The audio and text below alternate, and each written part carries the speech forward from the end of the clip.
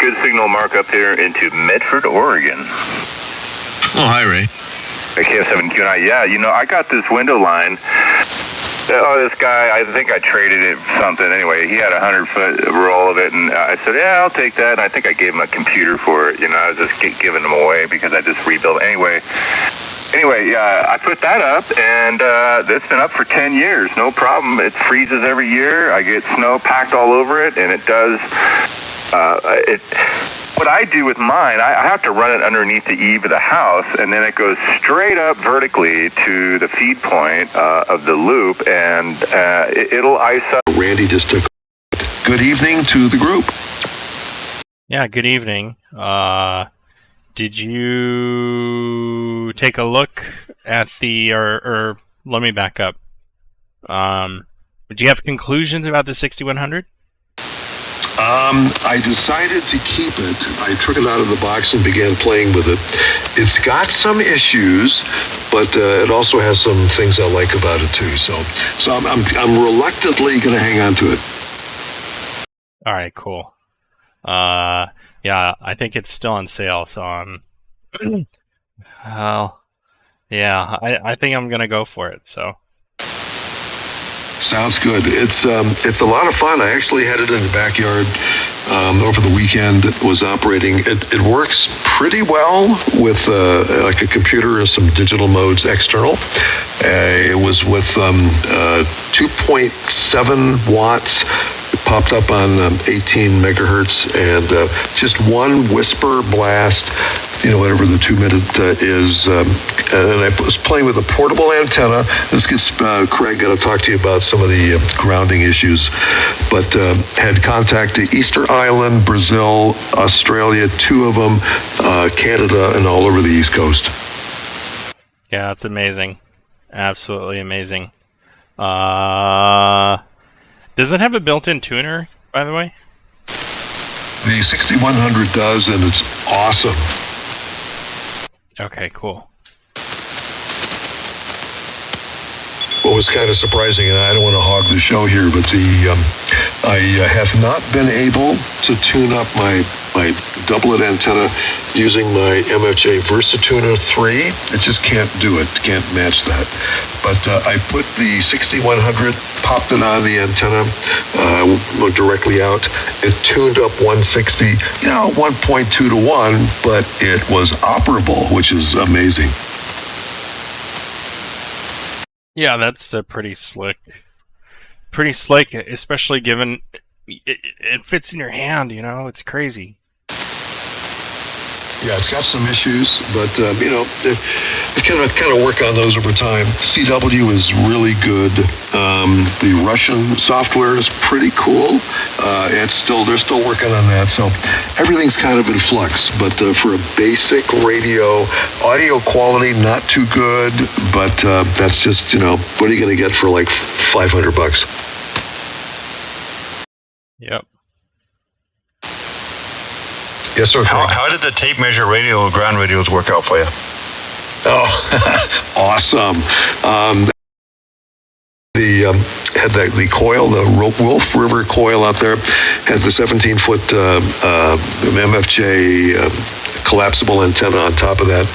I had 3, and I bought 1.25 inch wide tape measures, so it's as wide as I could find. I mounted them so they have these big clamps that kind of crunch down on the base of the antenna, the grounding section. Extended them out to 8 foot and 3 inches on each side, and I pretty much had 2 to 1 SWR across the band that I could tune the rest of the way. But it worked awesome, and that's the setup that I made the contacts on Whisper. Oh, you did this on Whisper, not on voice, huh? Oh, yeah, that was Whisper. I got 2 minute shot, and so with 2.7 watts. Yeah, copy that. When I do Whisper, typically I run 200 milliwatts. Just anything above a watt is frowned upon on Whisper. So, but yeah, it's cool that it's good to figure out that you that work for you. And I've heard a lot of good reports about tape measures and ground radios for that Wolf River coil. So great to hear that. Yeah, it worked out great. Well, what's nice is they have a setting for 5 watts and above, so I typically run less than that. But I just do it to test propagation and antennas and maybe make some quick comparisons. So just kind of testing everything out, and it worked really well, and it matched well with the computer. Sounds like a winner. Yeah, so good experiment. Again, the audio, not so good. I'll talk about that some other time. But it was interesting. Good platform to experiment with. That's what I would say. So KJ6LA for ID. Yeah, real good. Well, those are all good, positive things. So thank you for the report. Yes, you got to get one, and then we got to do a sked. Oh, I'm down. I'm imagining free DV from the thing itself. Okay, that's going to be a future. It doesn't have it innately. Maybe they'll put it in there in the future. Yeah. No, I know. But I'm thinking if I can get terminal access to the thing, I could probably install whatever I want. Yeah, see, that's cool. So I want to say loose the John, loose the John. Get in there and start whacking away at the software. It's just Linux. Now I know nothing about it, but I will be eager to see what you discover. Hey, George. Hey, Randy, how you doing? Good evening. Good. I was walking away as you broke in and say hello, but I put the ribs on and I have a few minutes. I thought I'd drop back in and say hello to you. Well, thank you so much. Good to hear your voice. You sound good. Hope you enjoyed the ribs. We're chatting about QRP and a radio, and we're going to let John creatively work his magic on a 6100, and I will be one of his guinea pigs. Oh, wonderful. Well, good for you. Yeah. Thank you.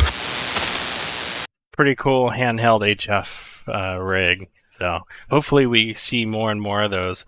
What was that other name? The other one from China, the BQ something? There's oh my gosh, BG2CR. Is that the one? BG2FX, I think. Yeah, that's sorry. It's actually created. Yeah, it's BG2FX is the builder, but the radio is the FX4 or 2CR. Yeah. Oh, I just saw that price. They want $600 for that thing, but I kind of been watching my eyes on that one too. Yeah, I'm probably going to get that one when they come up with more stock.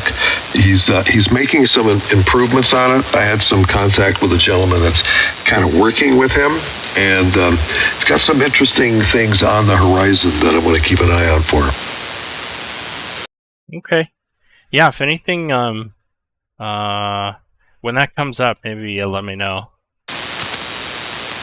Will do. If I see that thing up again for sale, I will let you know. So he's doing all the stuff by himself, still reportedly, and so he just can't produce a lot of stock at any given time. But he's working on it, so I'm very interested, and I will let you know. Yeah, thank you very much.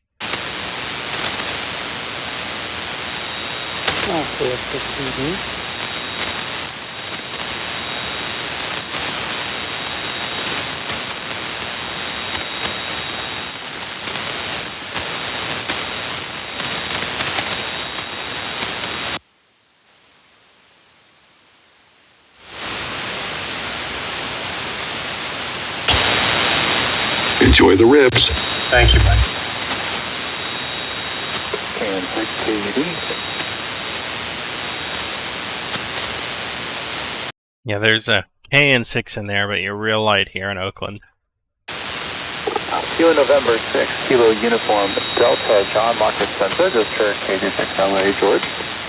And I'm trying out a new antenna setup, so if it's light in Oakland, I apologize. Hey, John, you're S8, S7 in Granada Hills. I appreciate that. You're about 20 over here, but I'm sure you're running power this evening. I'm running barefoot at 100. Yeah, you came up. I'm hearing you in Oakland now. Not too much, not as much as some of these folks, but it works. But good to hear you. How have you been? Things are good. I think there was a double in there. Just wanted to make sure I acknowledge that. Yeah, sorry. You came up there in Oakland to about 5 and 6. And you're plus 10 in San Diego. Good signal. Oh, thank you. Appreciate it. No, things are good. Just got this antenna set up, and I tried pulling the feed point up a little bit, so now it's about, I don't know, call it 15 or 20 feet off the ground. Probably the best I can do given the attachment points in my yard and chimney and fence and everywhere else that this stupid thing is running. But, it's on the air and it's working, so kind of what we got. Sounds good. Well, good signal report from San Diego. You're about an S9 here, which is not bad because they were pretty close to each other, but it sounds good. What kind of antenna is it? It's an off-center fed dipole tuned to 40. I can get on 80 with it, but, with some limited success. Sounds good. Well, hey, that's all you need. So, and it sounds great. 100 watts are working great. And again, Craig in San Diego is probably a better judge because you and I are probably a little bit too close. I appreciate that. Like I said, you're 10 over. Same thing, and then I don't know if you're running power or not. Yeah, I'm doing about 400, 350 right now. So I got to tune it up. So a little bit more, but not that much.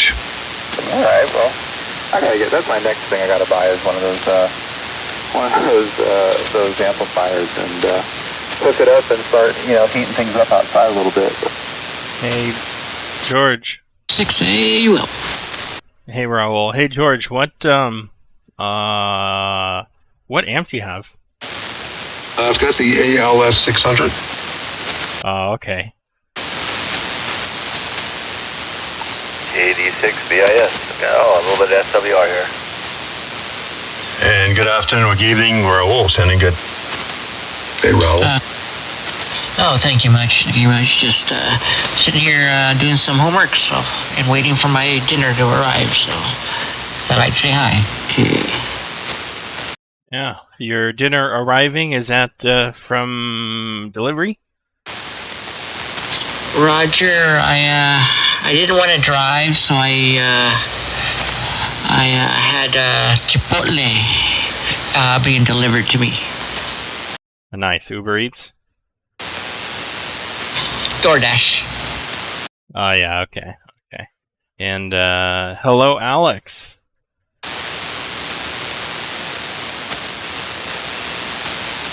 KD6BIS, KN6TYF, how copy?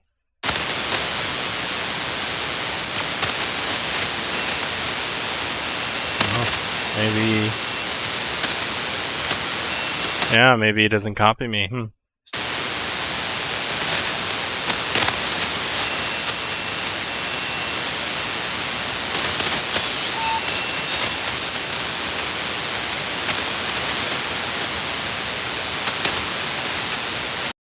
Well, Raul, what did you get up to today? Oh, nothing. Just driving around like always, and then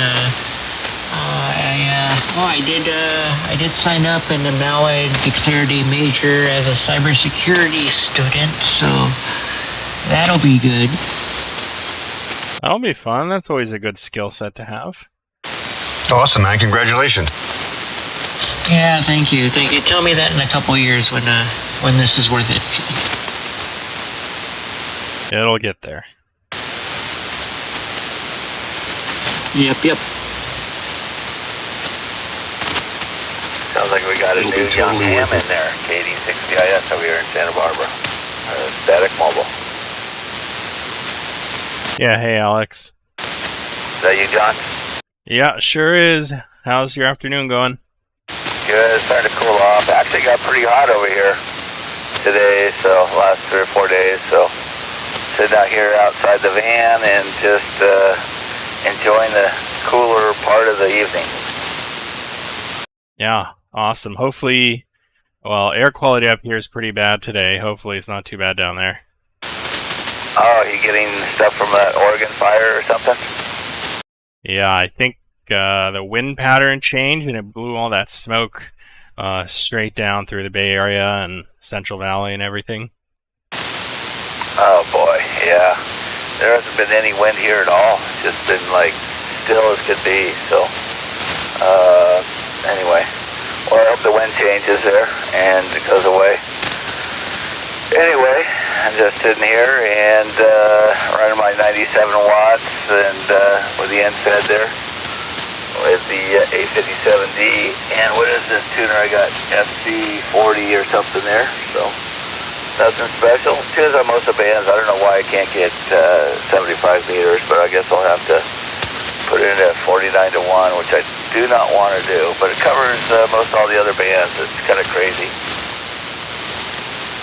That was pretty slick for a portable setup, man. Yeah. So that other guy who was talking earlier, I got a big giant piece of bamboo. I got a couple of them there from the neighbor. They're like 35 foot tall or more, maybe 40 feet. And I got it on a tilt over against the palm tree here. So I left about 3 feet from the top because it gets pretty spindly up there. And man, if you get your hands and treat that bamboo after you cut off all the branches and seal it and seal the ends and let it sit for 6 months, man, that stuff lasts forever. Great poles and very strong, very flexible. Yeah, I don't know who was talking about that earlier, but I got a whole bamboo grove here, and when they get really tall, they're usually like a year old, maybe 10 months to a year old.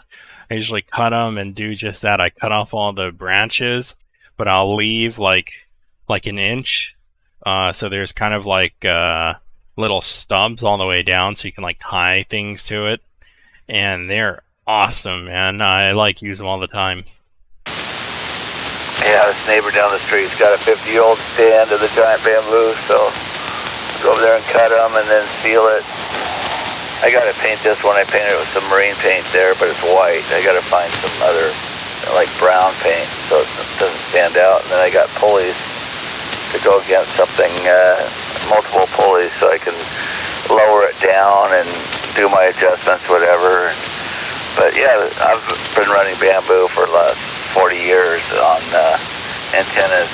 It's really slick. If you can get yourself some of that giant bamboo, it's maybe 3 inches.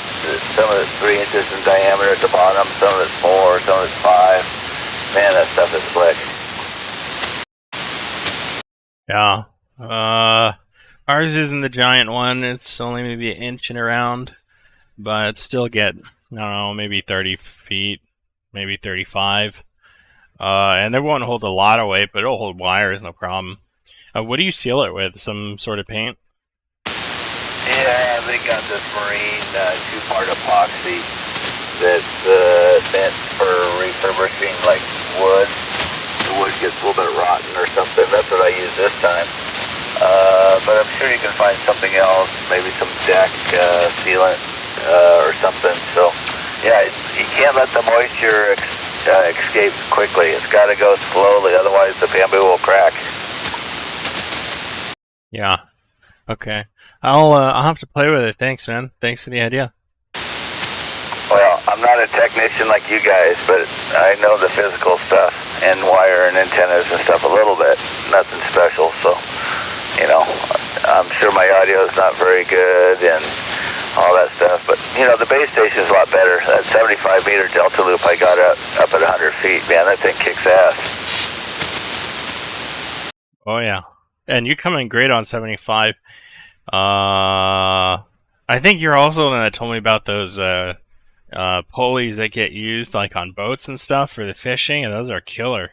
Yeah, did you look those up from Seattle Marine there? Yeah, I sure did, man. I think I ordered a couple of them. I tried to get the guy at HRO to maybe see if he has them made up in China or something. But yeah, I mean, you get 3, 4, 5 inch pulleys shift there, and you get ones with V's in it, and there's some kind of special nylon, they'll handle a couple 100 pounds towing capacity for salmon. So, so you looked at them, I guess. Yeah, I ordered a couple of the 3-inchers. They're here somewhere. And the 3-inch ones, I think they're like $25, maybe $30 a pop, and they'll handle, I think it was 400 pounds dead weight on them. So that's really awesome. So I use a lot of like 1/4 inch. I bought a spool of 1/4 inch at an auction of dual, with Kevlar with a polypropylene, not polypropylene, but with an outer core on it. That's what I've been using for my lines there. So if you get the ones with the V and the sheave, you can use the wire. Actually, the Delta Loop, the wire goes through those pulleys, and then I got other pulleys that brings it up and down. So. Yeah, did you get the rope ones or did you get the wire ones? No, I got the wire ones. Yeah, that's all I buy. I don't buy the rope ones. I just buy the V ones. So, very good, John. Well, anyway, I wish one of these amateur places would start selling those. I mean, the stuff they sell is just crap. The larger the diameter of the sheave, the less strain on the wire there is. All right, anyway, just kind of rattling on here, John. KD6BIS. Yeah, all good. All good. Antennas are important for everyone, and getting them up so they stay up and don't come crashing out of the sky. Always a good topic. Yeah, anyway, so, if I can hold up that Delta Loop up in that 140-foot limb on a eucalyptus tree and 75-mile winds, I guess I'm doing it right. Yeah, here. Did we lose George? Yes, sir. Okay, yeah, you're still in there. Thought you were going to bed. I'm going to take off in just a few minutes. I had a couple nights ago, I got 4 hours of sleep. I had to do a 3-hour presentation. It was tough. I didn't get enough sleep last night, so I've got to kind of make up. Yeah. Did I send you, sorry to go on and on about this, did I send you a link to this stream? I'm sorry, I was listening through Half Moon Bay, and it kept cutting in and out. I switched over to Granada Hills. I can hear you solid here. Say that again, John, please. I'm sorry. I was asking if I sent you a link to this stream, but I don't think I did, so I just sent it to you on a text. A stream? Tell me more. It's a YouTube, it's a live stream of my radio. Which doesn't have any history, but if you're watching it live, you can see it, my signal, or your signal at my station. Oh, cool. I got it here. I'll have to take a look. Very cool. I like that. Yeah, just, the SDR is nice, but the quality is not always great, and this one always sounds good, so. Excellent. Well, I'm transmitting now. I'm not sure if I see do I see myself? I guess that's me. Wow. I look so different.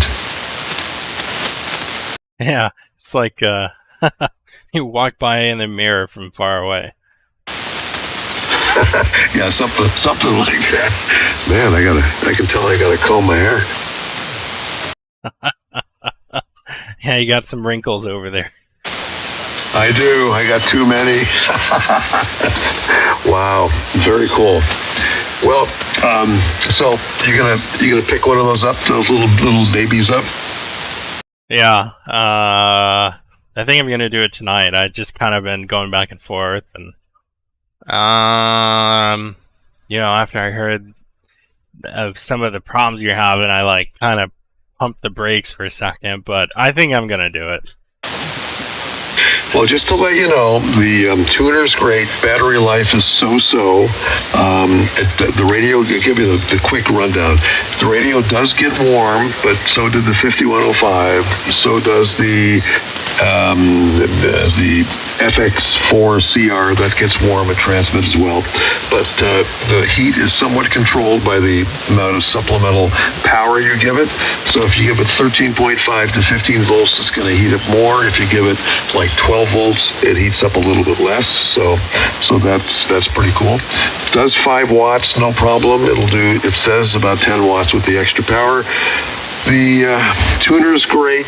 Lighted buttons are fantastic. It does 160 to 6 meters. Forget the onboard microphone. It's awful. It's not going to be very usable. The external mic is pretty bad. I tried opening up the hole a little bit, but it needs so much more. So it's marginal. But, if you do other kinds of modes or don't use it that much for sideband, it's okay. But the good news, it's got that Russian software. I'm sure she can dink with that. There's a lot of cool things in that software, and I'm sure you can make it a lot better. Yeah, I want to make that puppy sing. Like, seriously, just built-in FL Digi, WSJTX, the whole 9 yards from the device itself. And I think you can even hook up a Bluetooth keyboard to it or USB keyboard and do keyboard-to-keyboard modes. So, yeah, lots to look forward to. Yeah, I was chatting with someone who's an expert and encouraged me not to buy the radio or to keep the radio. I decided to keep it anyway. But he did say, and I think it's correct, it's kind of glitchy. It does things that you don't expect. But as a platform to experiment and try to alter it, I think it's going to be fantastic. Hey, George. Yes, sir. Hey, how does it compare to the 705 on the receiver side of it? Is the receiver sensitivity as good as the 705? I'm just kind of curious. That's really hard to tell. I didn't make a comparison. I would say that it's pretty sensitive, and other people that have had more experience with it have mentioned that they thought the receiver was one of the strong suits. But I can't say that it's as good as the 705. I think the 705 is a much more stable platform, and so generally less glitchy. But it does work pretty well. Okay, yeah, I figured the price differential, right? You can almost buy 3 of those for a price of 705. So, real good, man. I'm interested to hear about this, and hopefully John can work his magic, and you guys can have some real fun with that radio. Yeah, I think it'll be great. John's the expert, and I'm happy to be a co-guinea pig to try things out. So let's experiment. Sweet. Well, I think I'm going to actually take the leap here and go shower and go to bed. But good to hear you guys. Had to jump in just for a moment to say hello. I heard the group gathered here and had to wish you all a wonderful evening. And I extend that to everybody. And we'll catch you soon. Let me know, John. Thanks for the link to the site. I see my signal on your monitor. Let me know if you get it. It'll be kind of fun. You'll have a lot of fun with it. 7-3 is all. Good night. KJ6LA, Granada Hills. 7-3, KN6TYF. Hey, catch you later, George. Have a good evening. Good hearing from you. You too, Craig. Take care. And nice signal down to Santa Barbara there, George. KD6BIS. And here's Alex. Hey, Alex, 7-3s to Santa Barbara. Yeah, I guess I'm static mobile. You're running battery power. Yep, sounds good. Listening direct here in Granada Hills sounds about an S9. All right, take care.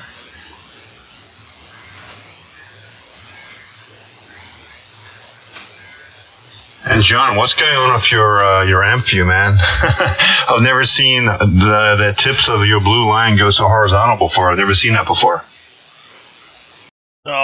Oh, well, probably pumping too much power there. Let's see. Hello. Yeah, okay, that looks better.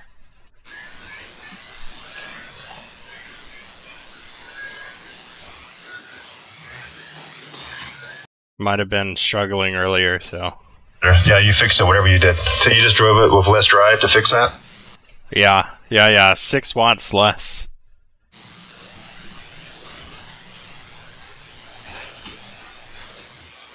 Interesting. Wow. Yes, I didn't know that 6 watts could make that much of a difference.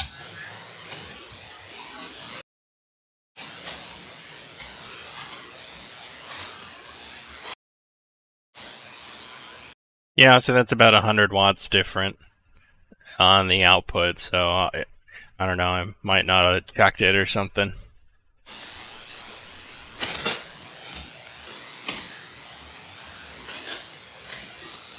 Yeah, it's looking better now. It's looking kind of like mine looks, so that's cool. All right, I just wasn't sure because I've never seen mine do that. But then I very rarely drive mine out hard, so that's probably why I never see that. Yeah. How does yours look usually? Like something? Let's see, more like this. Does that kind of look how yours is most of the time? Except for where the red and the blue lines intersect, it's a little bit further up. Let me take you a screenshot. I'll send you a text. All right, copy. Masking tape, John. Masking tape. You like that? Yeah. I got some stuff cooking away on the skewer, but anyway, I thought I'd jump back out here since there's not so many people. Yeah. I sent you the link, I'm pretty sure. You send me many links, actually. Yeah, I need to look at more of them, actually. Yeah, you're good on that. I appreciate that. Yeah, I'll send it again, just in case. And then, yeah, if you're out cooking, you can hear it in ESSB. Oh no, I hear you guys on the Half Moon Bay, and you sound okay. But yeah, yours works really good. I'll check that out for sure.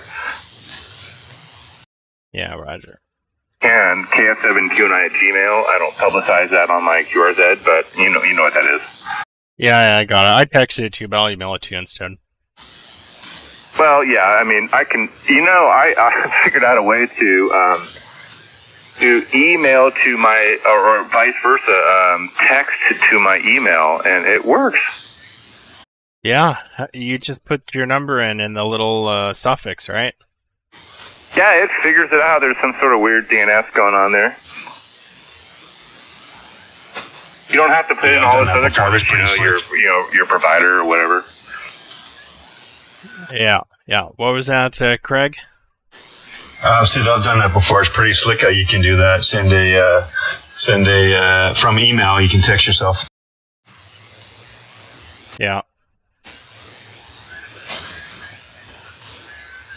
See, now we've turned it up all the way, just so you can see the graph looks all funky. You see that? Let me take a look here. Masking tape.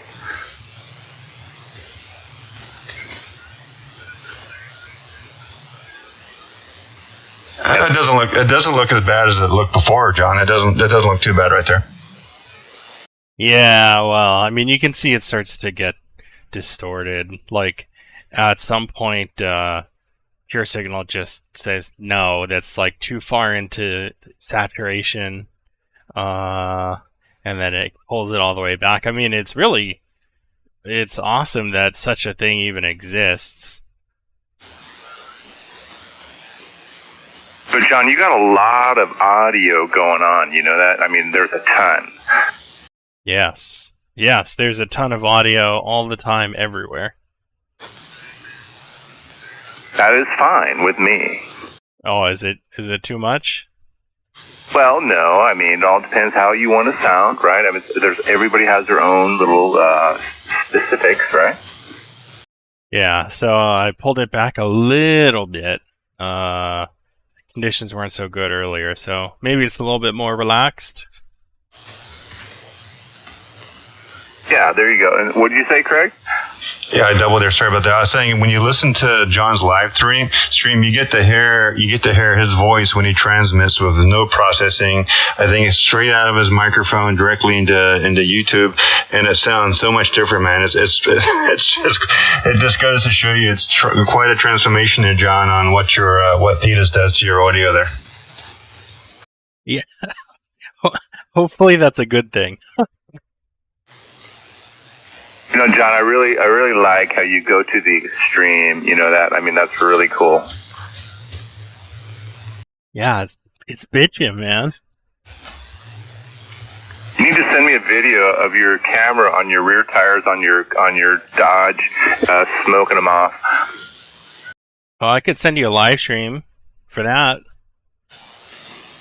There are so many guys up here that moved up here from California that have those RT whatever cars, and I see them drag racing all the time, John. It's like, man, they just, some of the guys just roast the tires too much, and they don't go anywhere. Yeah, they left all their rubber in a pile, huh? I even saw a green Hellcat a few years back. He smoked all 4 tires off. Wow. Yeah, he lost control. He almost went into the curb because the road had a little bit of a slant to it, you know? Yep. So you can't steer, so you have to lift. Yep. I was cool. I was right behind him in my 90 horsepower little grocery getter. So I used to do Mazda racing, you know, back in the day. We used to build little 400 horsepower little rotary engines and in a little lightweight car, you know, and it was like a little go-kart. Oh yeah. I mean, they don't make cars like that anymore, man. I mean, yeah, I still have it, but I'm going to get rid of it. But anyway, yeah, that damn thing runs. It was so much fun. I mean, when I moved up here to Oregon, these cops pulled me over and they're like, "Okay, was I speeding?" And they're like, "Well, you slowed down too fast, so you weren't speeding because that thing has really good brakes, right?" You slowed down too fast. Oh yeah, I went through hell, so I finally took it off the road because I was getting harassed too much. Yeah, well, I mean, you know, in California, they are, I think, about to pass a law, maybe this year or next year, that's going to basically ban all, like, minor equipment violation traffic stops. Well, you know, back in the day, when I used to I used to build rotary engines all the time, rotary cars, you know, Mazdas and stuff, because they were cheap, and I had an expensive mortgage, you know, when I lived in Los Gatos, California. Try living there, John. Anyway, but now you can cover it. You make a ton of money. But anyway, I was just in aerospace. I was 22 years old, you know, I was a kid, and so... anyway, I wanted to have a house and a kid and a family and all that kind of stuff all at once, and so that gets expensive real quick. And so I ended up getting into these rotary cars, and they were cheap because no one knew how to work on them. You know, I figured them out and made them fast, and yeah, still had fun and low cost. Yep. I feel like that's still kind of true for rotaries. At least the number of shops that are ready and willing to work on them is quite a bit smaller. Well, it's always been that way. I mean, even back 20, 30 years ago, the rotary shops there was, you go to a Mazda dealership and they couldn't work on them. So I had to learn myself. And so that's how it was. And so, yeah, there was no internet either. Yeah. Yep. Yeah, that was a different world. Go ahead, Craig.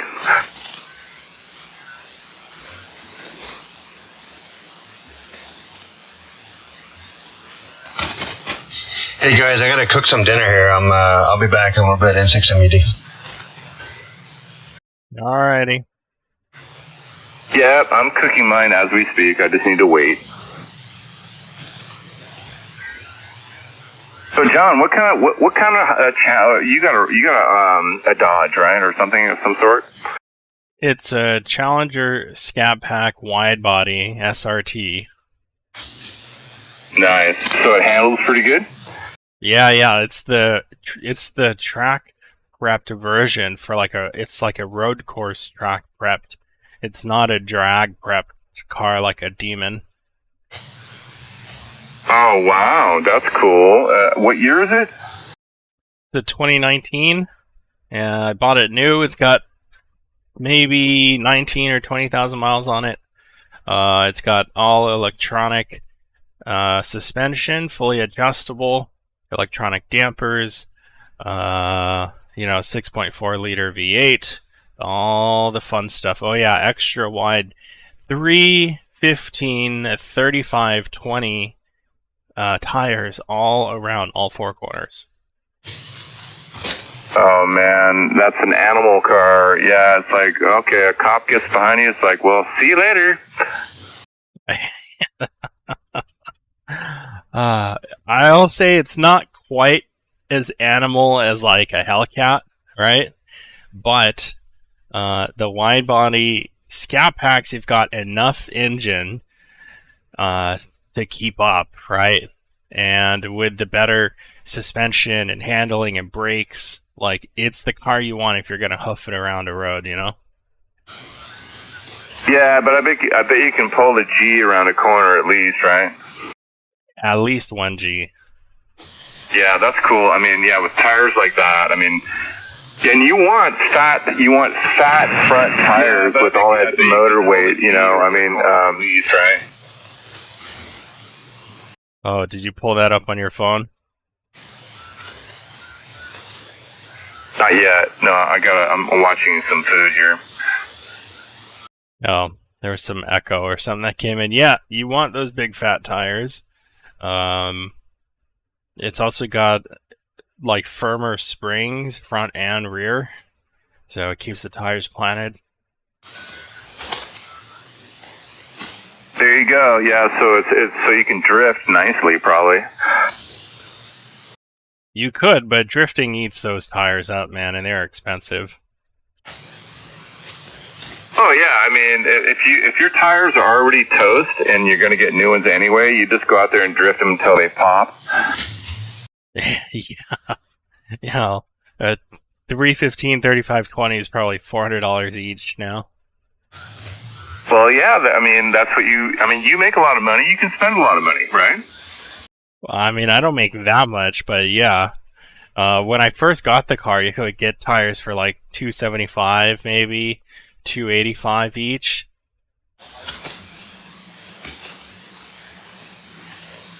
Well, John, you're going to raise your rates, right?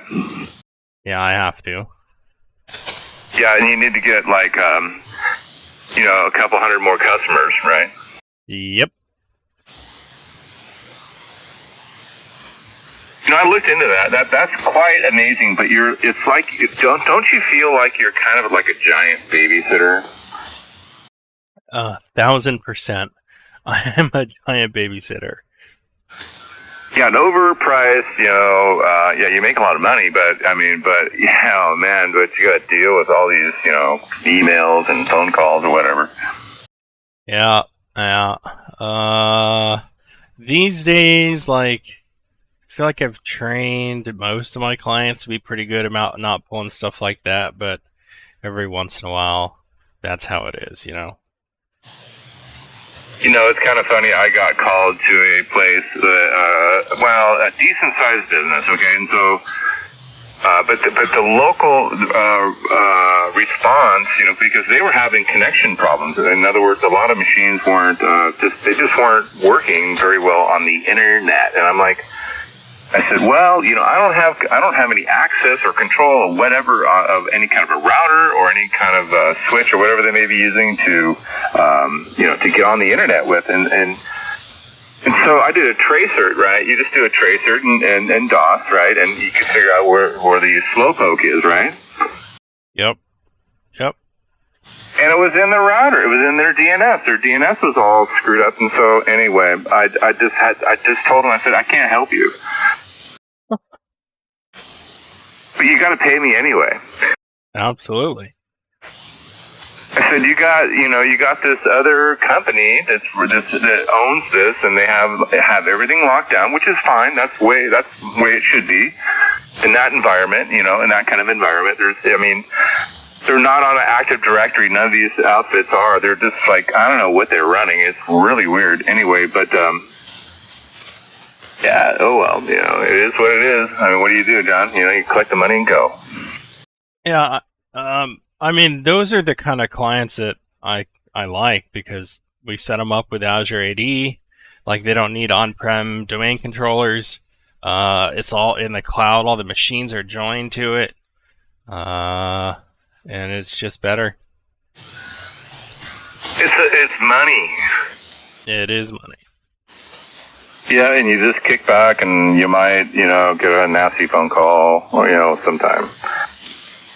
Hopefully not, but yeah, it happens. Yeah, thank you for the link there. Yeah, I'll check that out in the morning. I don't want to do it now.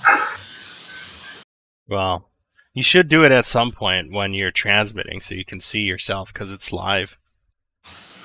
All right, hang on a minute. I'll do that. Cadmus String Station, your radio's stuck on.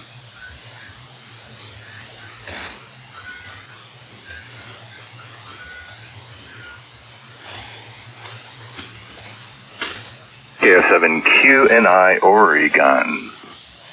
AN6TYF.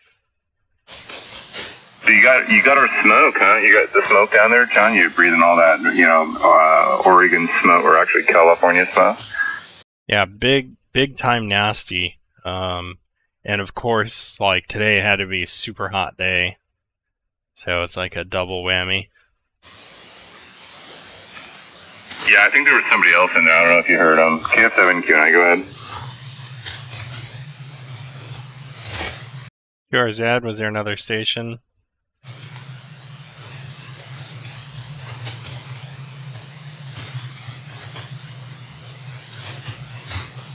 Guess not. I don't hear anything. I guess they took off anyway. It's just trying to be nice.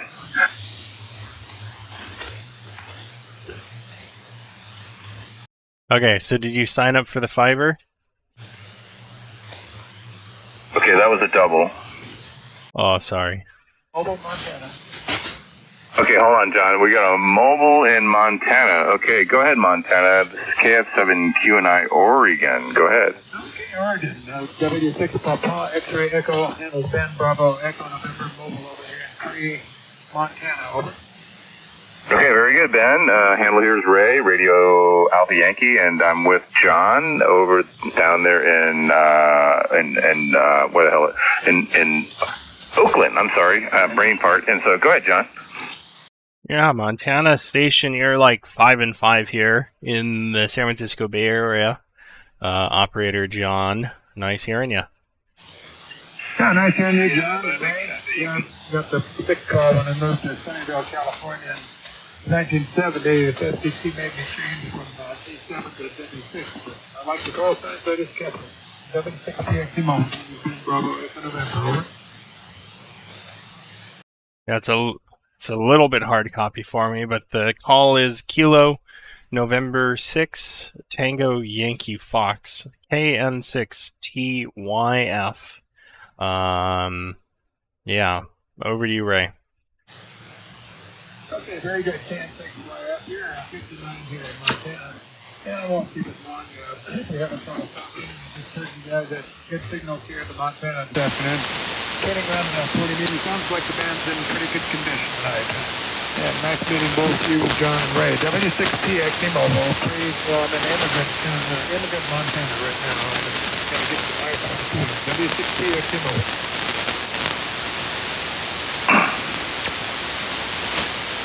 All right, real good. Real good. Ray, did you copy a Montana station well? Yeah, he was probably, I don't know, S7, S8, my noise was fairly low, but he was light, but I couldn't hear him.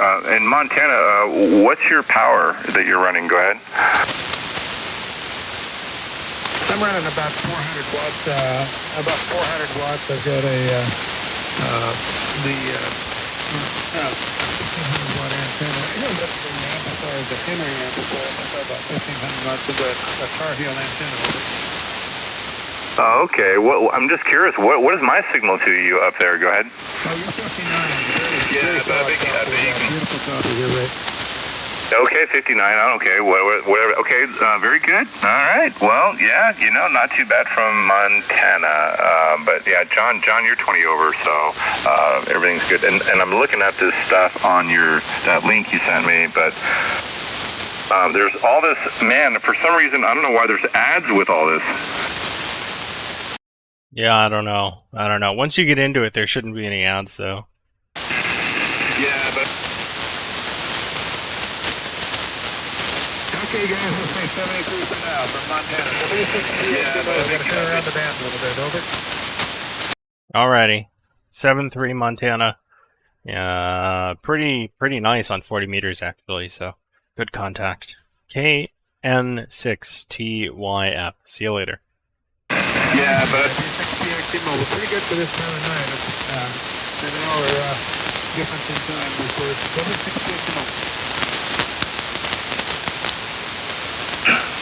All right, take care. And 73 is up there in Montana. This is KF7QNI, Oregon. Yeah, but I think... 73, John. See you later. See ya.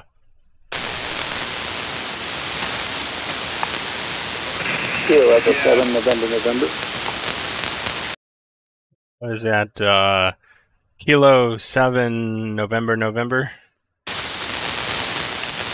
Kilo Echo 7, November.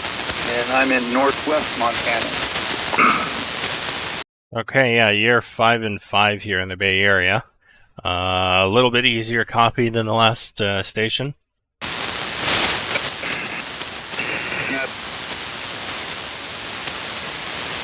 Yeah, I was saying I live up here in northwest Montana. Yeah, but I think... Okay, yeah, real good. You're making the Bay Area, and probably Ray's copying you as well. Roger that. I used to live in the Bay Area over in Concord. At the time, I was Kilo 6, Echo November. Oh, yeah. That's just on the other side of the Cultural Divide Tunnel, as we call the Caldecott. Yes, I remember. It's unusual for me to hear Bay Area stations up here this time of night on 40 meters, but you guys are coming in solid tonight for some reason. Well, I'm hoping it's a sign of things to come as the band ages on, we get closer to solar maximum. Yeah,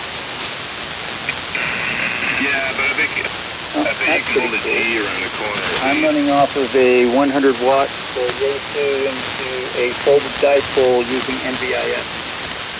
The valley I live in is very narrow and north-south, so I have to bounce up and over to talk to anybody.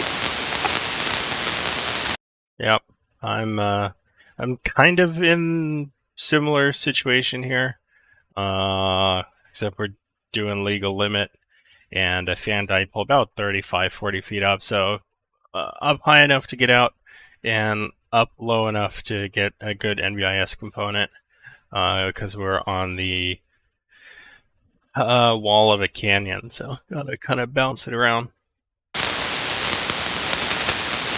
Oranges County. One of these days I'm going to have to get me one of those linears just to see how much further I can get. But solid copy on you guys in the Bay Area. And with that, I'll let y'all go. The E7NN and the handle was Ken. Just drop the number. All right, very good, Ken. Nice hearing you. Like I said, you're about 5 and 7, 5 and 6 here in the Bay. KF6YIJ, pick it up. Yeah, hey there. Let me let my pure signal reset here. There we go. So I'm using CFC, believe it or not. I think I got a pretty good control of it. However, I noticed when I switched my meter to the CFC comp, it's really hot. I'm wondering what your levels are when you speak. KF6YIJ, thanks. Yeah. keep it around 0. So you need to walk back and forth on the pre-comp and the post-EQ gain sliders to keep that right around 0. Okay, good. Yeah, I didn't know which goal to look at. So, all right, yeah, here's about 0, maybe +1. Yeah, but I think That'll work. Cool, man. So did you get it working on just one interface or what? No, I don't have any Omnia in play right now. This is all Thetis. you can fold the G around the car. Got it.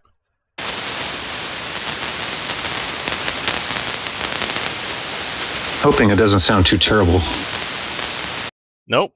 This is totally acceptable. I think you need a little bit more brightness just to kind of wake it up a little, but no distortion. It's clear. Yeah. I bet you can fold the G around. So if I want a brightness, would I first TXEQ and boost more highs into the CFC where it is now, or do I attack it with the CFC? There's no straight answer to that. The way I like to think about it is I try to use the TXEQ to get the major tonality stuff going, right? And then I'll use the CFC to kind of polish it up. So if I want a drastic change, like adding a little more brightness, I'd probably do it in the TXEQ. Yeah, but I bet you can fold it.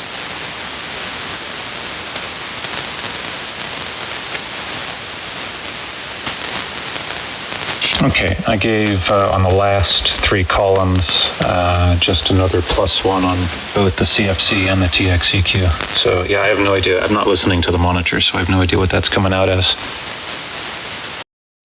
You should probably reduce the 3 to 600 region a little as well.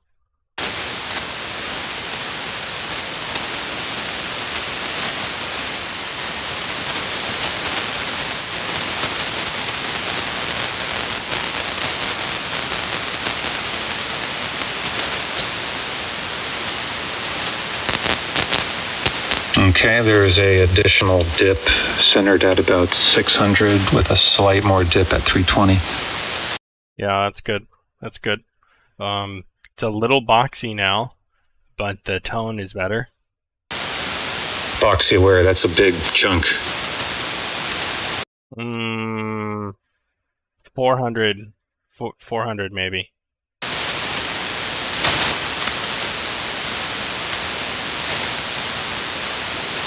I'm curious. I'm going to put this 600 on the shitter. Okay, so here's. I don't want to do much on this EQ crap, but the mids have always bothered me when it comes to EQing. This is 600 at 0, and I'm dropping it now to -6 right there. I'm assuming this is live on the fly, so -6, and we're back up now to 0. KF6YIJ, wasting your time.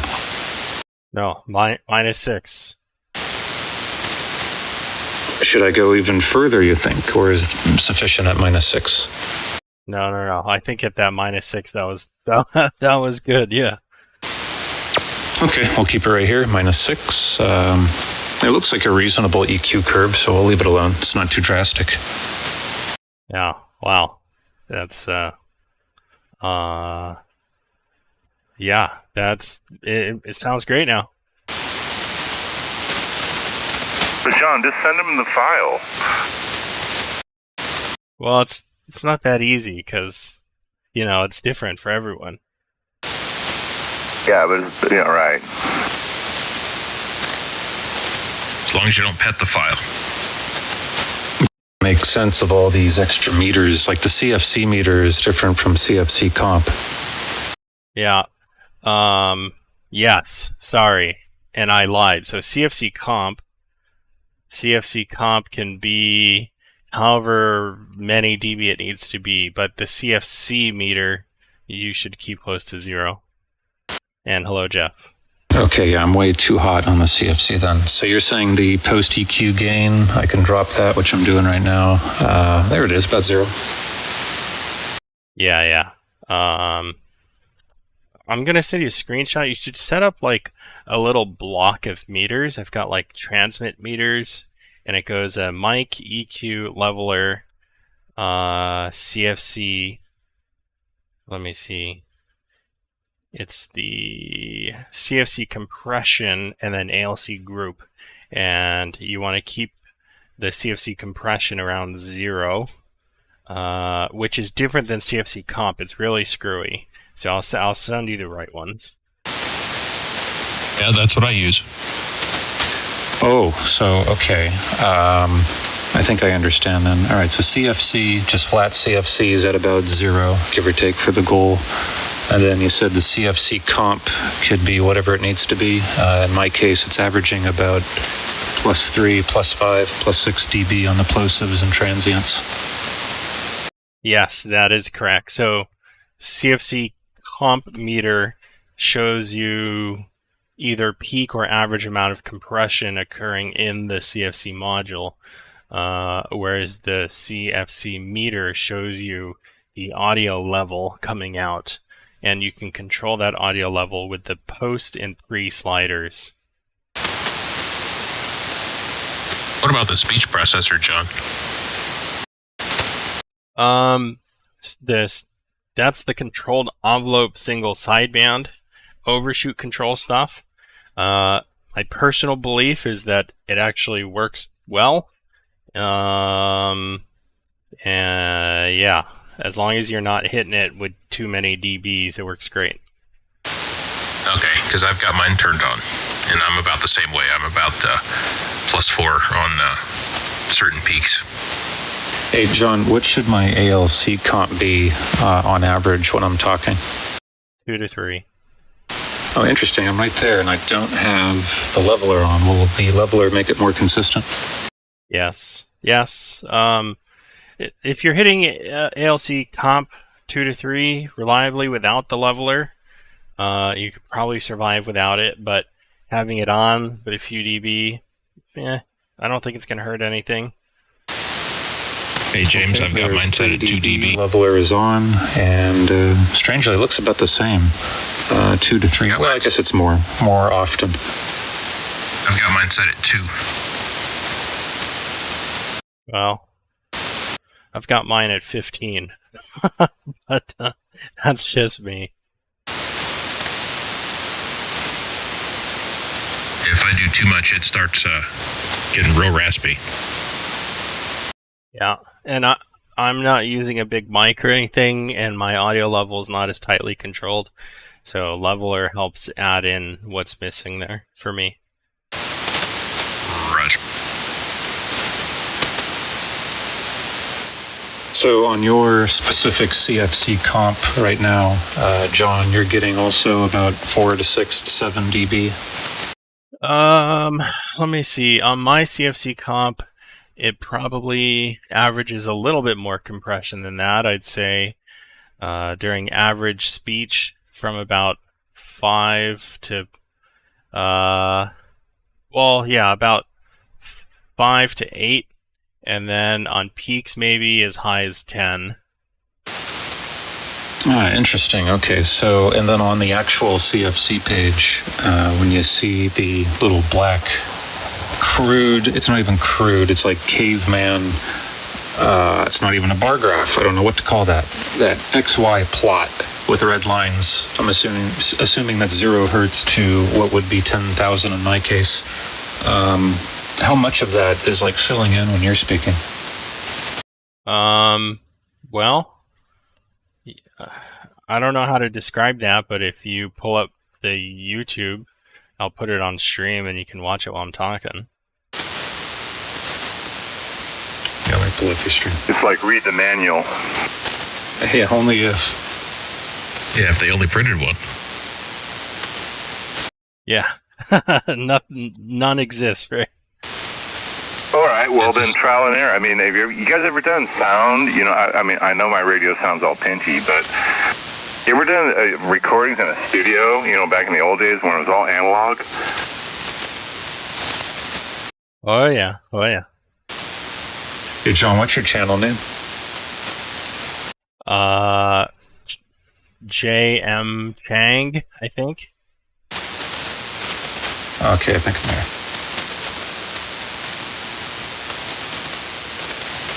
Anyway, my food is ready. I'm going to get out of here, John. I'll talk with you later. KF7Q and I. All right. Taco you later, Ray. Nice hearing you tonight. Yeah, I'll get all fat and happy like you guys. I'll be 8K wide one of these days. You watch. I'm betting money on it. 73. All right, 7-3. KF7QNI, KN6TYF. Well, you sent me a link. I'll just find it from my phone. Hang on a moment. Yeah, that will probably be easiest.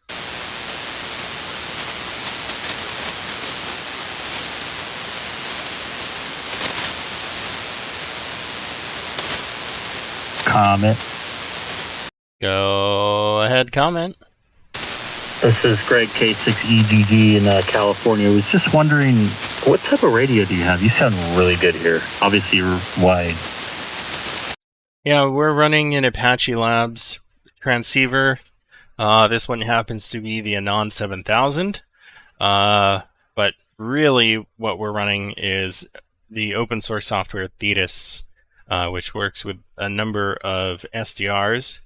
And if you're at all interested in technology or whatever, you should check it out. Check out the Hermes Lite 2 project, as well as the Anons, and yeah, lots of fun, man.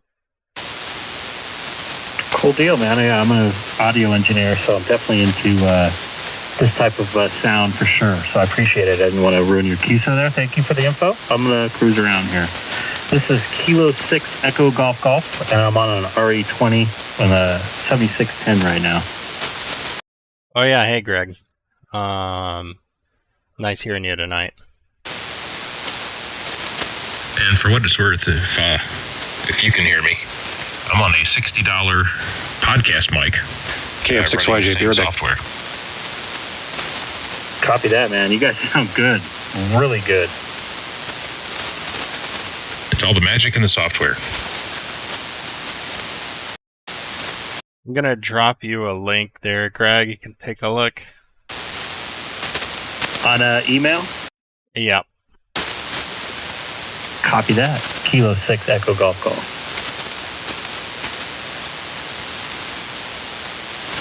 And K5 BLS.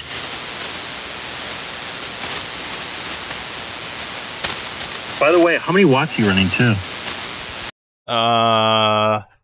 Legal limit-ish. Copy that. Good propagation coming into Southern California. Yeah, usually we have a pretty good pipeline between here and San Diego, sometimes Los Angeles, so hey, it's working. Gotta love 40 meters.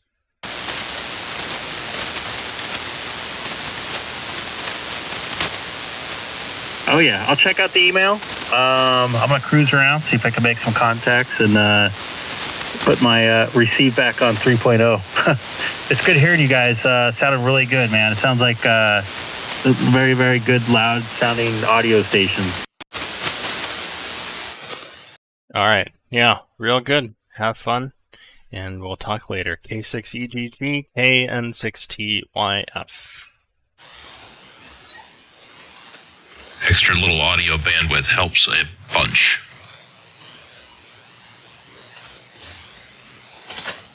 Yep, it sure does. Even just going 3 to 4, I think I read a study that said there was like a 25% increase in intelligibility. Oh yeah, all the articulation kits. Yeah, yeah. James, did you get what you needed?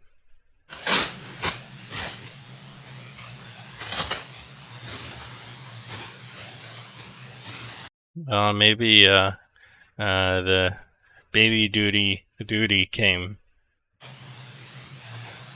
Hell, let's hope not.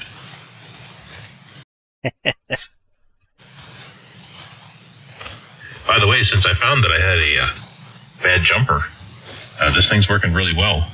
I'm doing 450 watts right now, and I'm only at -6 on the drive, so it's working excellent. Yeah, that's great. Those stupid jumpers, man. Every once in a while I find one that's gone bad. I don't understand how that's possible. This is one I made a long time ago, so anything's possible. But anyway, it's working really well, and it's happy now with a 1.0 SWR. That's great. And that's the Hard Rock looking into the ALS? Roger that. Wow. Okay, cool. Yeah, it's working great. What about Pure Signal? Do you have that hooked up yet? Yes, and actually I forgot to turn that on, so there we go. Now there's Pure Signal enabled. Yeah, sweet, man. It's I love when I can look up and down the band scope and just see some super clean, razor sharp signals. It makes me happy inside. It makes me extremely happy looking at this stuff and going, Christ, this is half the size of the radio that I used to have here that didn't sound nearly as good. Yeah, it which costs more, does less. Yeah, it's technology. Yeah, this receiver is so much better. And that's a 12-bit receiver for what it's worth. I mean, I've not... in theory, there's like some penalty for that, but I don't know anyone that needs 100 dB of dynamic range on HF, you know?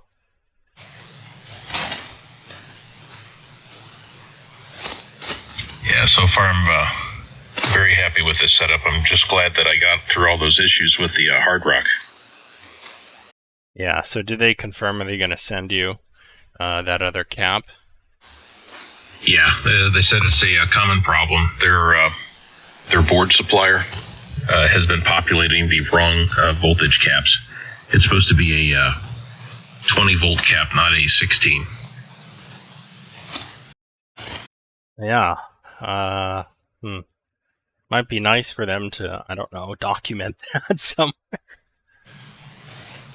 Well, according to the engineer, he told me that was only placed on there because somebody that wanted broadcast quality audio on 80 meters wanted a IMD down at 4%. And that's the reason why they put it on there. He says it's absolutely not necessary. If you're not going to run AM and you don't need that type of filtering, then you'll be just fine.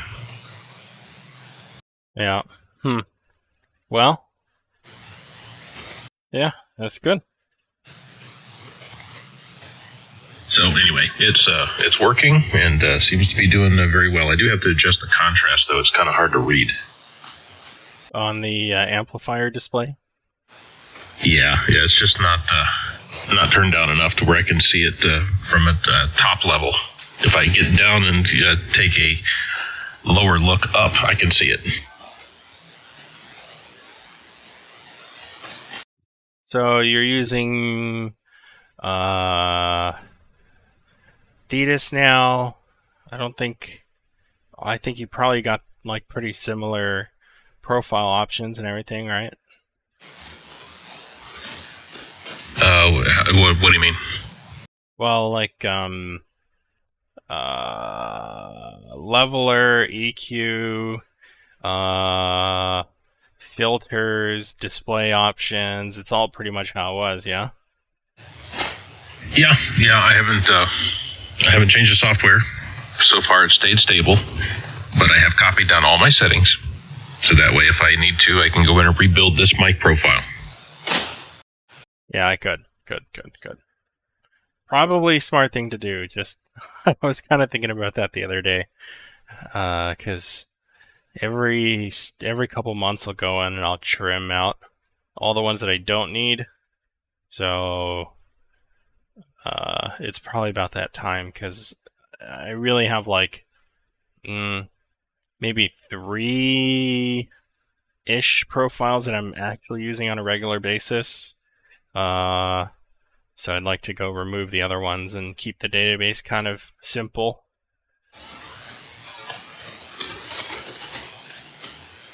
Yeah, I understand.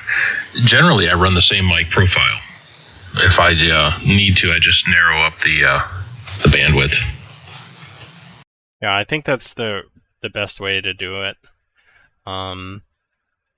It's also the simplest in case there's ever any changes that you want to make to, said profile. You don't have to repeat the changes like ad nauseum. Yep, absolutely. I did back the top end on this down. It was a bit edgy and shreddy, so hopefully it's balanced. Yeah, are you using the CFC now? Oh yeah. Yeah. Okay. Cool. Yeah, I've got the leveler on. Like I said, it's at like 2 dB. I've got the overshoot turned on. I've got the post EQ, pre-EQ, and everything set up for the CFC. And I'm about 6 inches away from the microphone. Yeah. In order to actually engage the processor, you have to have the comp button on. The slider can be at 0. So if you don't have that on, try turning that on. Oh, it gets ugly if I do that. All right, so there's the... County is back. There you go. Go ahead, James. So, yeah, I'm curious about this. If you turn that on, put it at 0 dB, I think, John, right? Yeah, on at 0.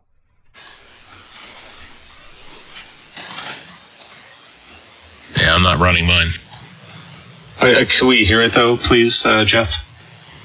Sure, okay. So this is with it off. Just a little bit of audio here. This is with it off.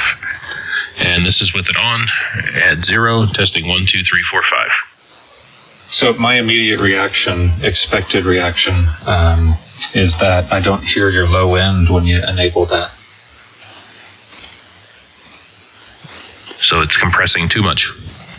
No, I think it's doing something else with the phase relationship and how the CFC package is also processing the stuff. I gotta go remove a spider here. I'll be right back. KF6YIJ. Yeah, so... Turned on, by the way, that you told me to use. Yeah, keep that on. That part's doing a good job. Roger. I think what's happening with that, right, is that when you engage the comp button, whether or not CESSB is actually turned on, when you turn on the comp button, there's an additional bandpass filter that gets engaged. And I think if you zoom way into and you look at like the cutoff of your low cut, you'll notice a difference from when you have the comp button turned on and when it's turned off.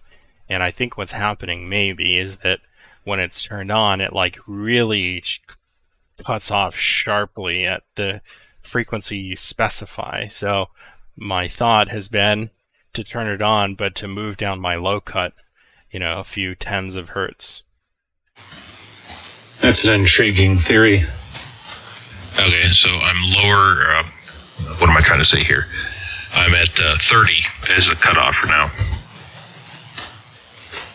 An AB. Okay, so this is at 30 hertz. This is without the comp enabled.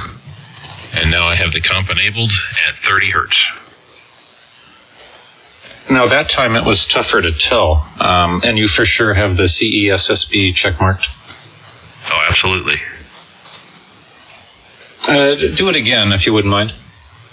Okay, so this is with it still on. You could just be hearing phase rotation in the band. So this is with it still on. And I'll go ahead and turn it off here. This is now off. And it's still cut at 30 hertz. Man, so yeah, there's something else to it. Your treble, your highs, and the tonality in your voice, it sounds a little bit more grating, like it's more rough to listen to when it's enabled. That's what I'm saying.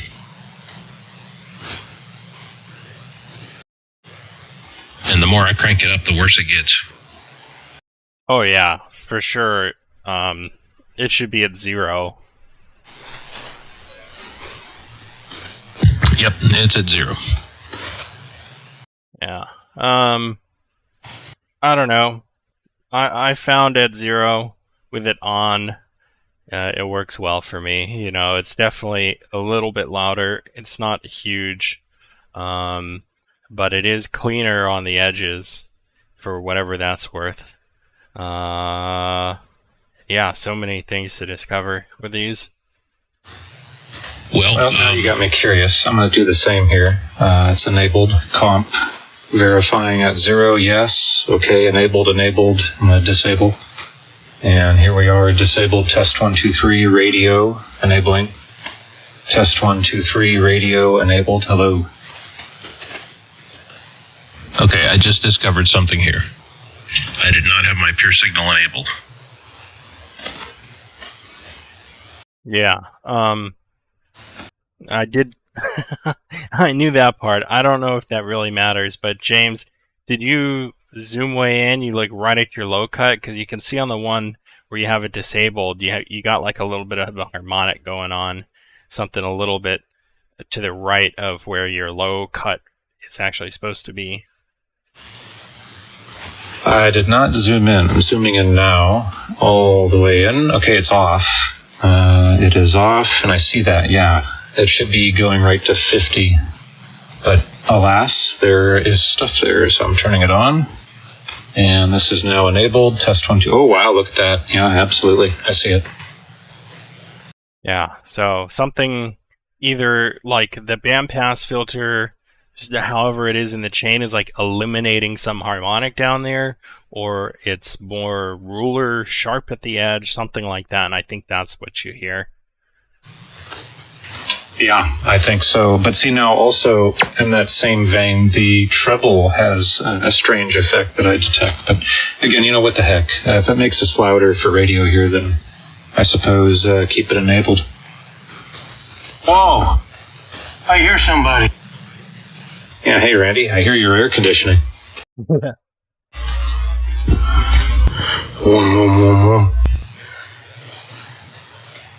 Okay, low cut filter at 80 engaged. Oh my goodness. Now it's gone. Randy, when I talk, it's gone. I'm using exclusive CFC right now. Anyway, hi James, how's it going? Oh, you didn't catch that. I'm using CFC. I need your thoughts. CFC, I don't use it. Which one are you using? A transmit, receive? It's going my preamp to the symmetrics for the noise gate, slight compression, and then straight to the DAC. And then you're running the CFC in what capacity? Slight bit of what I think I'm doing correctly for the multi-band processing business in there. So, yeah, am I coming across okay or not so much? No, sounds wonderful.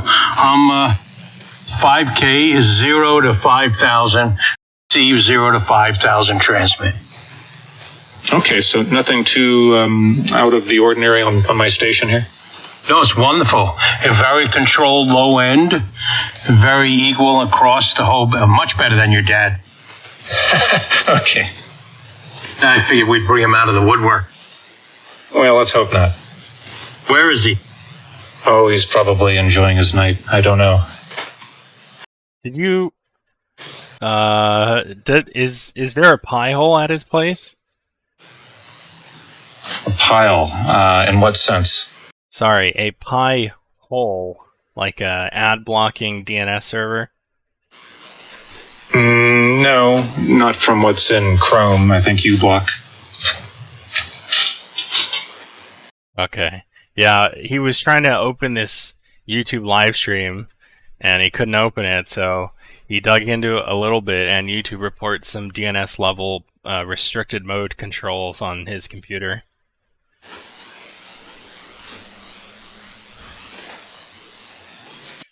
You turned the parental lock on. The switch slipped out and went across the desk here, under the desk. I think what that may be is I have in as adapter one of the third party. I think it's OpenDNS. Their public safe, quote, safe DNS server. Yeah. That'll probably do it. It was just cracking me up because he's like, oh, it works on my phone, but it doesn't work on the computer. And I'm like, I have no idea, man. I have a little bit of a snippet for you. The first bit is going to be you couldn't find your foot switch, so here it is.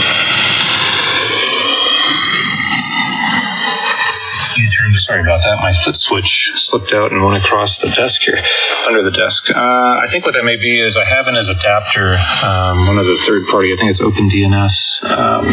Their public safe, quote, safe DNS server. Oh, that's surprisingly clean. It is very clean. It's beautiful. Yeah, it sounds really good. I appreciate that, John. John helped me out a lot, as you can all imagine. Well, you know what? Now that I'm ready for you, go ahead and make another transmission. All right, another transmission. KF6YIJ transmitting and now ending transmission. Excellent. All right, this one will be a little bit quieter for the background noise. Right, another transmission. KF6YIJ transmitting and now ending transmission. All right, another transmission. KF6YIJ transmitting and now ending transmission.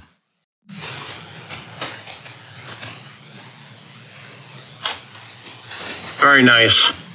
What it is... green light for tonight. You saw how nice the bass was. You saw how the low end is very tight and very precise, which is what you want. I mean, that's probably the most important thing a split band processor could do is sort of control the low end so it doesn't overshadow the mids and the highs. And I think you got it. All I'm doing on low end in this, also on the symmetrics, is cutting 160 on the symmetrics, and I'm cutting here everywhere on the low end. No boosts anywhere, so any bass you're hearing is after getting the wood chop. Yeah, do you have a CFC comp slider around 400 hertz? Let me take a look here.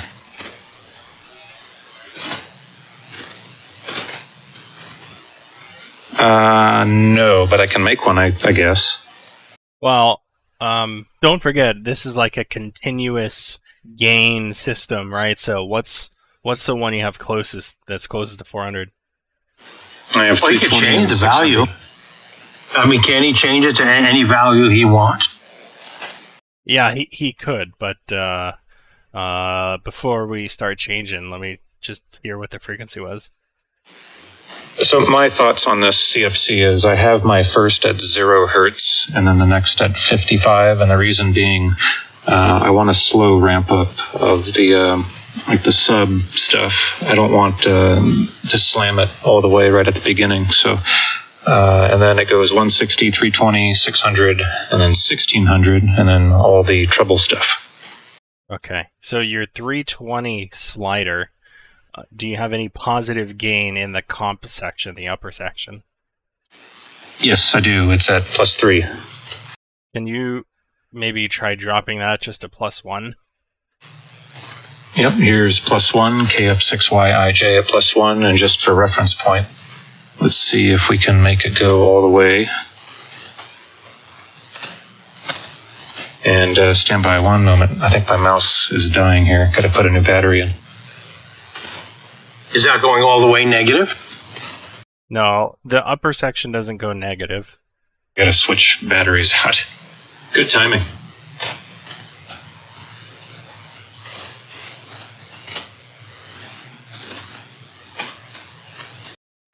Yeah, Randy, that upper section doesn't go negative. It just adds compression from 0 to 10. Oh. So I want to look at that.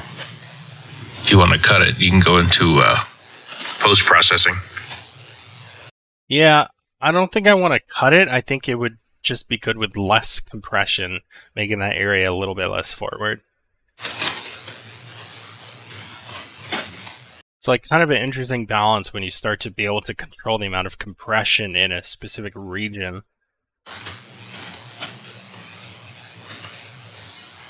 Okay, we're back with mouse. So yeah, we're at +1 at the 320. And, I'll drop the entire low end and low mids. Here's 0 across, and then starting at about 600. Yeah, so I tend to have less compression in the lows than I do in the highs, with reduced compression right around that 160, and then going down to about 80 hertz.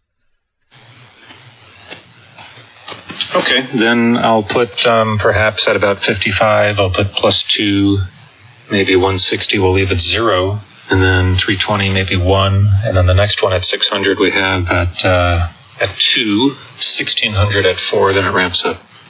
Yeah, wherever it is right now sounds really good. Would you try something for me? Perhaps. So what do you have in mind? On the post EQ now. Leave everything at 0. Set the first one not at 0, but set the first one at 160. Then bring that down, maybe -5. No, he can't do that. Okay. Set the first one instead of 0, make it 160. You can't do that. It won't work. Oh, so what are the frequencies of the bottom one? Well, the bottom one needs to be kind of your lowest frequency that you want to compress and control. Stand by, I have a phone call, I'm sorry. Yeah, I understand. All right, so 160, well, here's at -10 on that post EQ, 160 right there. Yeah. If you're going to do that, then you... I don't know if I go -10 there, because you already got a big old cut in the TXEQ, I'm sure. Yes, I do indeed. Okay, all right.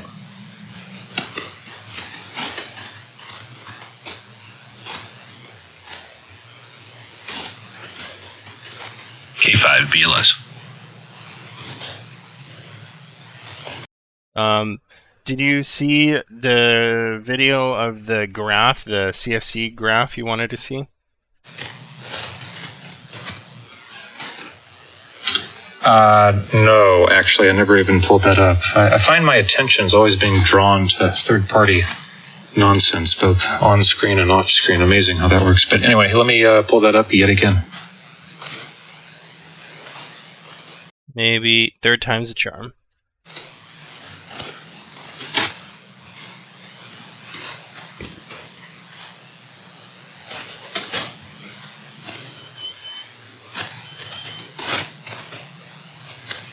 Too many settings in this thing. It's incredible.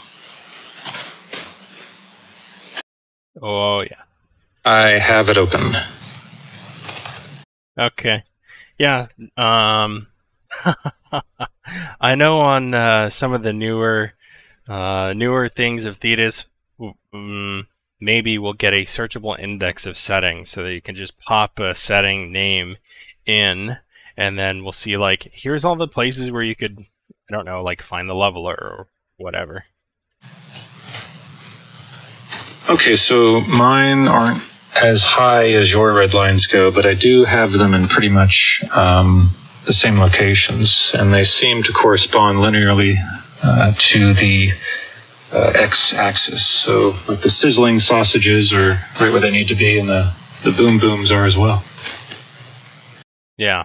So I think I used enough pre-comp to get some good action going on the red lines, because otherwise it's kind of working, but not much. So add some on the pre-comp and then take some away on the post, you know? Yeah, it seems to be a sweet spot. But okay, I think it's within reason, at least for tonight. And I'm hoping it sounds okay. I haven't touched the monitor button yet, but maybe later I'll experiment with that. Sounds great.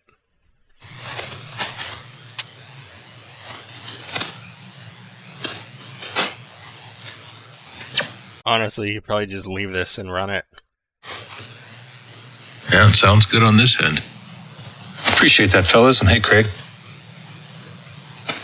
question, N7ZS. N7ZS, KN6TYF. Oh, very good. KN6YF. This is November 7 Zulu Sierra. I'm portable in Montana, and I just enjoy listening to you guys, but you lost me. Are you folks working on Thetis on a Hermes Light? Is that my understanding? Well, some of us are. So Thetis, we're using Thetis on Apache-Labs ANAN radios as well as Hermes radios. They all kind of work similarly. Over. Oh, roger that. Oh, I knew one of the fellows there had the Hermes. I knew a couple of you had the Apaches, but I just couldn't tell who the players were. And I had an Apache. The learning curve was too big, and I traded it off, but I've recently got the little Hermes Light and been having a ball with it. And so I was trying to understand some of the lingo and some of the things you guys are playing with. And, you know, I know there's just way too much subject matter to just regurgitate right away, and I probably wouldn't pick it up anyway, but any suggestions that you guys could make on starting out with the Hermes Light?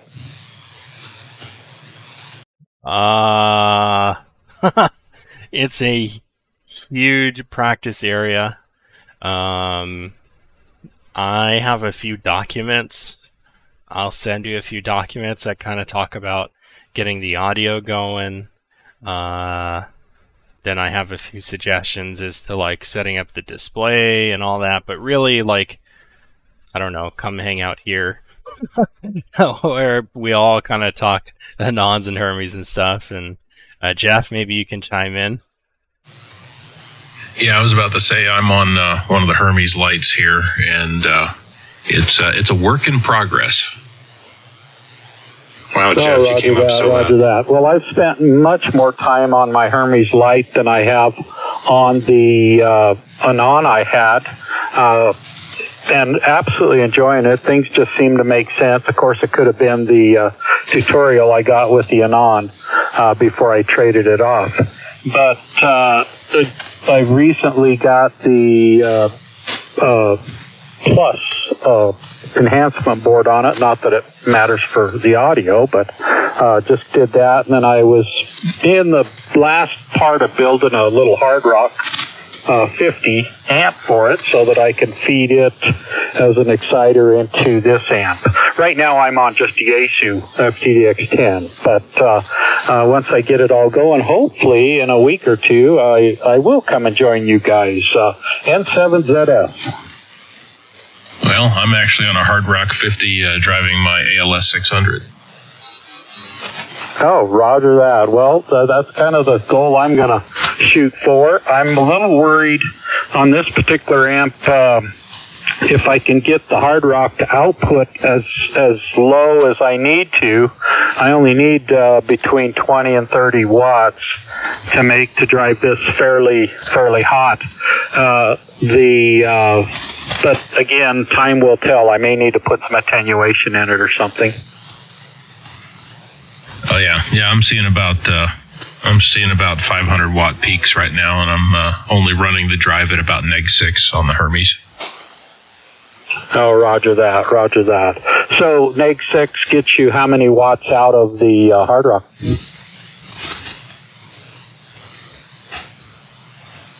I'm thinking it's about 15. Oh, perfect. As long as I can get into that range, that'd be great. Yeah, that would be excellent. I can run almost a kW if I feed it about 19 watts, and if I'm on the legal limit side, I need about somewhere around 29, 30 watts. Okay, yeah, I think you can even go in there and fine-tune the settings if you need to. Right on. Well, that's good. Well, guys, I'll just stand back and monitor and listen and try to sponge in what I can. But I appreciate you taking a second or two to visit with me. Maybe in a week or so, I can get on with the Hermes Light and play some games. N7ZS, I'll be monitoring. 7-3, guys. Yeah, 7-3. Thanks for saying hello. Yeah, and great signal from Montana. You're 20 over 9 into San Diego. Yeah, you sound great in the Carson City, Nevada, too. Oh, that was Montana? Holy cow. Yeah, it was 10 over here. Yeah, you guys are all big signals up here, too. I'm in southwest Montana by Darby. Yeah, well, yeah, 10 over into San Francisco, man. 40 meters. Gotta love it. Yeah, good band tonight.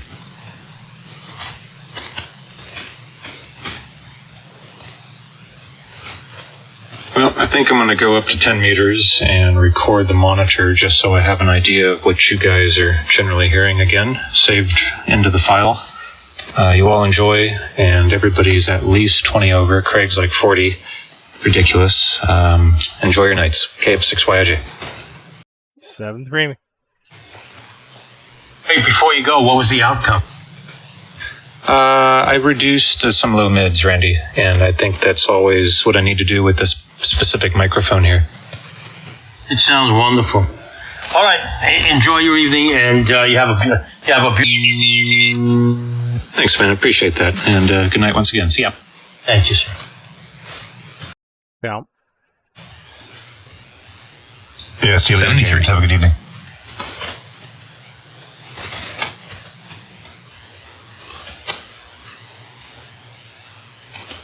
So, Jeff, how did you fix your hard rock? It sounds like it wasn't that bad as opposed to the doomsday scenario you outlined yesterday there, Eva.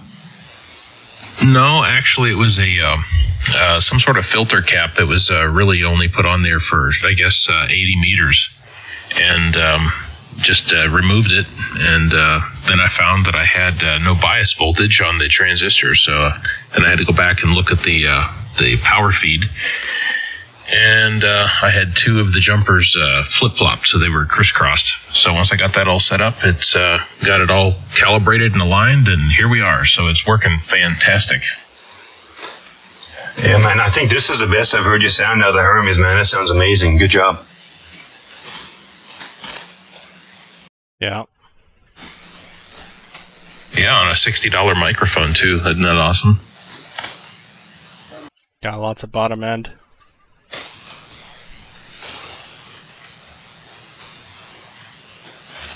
Oh, yeah, big bass. Got the voodoo going. Yeah, and hopefully Thetis behaves itself for you and it doesn't pull any shenanigans and reset all your settings.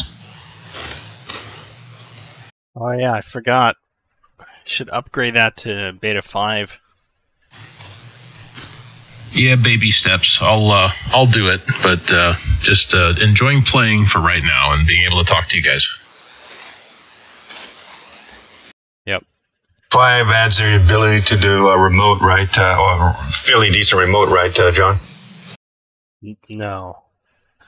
There's nothing that adds that ability, as far as I know. Yeah, so Beta 5, what Reed did for the Hermes is he made it so that your Hermes, your Hermes can be discovered outside of the network. So you can be on an external network and you can discover it. So if you modify some of your settings, and people have had great success on actually being able to use the Hermes Lite remote, kind of like the Flex. I wouldn't. Yeah, so I did see that. You still need network line of sight to the device, right? So that either means port forwarding or VPN, and then you still need something that can handle 50 megabits per second sustained. Like, there's no protocol in place for compressing the streams. Yeah, I understood, but before this change was made, there's no way you can even access the Hermes from outside the network, as far as I know. No, you've always been able to do it. Well, so then I thought the issue was that when you did it, the software Thetis could not see the Hermes because it was on a separate network. I mean, I've done it on the ANAN here. All right, well, I'm a little confused as to what Reed did, but people are now operating their Hermes remotely, like in different states and that, and they're reporting that it works pretty good. So whatever, that's the main benefit of Beta 5 as far as I know. Okay, yeah, it's primarily bug fixes, right? So there are not many internet connections that can do 50 megabits sustained with the kind of packet quality that they need.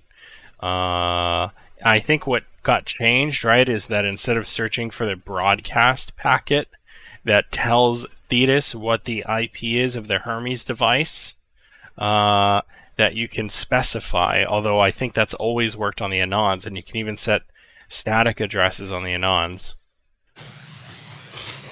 Okay, well, maybe it's just a Hermes thing then.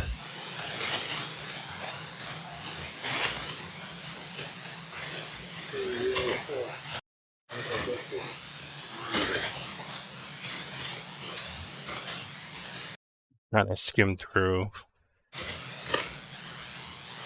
Just read that email from Reed when he posted what he did. It seems to me that, and then now all of a sudden people are praising it because they can run their Hermes from their cabins and up in the through Starlink and all that type of stuff.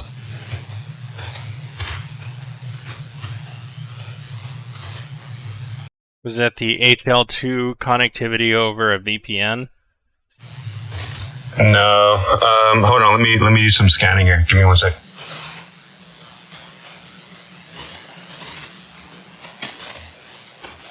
Oh, and John, thanks for setting up the live feed too. It makes a huge difference on being able to hear yourself. Oh yeah, and it sounds great. It's different. I can't put my finger on it, but it's good.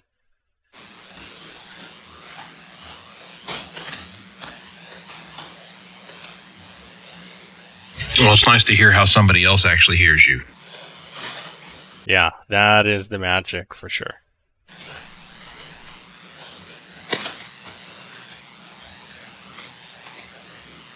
Well, it was nice. I like the anti-voodoo boom boom crap that some of the guys have is beginning to fade away on this frequency. Yeah, it's good. Yeah, John said, did you hear me talking about you and Mark's conversation last night? Me and Mark? No.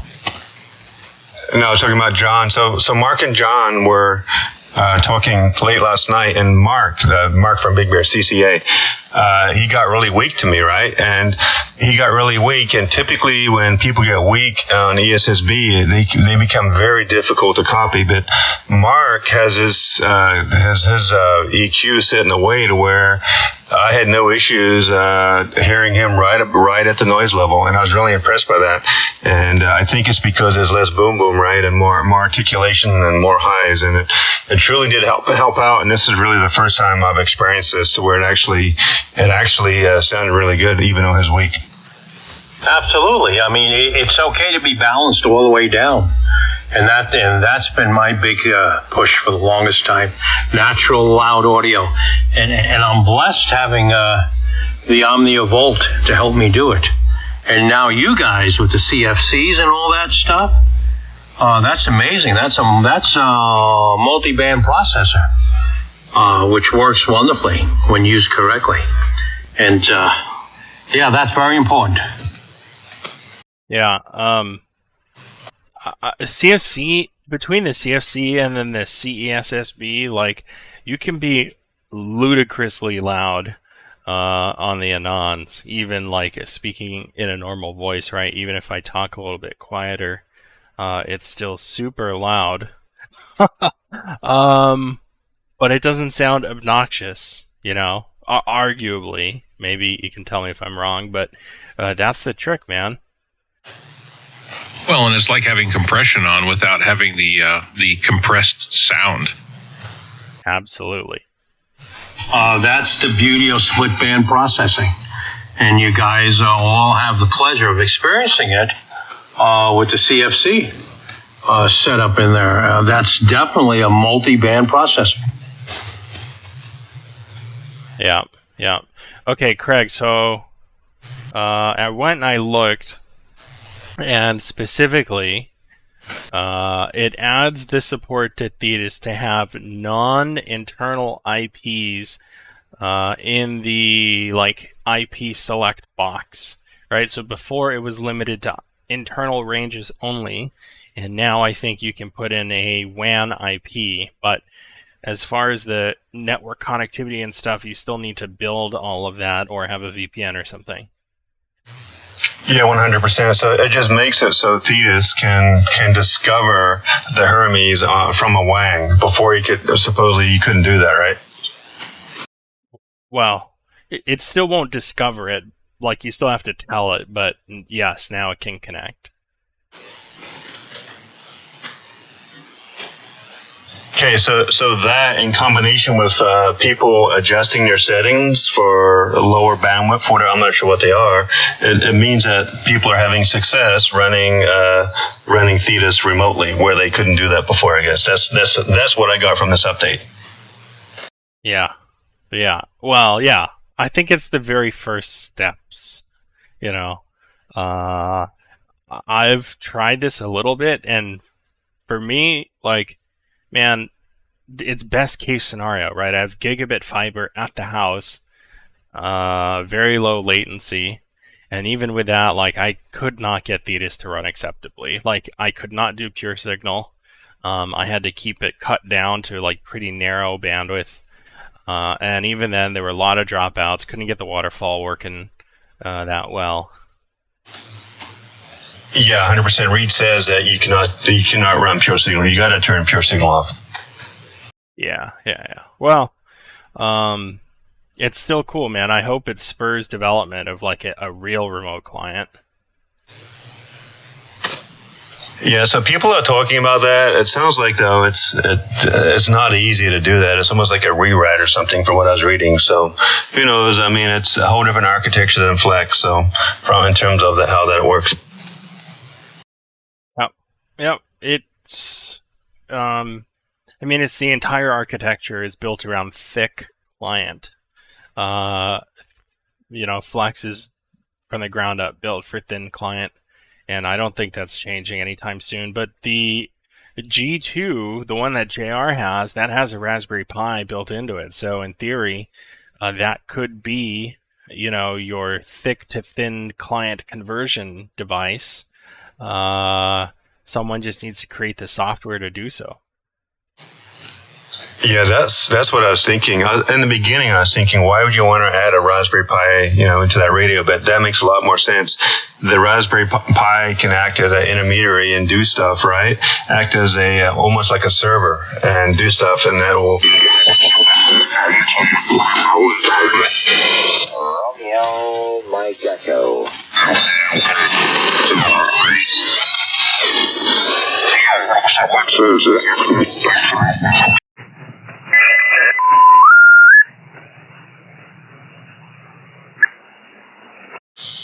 Uh-oh, I think we've got our jammer friend. Don't hear a thing. Yeah, I saw it. 7 Romeo, Mike Echo. I'm trying to say hi to you guys. Propagation is weird. Yeah, is that Lucas? Yeah, Roger. Can you hear me at all? Okay, I'm picking you out now. Okay, propagation is very weird. Dropped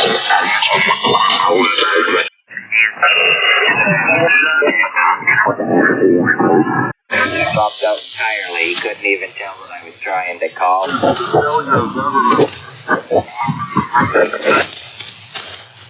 Yeah. It's, how are you copying me? Oh, easy 5.9. Okay, yeah, you're S8 here. So doing surprisingly good, actually. Yeah, I just checked the meter. You're 5.9 plus 10 here in British Columbia. Yeah, you're S9 in Carson City, Nevada. Yeah, you sound good here, too. Yeah. Well, I guess propagation's not quite as bad as I was thinking there. Yeah, the thing on 7293 AM was so weird. I was hearing him really well, and he was hearing me. Probably the best he's ever heard me. If it does, it's going to get... He started to fade down a little bit for me, but then my signal just completely disappeared for him. Very weird stuff. Yeah, well, we had quite a few Montana stations in earlier, as well as a few other locations, so definitely a little bit better than normal. I mean, that's what I was saying earlier. After a flare, a solar event, things black out for a little bit, and then they come back, and man, it's always good. Did we have any solar events recently? Yeah, yesterday. Oh. I did not hear about that one. Yeah, I don't think it was as big as they were expecting, but it was still present. Kind of a little bit.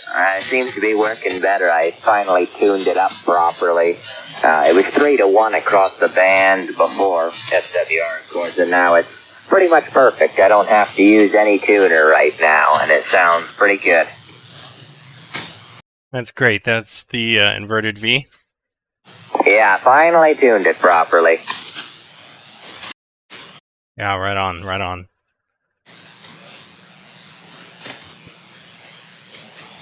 Craig, did you figure out what that is down there?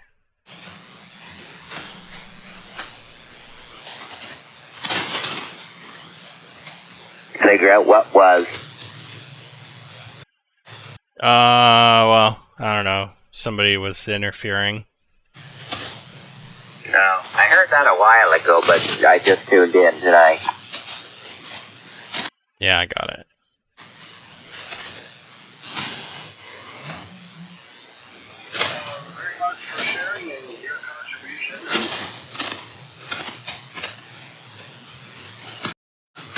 All right, I'm going to take a standby here for a minute.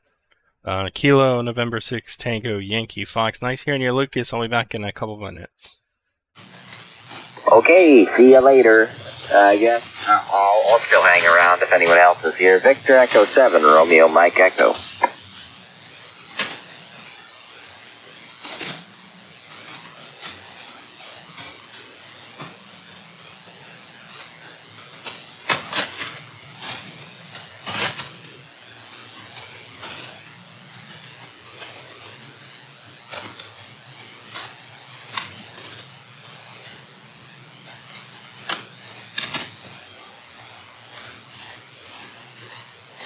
You still in there, Craig?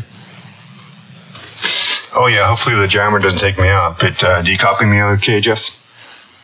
Yeah, I'm not sure what you guys are experiencing. I'm not hearing anything. Yeah, same here. I don't hear anything. Well, on like 7197, there's some guy putting out a fairly wide signal of just noise. Just sounds like you know how you can go into setup on your Thetis setup, and you can go over there to test tab, and you can click on it where it says mode, and you can click on it and it says noise as an option there. Well, when you do that and you key up, it just makes like a static sound. Well, someone's doing that right now on top of us, so that's what we heard. And it's fairly loud signal, and you can see it on the waterfall. Hopefully they're not doing it on top of me. Hand 6 meeting. Okay, no, I'm not hearing that. No, nothing here either. I checked some SDR to see if I can find it. I don't see anything. Yeah, it stopped. They're not doing it anymore, but they did it on top of you for a little bit there when you were talking to John. Oh.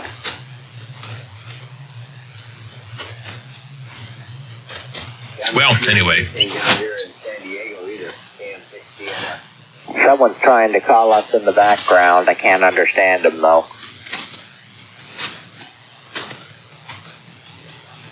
Yeah, Roger. Well, you guys are fine now. I copy all you guys really clear. So whatever it was, it stopped. So that's good. But anyway, Jeff, good deal on fixing the amp there, man. Sounds like you're rocking and rolling. Hopefully someone can send you a new cap, whatever that you had issues with, and that amp will be good to go for you. Yeah, I'm not even going to put it in here unless it's absolutely necessary. But, I don't plan on running anything on AM, and I certainly don't need that low of IMD on AM. So anyway, yeah, this thing seems to be working really well. I'm getting about 500 watt peaks out of it, and I'm only running it at -6, so it's doing what it should with the ALS 600. Yeah, man, that's impressive. You sound pretty much the same to me as on the stream there. So that's kind of, if you wanna hear how you sound to me, just open up John's stream there, and there you go. Sound pretty the same. Good. Yeah, I'm listening, or trying to listen to myself back through the Flex and Fallon, and it's apparently the band is starting to go along a little bit.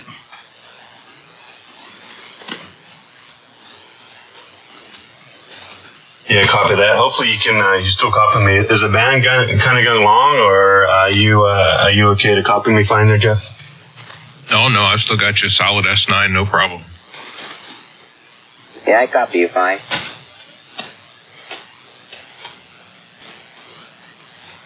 Okay, cool. Just checking to make sure I copy you guys fine. You're in the red. I haven't looked at it recently, but you're probably 5/9 there, so sounding good on that Hermes, man. I tell you, it's amazing that little microphone, that cheap $60 microphone, is doing such a great sound out of it.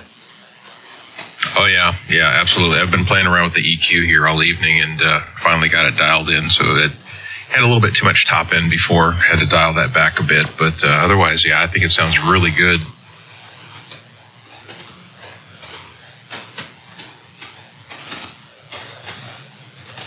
But again, I think you could probably... So are you going to send back what are you going to do with the other amp? Are you going to sell it or something, or just keep it for backup, the second 50-watt amplifier that you got as a backup? I'm not sure. I need to hook it up and make sure that it works, first off. But I just, got this stuff set up and went, well, it's working. I'm not going to screw with it tonight. I'm just going to have fun playing with this because Thetis is playing nicely, and just enjoying being able to chat with you guys. Wait a second, is this the new RF? I haven't got my amplifier set up yet, but I'm one step closer with having the antenna tuned. Is that the RF amp, Jeff? Yeah, this is the intermediate amplifier to step up the Hermes to push power for the ALS 600. Oh, you mean this is just a few water? Right, so you come out of the Hermes, go into the other amp, and it pushes it out to 45 watts if you need it, but right now I'm only running about 15. Wow, you're so loud. The driver. Pretty good. Yeah, it's a driver, Andy. So it's driving his bigger amp. That's sick. Are you gonna drive it tonight, or are you going to park it? Don't know. I may take it around the block a couple times. Well, I'm sitting here on my stoop, waiting to see you drive by. Oh, you're listening to the stream, waiting for a drive-by? Waiting for a drive-by. Better be ready to duck. Ixnay on the person in the noise K, would that be the QS Emmer Bay? Bay, no. I don't know. All right. Because the tonations are in the right area. Yeah, maybe. Can anyone hear the jammer again? I still don't hear anything. Keep it leveler. No, not at this moment.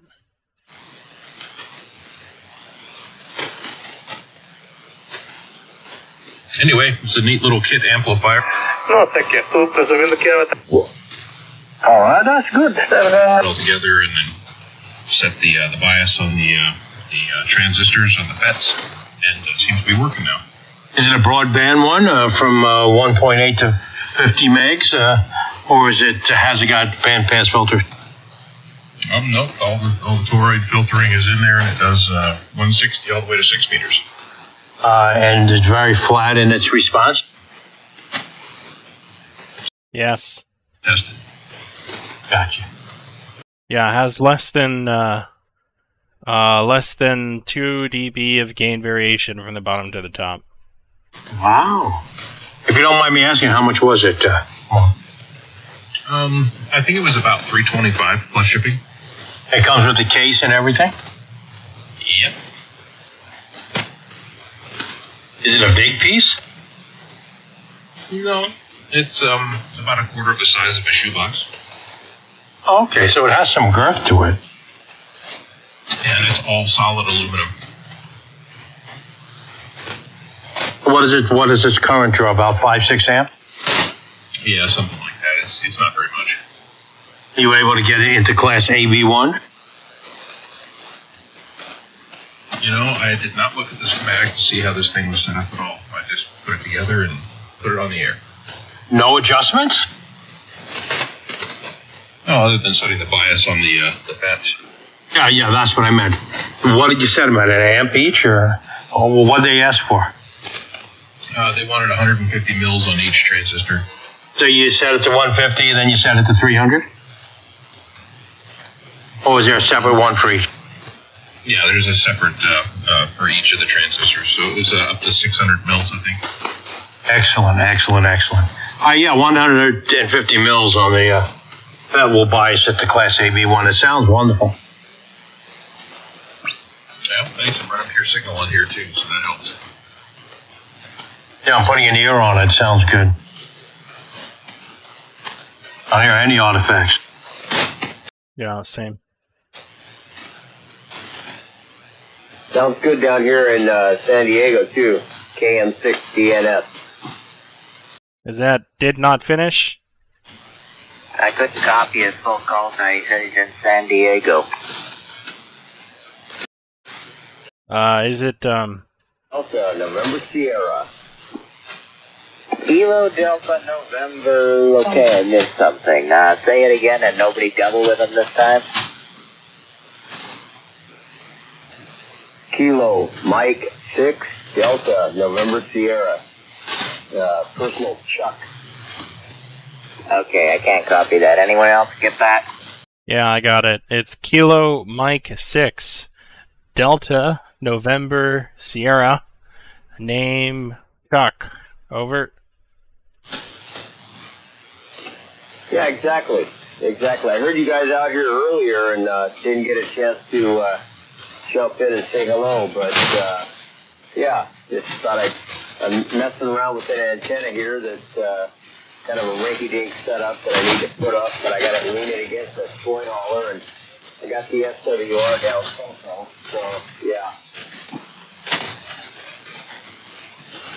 Oh, it's doing well up into Oakland.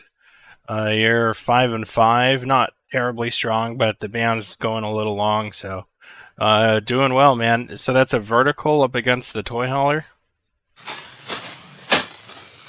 Yeah, exactly. It's a Hustler BT4 that I got from a guy from a silent key sale. And we took it apart halfway, and then I put it back together and put it out here, and I threw a counterpoise to a ground rod. And, well, yeah. Anyway, I've got to get ambitious. I've got a long wire antenna I want to put up. I just haven't had a chance to do it. Can't go wrong with the long wires. But, hey, that Hustler's doing the trick, and it sure is easy.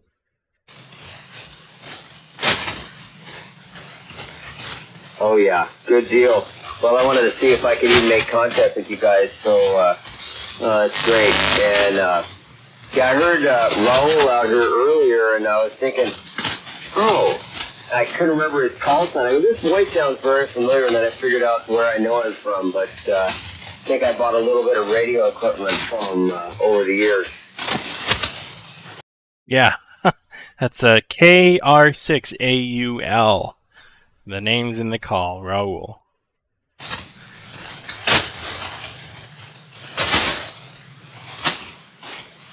There you go. All right, well, I'm going to jump out of here. Thanks a lot for letting me jump in, and you guys have a real good night. Kilo Mike 6, Delta November Sierra, 7-3.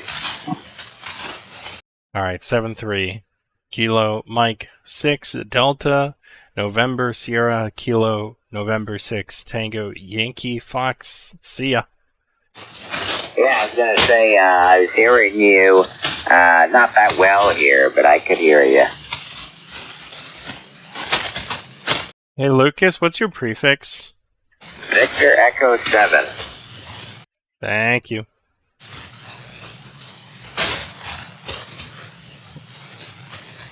And I could copy the station there in San Diego, about an S5 here in Carson City. It was about an S7 up in Fallon. K5 BLS.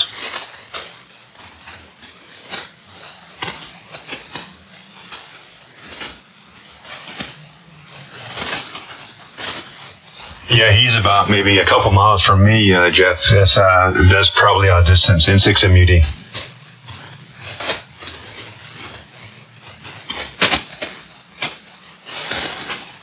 Gosh, Craig, you are mighty strong up here. What's my signal level? 15 to 20 over, John. You're very strong. Wow. Yeah, you're just hitting 5 over, but yeah, the noise is not that bad, so you're strong.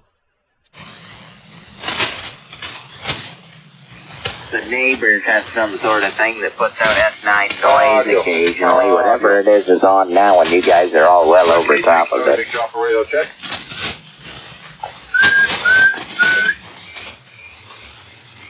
Sorry, radio. Yeah, lots of radio checks out there. People whistling in the microphones. What's going on out there? Is it this time of night again? In 6MUD. Yeah, frequencies in use. And whistled. That guy, go. Well, I'm down here in Lakeside. This is Roger, W6TVA. I've been trying to work on this radio, and I think I finally got it to work. Well, it sounds like it's working. Did I get your call right, W6TVA? All right, well, thank you very much for getting back with me. I wasn't too sure if this thing was getting out. It said it was, but it had an antenna problem, so that's where I had the problem. Sorry about that whistling in W6TVA in the mobile down here on Lakeside. Sorry, over. No problem. It sounds good here in British Columbia. This is Victor Echo 7, Romeo Mike Echo. Sounds especially good for a mobile.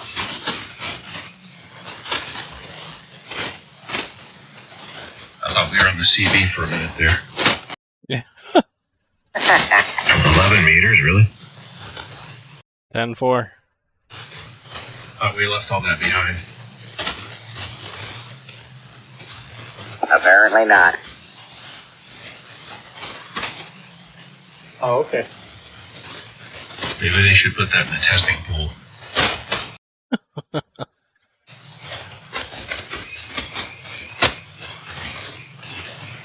Lord knows they put everything else in it, so why not?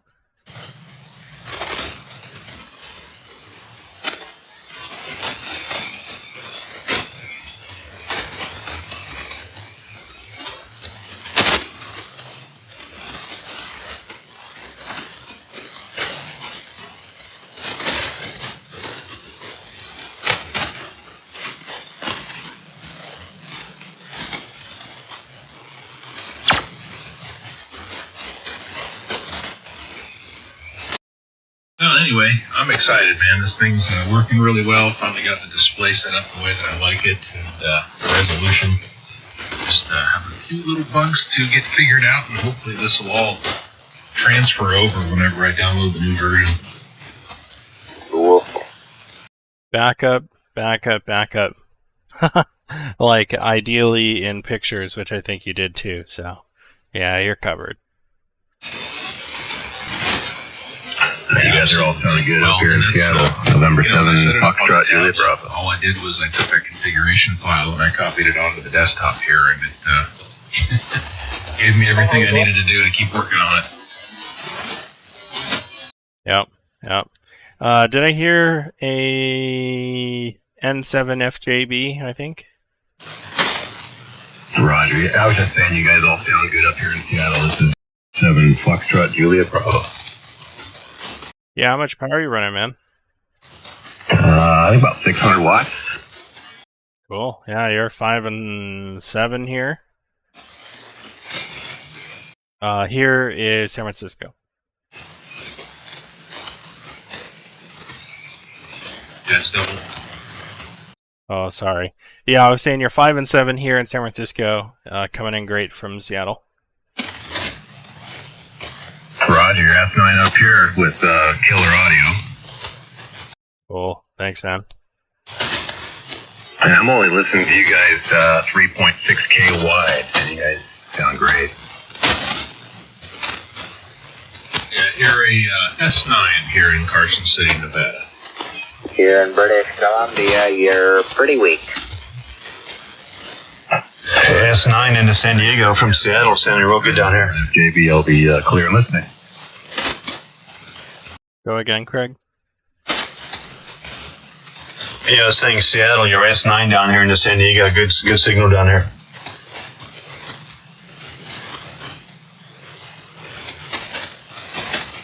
I think he said he was going clear and listening. It's cool, man. 40 meters getting all up and down the west coast here on the whatever this frequency is. Yeah.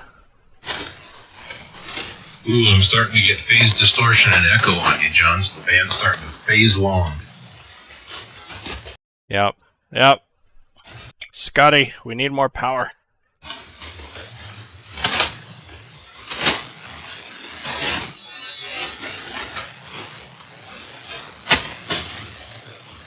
I thought maybe you whipped out the echo mic.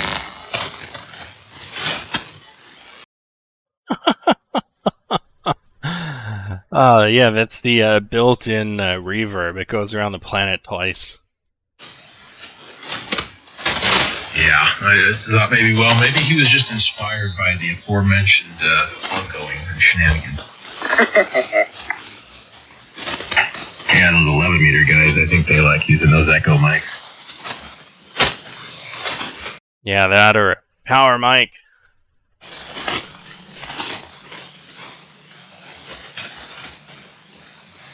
I still have some old CB stuff from the 80s. Does it work? Yeah, I got an old GE Super Bass. It's probably worth about $700. It's amazing. I have an absolute virgin HR2510 that is mint. It has never been installed in a vehicle, but then again, it doesn't work either, and I can't find the schematic for the thing to start working on it to see if I can figure out why. That Super Bass looks real nice, though. Yeah, it still works. I have an old Shure 526T that I hook up to it for looks, but it works. It still transmits at about 3.5 watts.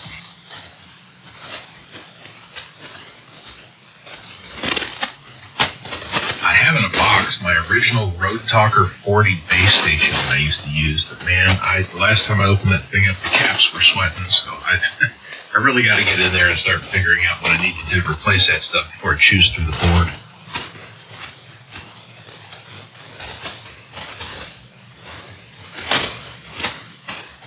I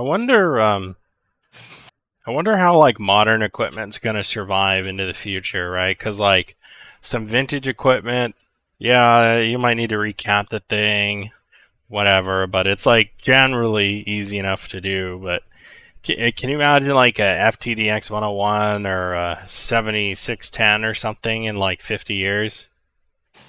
Yeah, that is an interesting question. I wonder if the caps and newer stuff would last any longer. They might, but then, like you say, all the like chips and stuff. Can you imagine trying to figure all that crap out? It's gonna be a lot more fun since everything's surface mount. Oh yeah, surface mount and undocumented because it's quote proprietary. Throw it in the bin. Yep. Yeah, it's going to be non-serviceable. It's going to basically be just throw away and just buy the latest and greatest. Yeah, unfortunately, it does look like that. Well, Station way out in the distance. I apologize if I was stepping on them. I don't think there was any double. Yeah, I mean, that's one reason I try and like stick to this open source stuff, because at least there's schematics.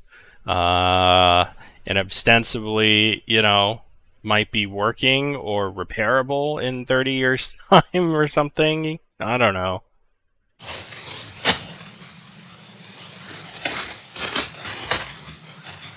This radio I've got here is 30 years old, still works fine.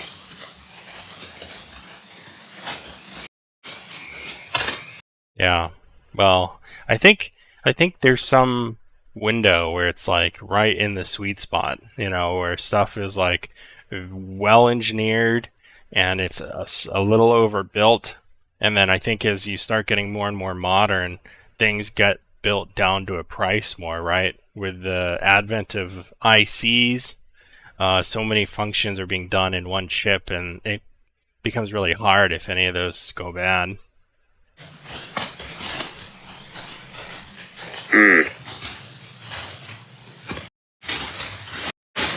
I don't know. I mean, I wonder if sideband's going to be around in 30 years, It makes you wonder. What would replace it? Digital voice? Maybe. Have you used FreeDV at all? Nope. Yeah, I've done it a little bit. It's kind of interesting. It's not quite as phase resistant as sideband. Like, sideband has a lot of things going for it. It's very efficient. Yeah. Imagine if that did happen. It'd probably end up being a situation like when AM became obsolete and they were pretty much giving away all the old AM equipment for a while. And then it became a collector's item to have the old AM equipment. And of course, I've talked to people who use that stuff now. If something replaced single sideband, I bet all the sideband stuff would suddenly become very cheap, at least for a while. Yeah. Yeah. I gotta take out the trash. Be right back. KN6TYF. Is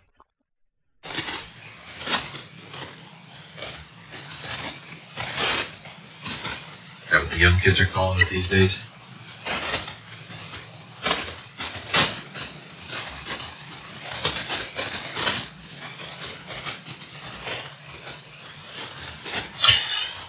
So, Jeff, do you have the rest of the week off, or do you have to go back to work tomorrow?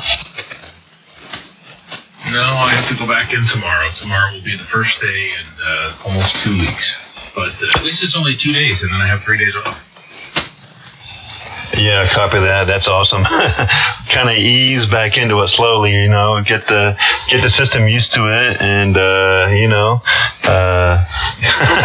just take your time. I'm sure there's going to be all tons of stuff you got to do, but take your time and take it slowly, and and maybe come back on Tuesday and hit it hard,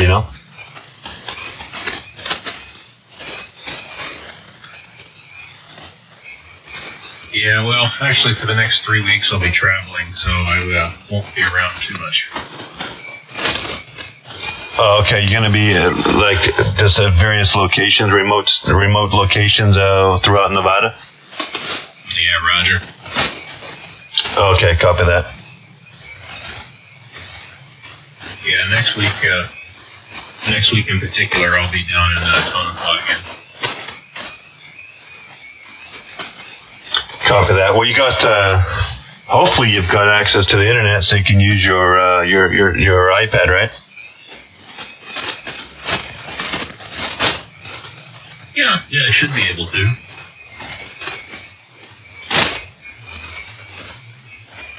All right, boys, I'm back. Well, welcome back, Kyle.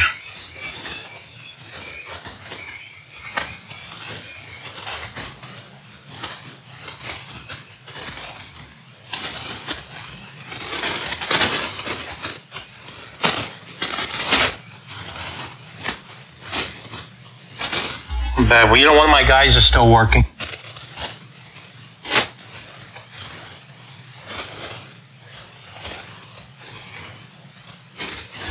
He's fixing a refrigerator. Right now? Right now, bro. Isn't that unbelievable? Hey, man, that's some dedication, man. He's a keeper. You should keep that guy, Randy. Well, he makes wonderful money. Makes thousands of dollars a week from me, but yeah, this is his fifth one tonight. We did Connie Chan, we did Tom, we did Norma, we did Tracy, and now we're doing Pedro Zoom.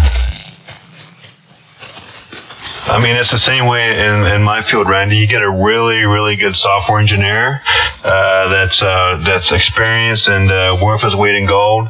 He will do the work of 3 junior people, man. This one guy will do the work of 3 people. Kind of sounds like the guy you got going there, huh? You got to reward him. You have to, otherwise you'll never keep him. Oh, 100%. Yeah, I agree. But the point is that it'll get done right, and the customer will be happy. In my field, the business will be happy, and you won't have any issues to have to 2 or 3 weeks later on. So, in my mind, that's a win-win. Oh, absolutely. Agree 100%. I have 3 guys like that. I'm blessed. Yeah, it's hard to come by those guys. I mean, they don't come around too often. Well, you could find these people. The whole trick is you have to be able to pay them properly. I mean, you have to share. Otherwise, you're never going to keep them, because they all want nice homes and new cars and money for families and stuff.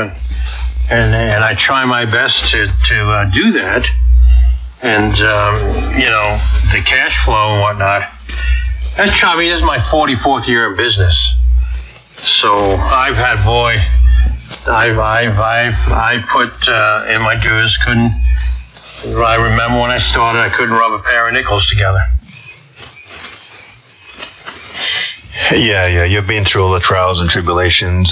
You know the business, you know it real well. So, well, hopefully you guys have got something worked out to where it's sustainable. Where you give him his fair percentage, and you take a little bit. But at the end of the day, it's a win-win for your business, because he makes you guys look really good. Yes, thank you. It's interesting. I got a raise from LG on the warranty rate, which is really wonderful, because they hardly do that. As you know, factories are very frugal. And I didn't realize what they did. My regional rep, he went to Yelp, Yahoo, went all those online places, and he was looking for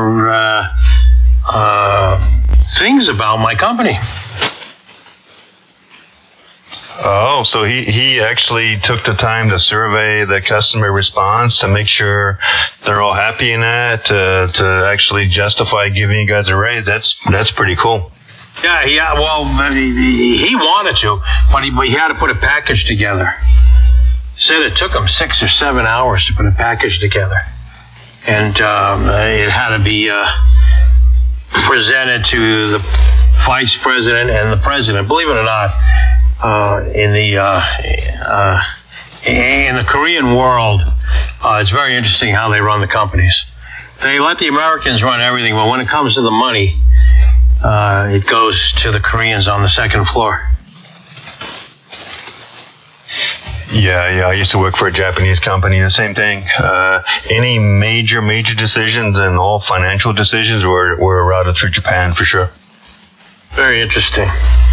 So he just wanted to put a good package together. And I said, I didn't even know you did that.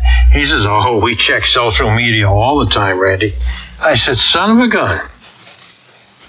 Well, you know this, all right? As a business on Yelp, you can delete negative posts. You can massage that look and feel to however you want. Oh, I don't even look at it. I mean, if something stupid, one of my friends calls me and says, Randy, and I just put a response. I said, you know what? I understand, what this person is saying, but that's not really what happened. And then I write, this is what really happened. That's the way to do it. You basically reply to those negative feedback, and you put your version of the story. So then the reader, and most likely your version is going to be way more articulate and make a lot more sense than the negative comment that was posted, and you'll come out looking clean.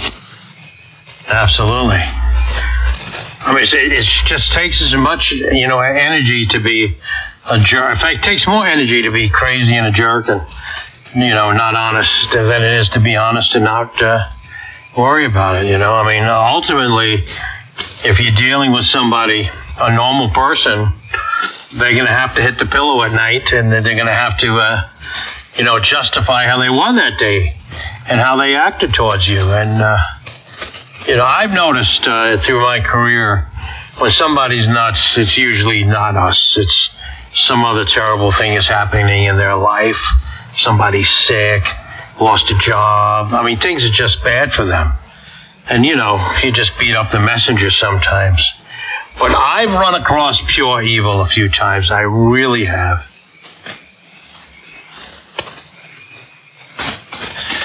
Yeah.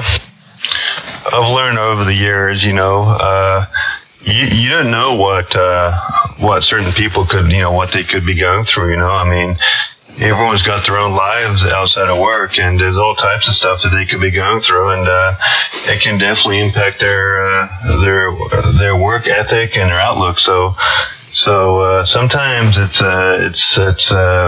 warranted to take a step back and try and figure out what's causing the behavior, as opposed to trying punishing the person.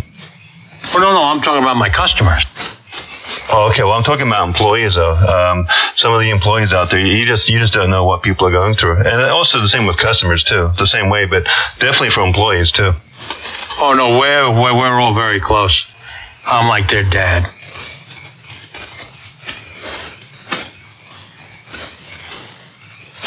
And they tell me all the time. I use them as my barometer if I'm being good or bad. So they'll warn a customer, hey, here's Randy, but you got to watch out for this guy, huh? Oh, absolutely. Like the other day, this one lady said to my Donald, he said, boy, that Randy's kind of rough around the edges. He didn't want to say anything. But he knew that she was probably bugging the crap out of me all day long. When's he coming? When's he coming? When's he coming? When's he going to be there? When's he coming? When's he coming? I said, stop, relax. We promised we'll see you today. Might be 3-4 hours from now, 5 hours, but we'll see you. Don't worry. So, okay. So when Don gets there, she goes, boy, he's a little rough around the edges. But Donald was cool. He said, how many times did you ask him when he was coming, or when I was coming?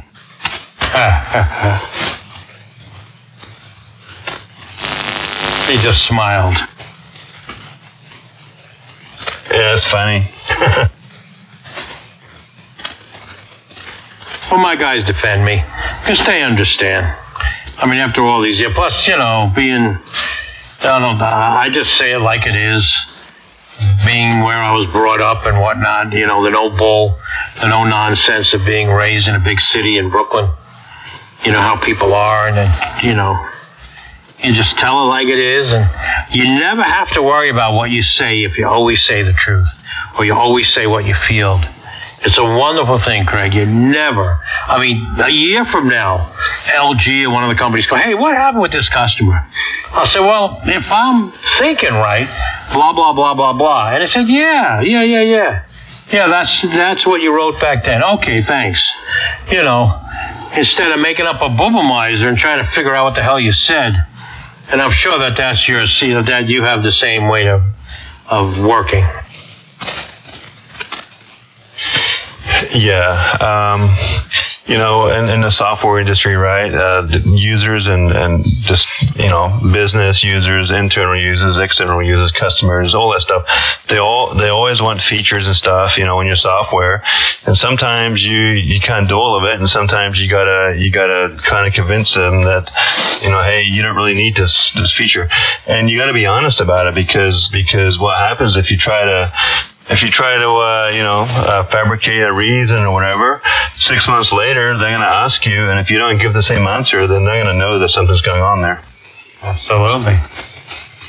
Like I said, it's much easier to be up front and do everything correctly, or to the best of your abilities, than it is to make crap up.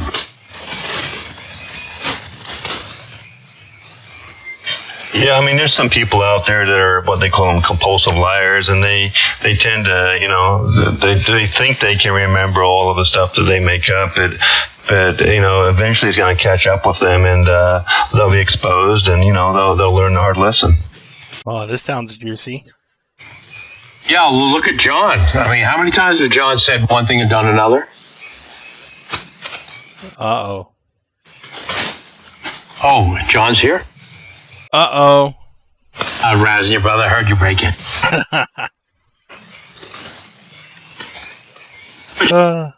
About the ethics of business and how easy it is to be on the up and up and not have to worry about anything you say. Yeah. If you're honest, you don't worry about what you told the other client, Exactly. Well, of course, that's something that you have to learn sometimes. Some folks, they don't want to lose it. They're hungry. They start out. They get their first job, and they want it to be the perfect thing.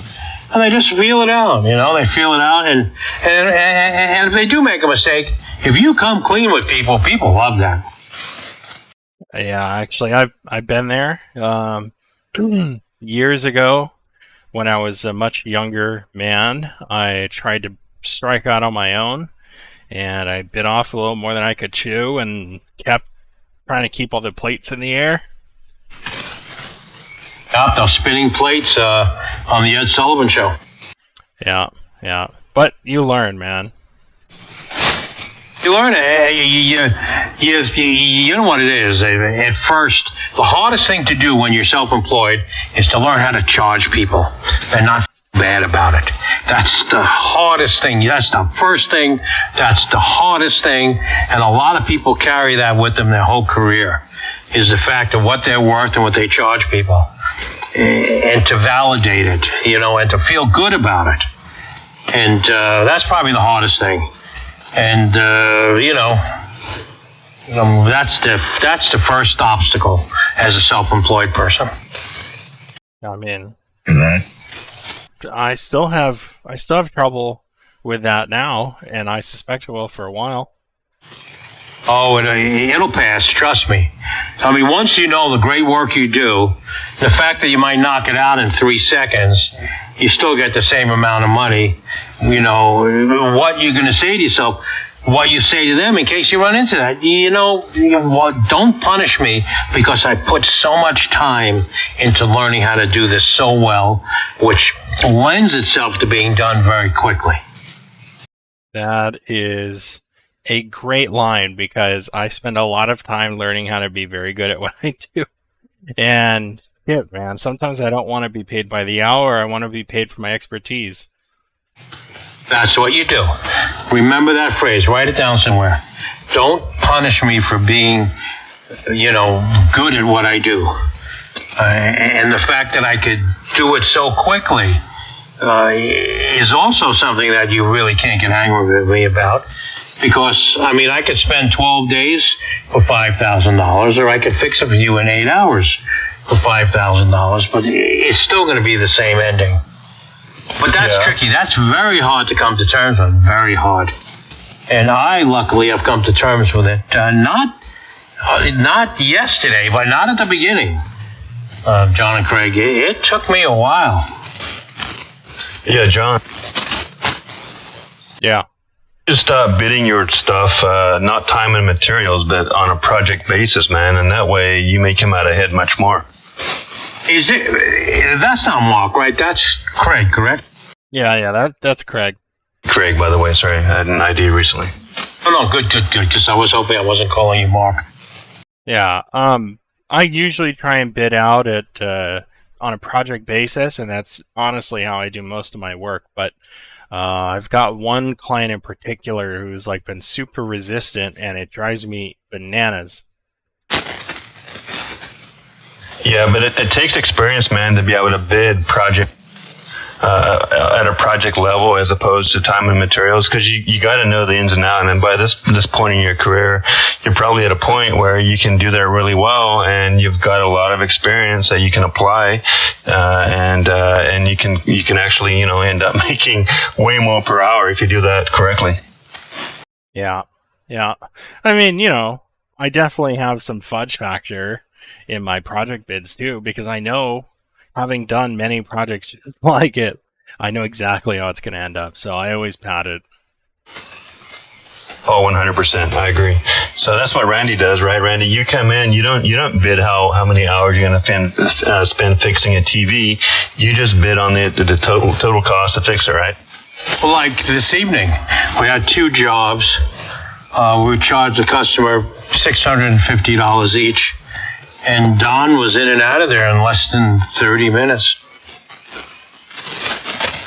Wow, man, that's huge. That's amazing. Oh, yeah. I mean,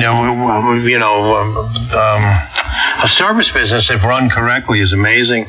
The profit margin is sick. It's, what do we have? A roll of solder, a vat of argon gas. It's all, it's all intellectual. And the parts we use, we get from the factory, so they whitewash, or I buy them. Change a drain pump in a washer. We get $300. My guy's in and out of there faster than a lady makes a cup of coffee. But we've done it 294 times, because how many pumps I ordered. I just ordered some more pumps, and I looked at the total pumps. And we only use factory parts. Sometimes they're a little bit more money, but we have recourse. We have a bad part, you get a new one back from the factory. You go on eBay, you buy the same part. Oh, I could get that drain pump for $12. I said, I'm going to buy the factory one for $60, because if I have any problems, they'll stand behind it for 100%. I'll get another one instantly. Or if something goes wrong with your machine, I have recourse with the factory. I said, you buy these third-party parts, they might look the same, but they're crap. And why waste all that time pulling that son of a gun apart and putting in a poop part, So, but most people, realize that and they understand that. But, if you're in a great service niche, there's so many people moving in here. There's so many homes being built, so much. There's going to be so many TVs and washer dryers. It's just sick, boys. We just stay so busy. And it's wonderful. I wish I was 20 years younger, I'll be honest with you. But keeps me young and keeps me running around. A 73-year-old guy running around is good, as opposed to sitting and atrophying and, drooling and then sounding like some of the guys that break into this frequency. Well, Randy, one thing that's for sure, right? There's no way that AI is going to replace what you guys do anytime soon. Well, the learning AI, perhaps. Yeah. How to repair a dishwasher. No, that's so interesting. It's high-tech blue-collar, if you know what I mean. Yeah, some big companies like Boeing, they're using these augmented reality headsets, like hooked up to the cloud, right? And I could see an application where that headset is hooked into an AI, like a large language model kind of thing, and it's guiding a technician, right? They get the overlaid view, perhaps of a schematic or next troubleshooting steps, and the technician would be there with his hands, but he would be being guided what to do by the AI. Hey, check this, and then check this, and report the status, and if the status of each one of those things is X, then replace this part, Well, we do that with the service manual or with our experience.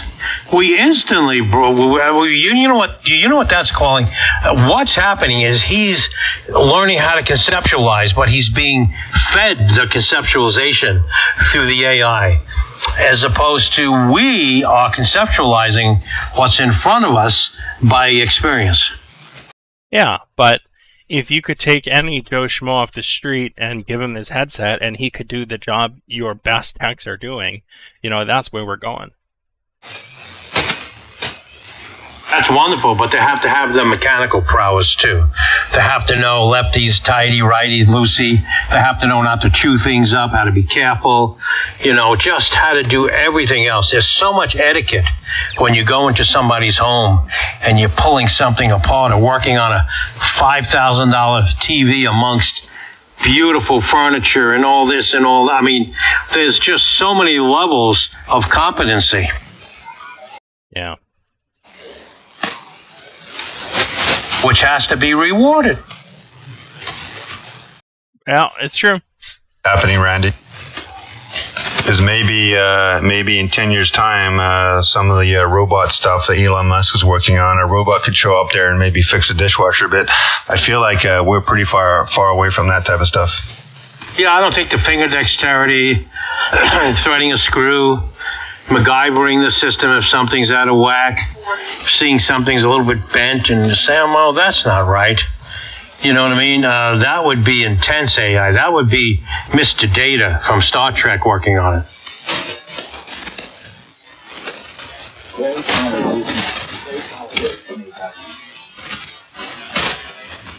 Thank you.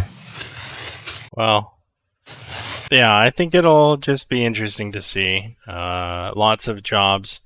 AI has already come for lots of jobs. Like, think of the designers that are out of work because I can tell the AI, in Office 365 that I need some copy for my marketing email and I need a logo for my company, blah, blah, blah, all this kind of stuff. Actually, I think I'm going to do that. I need a new logo anyways. Yeah. Oh, I forgot. All of the social media guys that write posts and that and marketing content, their jobs are done. All gone. And pretty soon, I'm a little afraid that you could tell AI to create an architecture diagram of a certain scenario, and it'll whip out that diagram, and there goes my job.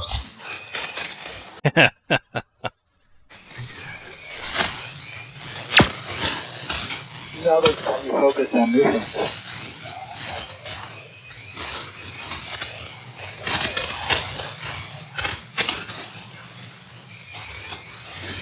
I think everyone's going to change. Their job duties are going to change, and it's going to be more about how to get AI to do what you need it to do, to supplement what you do versus having it do everything for you. Yep. There's a lot of creative stuff.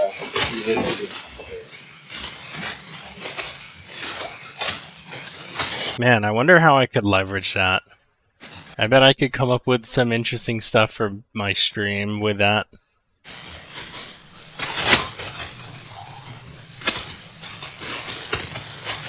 It's funny you should mention that. I was sitting here with my wife. Oh, no, yeah, we were talking about that, John. About, out of the mouth of babes comes incredible ideas that you and I would never think of being stuck in the box. Yep. It's true. True is truism. I mean, I have a left and right. I mean, we both have left and right brains because you play piano. I was a music major, all that other stuff. But yet I'm into science and you're into science. So we have the yin and the yang. We have that fighting us all the time. It's a very interesting position to be in. It's truly... we have a little guy on each shoulder yelling at us in a different timbre. Yeah, well, it constrains your thinking, a little bit. Absolutely. Although when you play music, 1 and 1 is 3. And when you do science, 1 and 1 is 2. Yeah, it's true. I feel like when I sit down to play piano, it's because number one, I want to use the other part of my brain, but it's just a different way of expressing. I don't know. It's not rational. It's ego driven. Yeah. It's very emotional. It's very visceral. Music is truly a way. One could have fun when they're building something interesting. Jesse James bending some metal on a fender. Very visceral, very,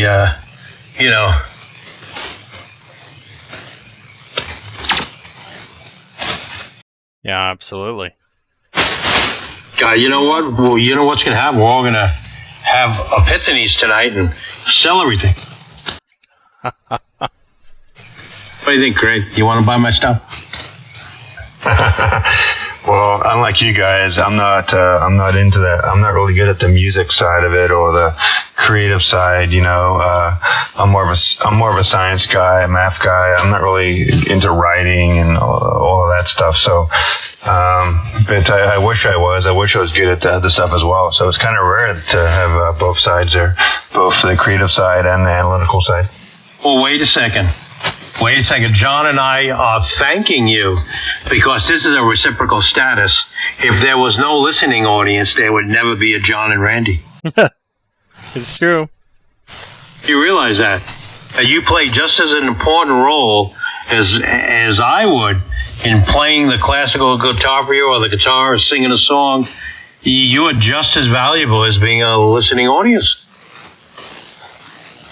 Yeah, I get that, but what you guys are also saying though is that when you're playing the music, right, it gives the other side of the brain a break. It lets that side of the brain relax and kind of like just gives it a break, and you get to focus on a whole different thing. And that's something that I don't know. I'm not sure if I can really do that. Well, the downside of being an intellect is you're very neurotic. There's nothing you could do about it. You're affected by everything. John, you walk down the street, you see a limb on a tree that's broken or something that's hanging. Trust me, it touches your heart for a second. Yeah, it's terrible, but it's great. Simultaneously, absolutely. So that's the yin and the yang. That's the up and down. That's the dichotomy. That's the beauty of life. It's crazy. But when you're an intellect, and you're both in the intellectual professions, you're very affected by everything, and that's okay. And then there's a multiple upsides to that. It's wonderful when you walk into a room and know you're the smartest person there. But the downside is you're affected by everything. You think about everything. I mean, you think women have lists inside their minds? We walk around with freaking encyclopedias. Yeah, for me, like, I can't fix everything in the world, right?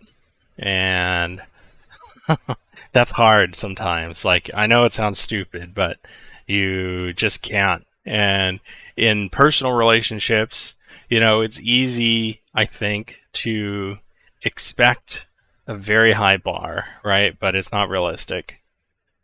Oh, you gotta be very careful, my young Padawan. You got to be very careful. But with intellect comes great power. And with comes great power, you must have great compassion and understanding for the lesser.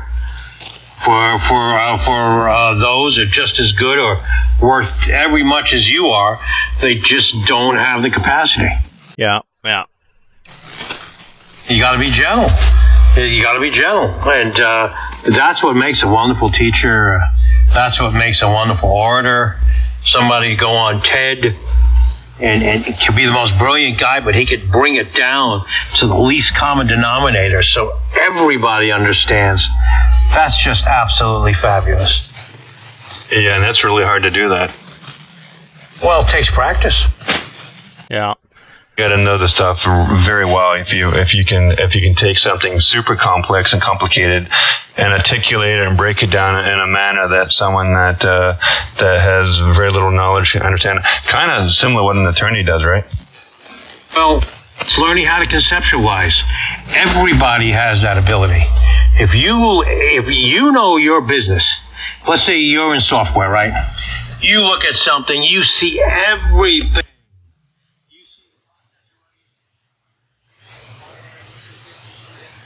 See everything simultaneously, and it makes you feel very comfortable because you know you can address it, you can fix it, you can make it work because you know how to conceptualize. Yeah. Roger that, but there's what John mentioned though, right, is that you're so used to being able to fix everything, right? You're used to being able to fix everything. So when something comes along that you can't fix and you know you can't fix it, then at that point you feel kind of bad, like, man, I wish I could fix this, but you can't. So it does kind of bring you down sometimes. That's the downside. John expressed it beautifully. That's the downside of being an intellect. You are affected. And if you can't do something, the downside is you get a little bit neurotic. But, maybe that's an intense term. George would be a wonderful mediator in this to tell us what terms they use in the psychological world. But just know that it's okay to be affected. Doesn't make you any less of a person. And with great intellect comes great power. And we have to help John. Well, John, watching what happens on these frequencies sometimes, you know what I mean? You sit back, a little bit more vocal about it. It really affects you. You know what I mean? Because of the folly. You look at it and say, what is this? This is ridiculous. But there you go. That's a perfect example of the downside. Hey, it's life in 4 kilohertz, but seriously, like trying to balance, right? Like not trying to hold the world to your standard. That's so hard for me. Hey, well, balance is a beautiful word. I'm glad you brought that up. That's so important. But just be gentle with your intellect. Be gentle with your loved ones, and you got to be so good. And then be gentle with yourself. The scariest movie you've ever seen is the one playing in your head. Yeah. Anyway. Sorry, boys, to go off on a tangent. Yeah. N6MUD, I feel like, definitely a productive conversation. Hopefully the SWOs out there got something out of it. Okay, as I care about you guys. 40 America. Just reflection, because it is about balance, really. And if one part of your life gets out of whack, the other parts, they suffer too. Absolutely. That's why it's so wonderful. That's the only thing you could take away from it is just how wonderful life is. Yeah. It's a wonderful life.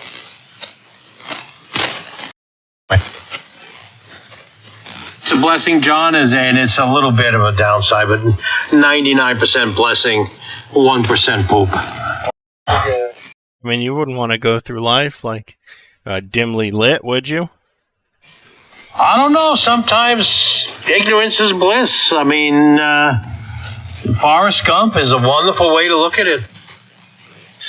Sometimes the less you know, the better off you can be, right?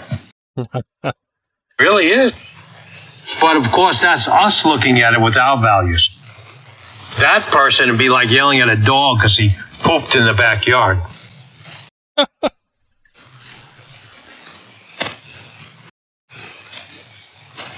Yeah.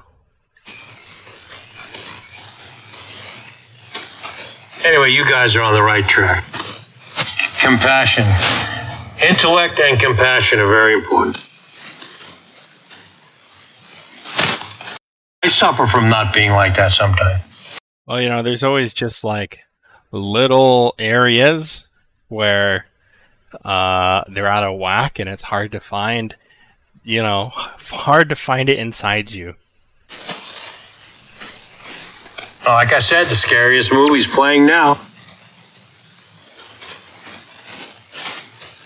Yeah. Boy, I would love a do-over in so many things.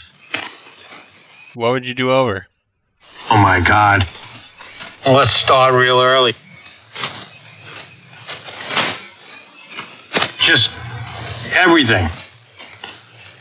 Really? Well, yeah. God, if I went, of course I'd be neurotic. I'd be 3 years old in a society that just came out of horse buggies and candles and say, where's my cell phone? Yeah, where's my pocket supercomputer? Imagine. God, imagine going back to 1850 with an iPhone. Yeah, imagine being burned at the stake. All right, maybe 1900. Well, see, it's like Back to the Future. Well, they used to train. That's a thought. Well, that was a great movie back in the Old West. The Back to the Future sequels were a lot of fun. I haven't watched them in a long time.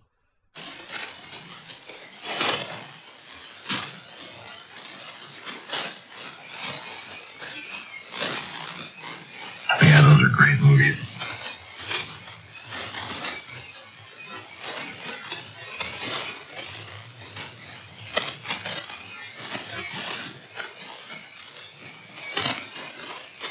Funny, James was experimenting with that internal stuff. You know, he has a software-driven split-band processor.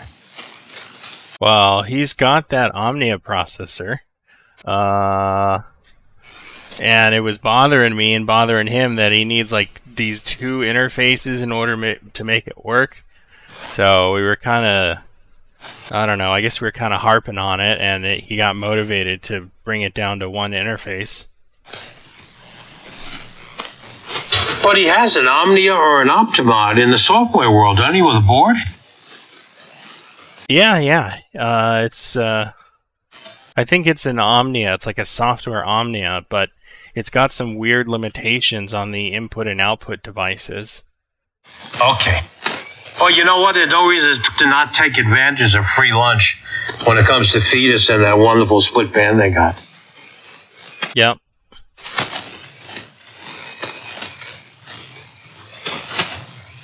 That's it. Best I've heard him sound for a while. He sounded real good. He did. He had a full range, nice controlled low end, loudness too, which is wonderful. Loudness is the game, boys.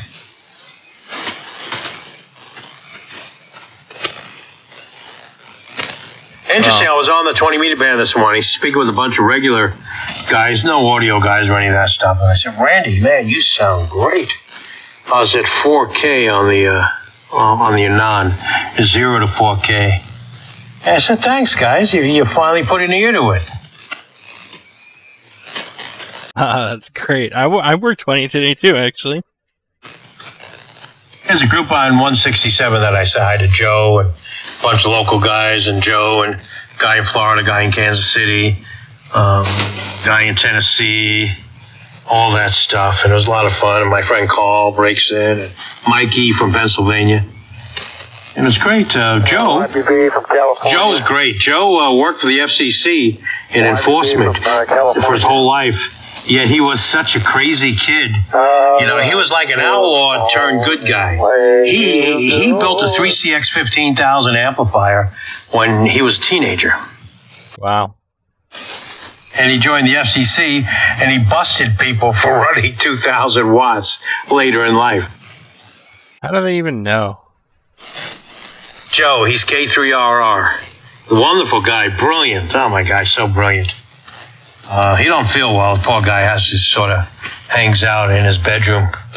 His wife's not doing well either. And poor guy sees, you know, he did very well, and he has a beautiful monster ranch and all sorts of wonderful things. And if you don't have your health, brothers, remember this from the old guy: you don't have anything. Yeah, that's true. But anyway, he, you know, usually he has an ANAN, but he hasn't switched it on yet because he's afraid to get involved with the computer. But he'll do it. He has a 7610, an FTDX 101, and he's on a 1000D now, which sounds really nice for an old fogey with a 40-year-old radio. The 1000D was very nice for his flagship radio for the DXers. And it was great this morning. First time I ever said, wow, Randy, that sounds great. It's loud.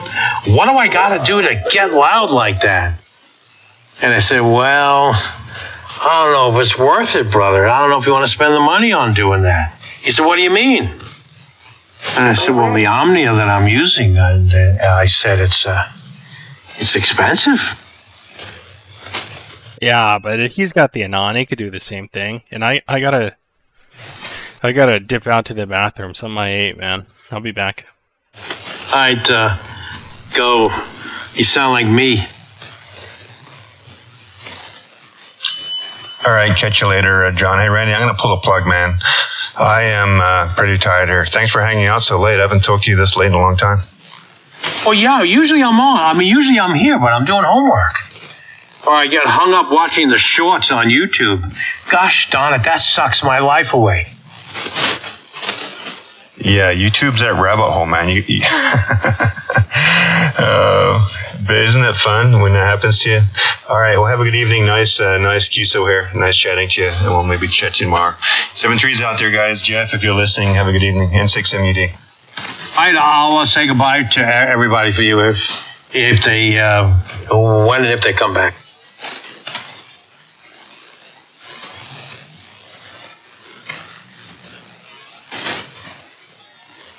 $10 p.m. KK7 TV.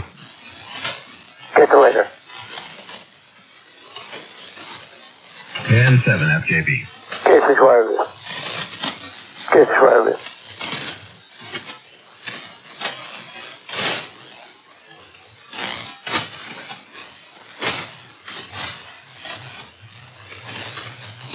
N7 FJB?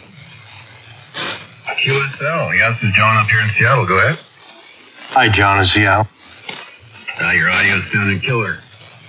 I'm a killer. Dynamite with a laser beam. Yeah, that was really good, brother. Thank you. You got Randy here at KK7 TV in Arizona. How you doing, Randy? QSL, you got John up here in Seattle. How's it going, Randy? N7 Foxtrot Juliet. How you doing, Randy? Arizona? I'm in a northern suburb of Phoenix called Cave Creek, about 1,900 feet above sea level out the front door. And what is it outside? 91 degrees and clear. And blue moon tonight. Wife and I went outside to look at the moon tonight. That's right, Roger, yeah, my family, they're all down in Mesa and Apache Junction. About 60, 70 miles away from me, down south and east. Beautiful place.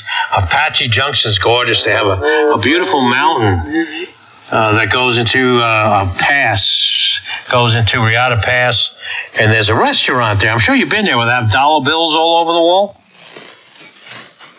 I'm trying to think.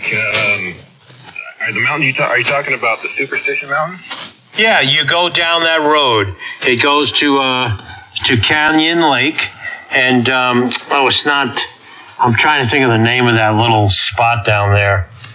They have a bar and a restaurant and breakfast place. It's a go-to place for motorcycles and such. I've been there 100 times on my motorcycle. Never been to Canyon Lake.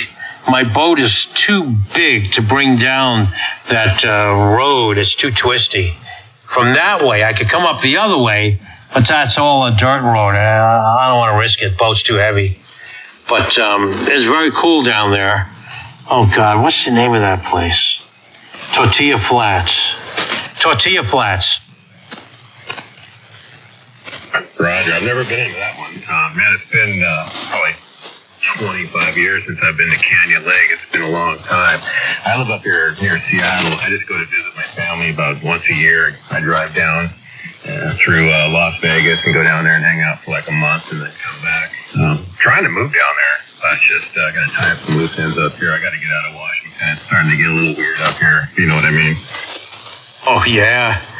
Free Willy. Oh, you know it, brother. Now, as soon as you go over the bridge, over Canyon Lake, just a few thousand feet further is Tortilla Flats, and that's where they have that restaurant with all the dollar bills. I'll have to go check that out next time I'm down there. You've been there, trust me. How long have you lived near Phoenix? I moved out here when I was 25, which was almost 48 years ago. Man, so you're a native, basically. My son's a native. I am still a Brooklynite. Roger. Yeah, my parents, my dad retired in like 1980. I think he moved down there in about 1990.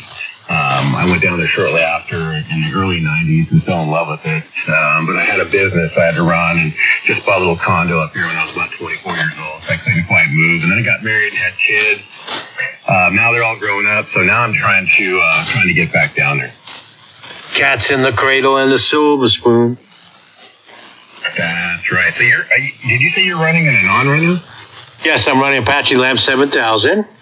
I'm running a PW1. I have a 2-element Yagi at about 75 feet. Usually it's up at about 90 feet, but I lower it for the monsoon season. And I'm running 1,000 watts.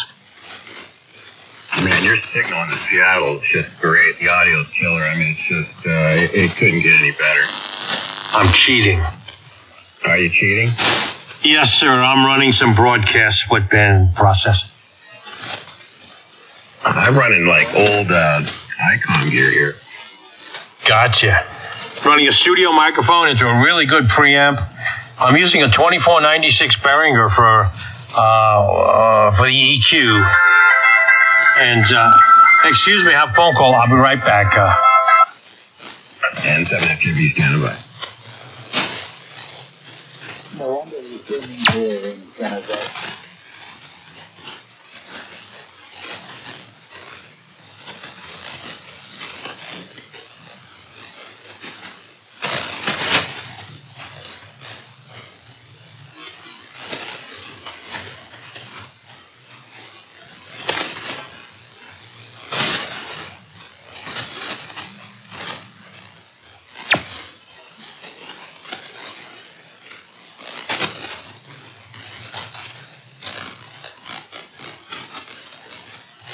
November 6th.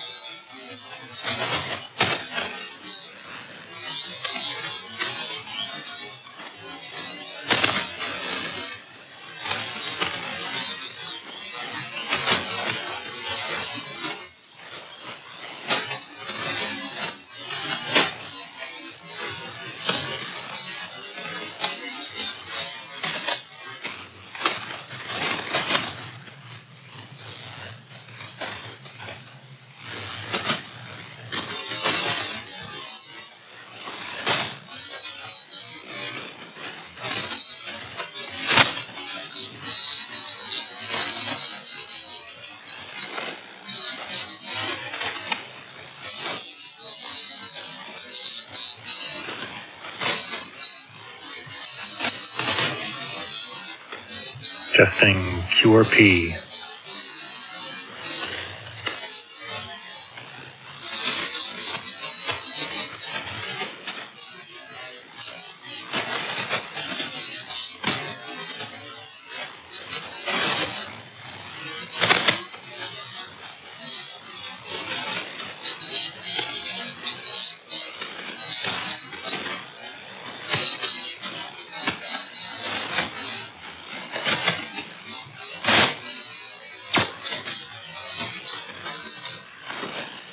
Oh my gosh, so we have 1 watt out of Orange County, KF6YIJ. 1 watt, testing KN6TYF SDR, looks to be working good. KF6YIJ and test. Fake news, 1 watt. No, dude, for real, 1 watt, man. I'm surprised you hear me. Golly, your S8 noise is S5. That's pretty crazy. Yeah, I got, well, I should say 1 drive, whatever that truly is. But, yeah. So, yeah, I'm testing just a little bit more of the CFC stuff. I think I have a pretty good grasp of it. Yeah, well, I'd be happy to hear any conclusions if you get to that point. Well, it's hard to really make conclusions other than does it sound good enough and does it sound close enough to the things I'm used to, like the Orbans and Omnias and even the VST packages. But yeah, I think it is. I think it's doing, a good enough job. Well, if it means anything, I think it's doing an excellent job. You sound great. It's better than I've heard you in a while, or better sounding.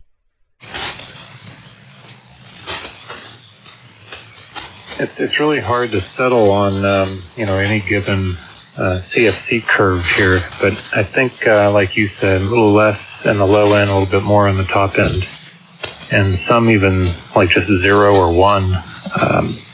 It seems to be the right order of medicine. Yeah, I think the way I would or the way I feel that the CFC kind of does its thing is like with the comp sliders, if you add compression in a certain region, it just kind of steps that whole thing forward. So if you want more bass, you want a bigger bass, push the bottom. Okay, so I just pushed the bottom up quite a bit, and I think it makes a difference, But I think for the most natural sounding bass, you want it to not be too compressed. You might push the level up so that when it's there, but not so that it's in your face. Yeah, I totally agree. I don't really know what mine sounds like at the moment, but again, here on the CFC slider, it's the only low range with a plus on it is at 55 at a +3.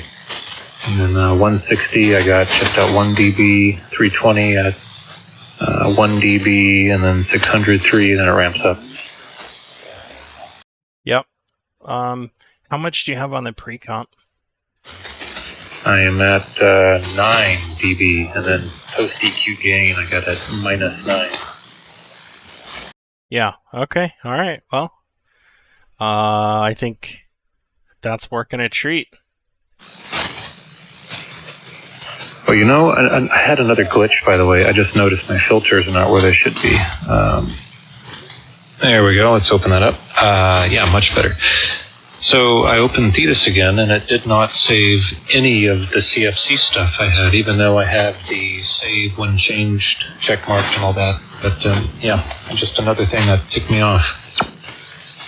Yeah, man, that sucks. I think I've had that happen a couple times, so I get pretty anal about applying and then saving, and then if I'm like very happy with the way something is, then I'll save it as a new TX profile, so I'm like sure that it's there.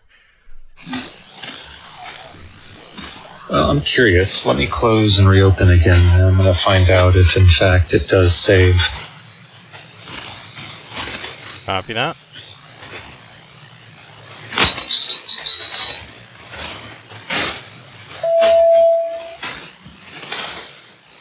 Man, it's a light bulb coming either.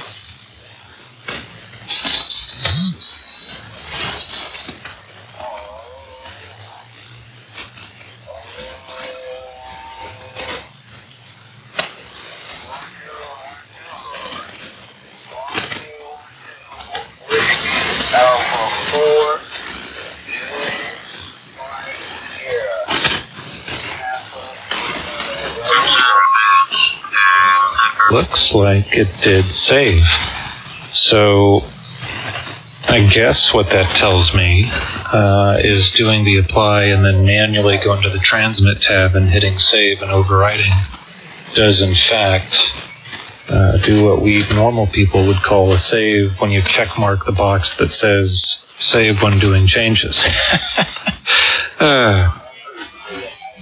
Yeah, I can't really I can't really explain why that is what it is, but what I can tell you is like the vast overwhelming majority of the time, I just make little changes here and there, and I hit apply, and then I hit OK, and then they get saved, and that's it. I never think about it. It seems to be only when I make a lot of changes that sometimes it gets lost.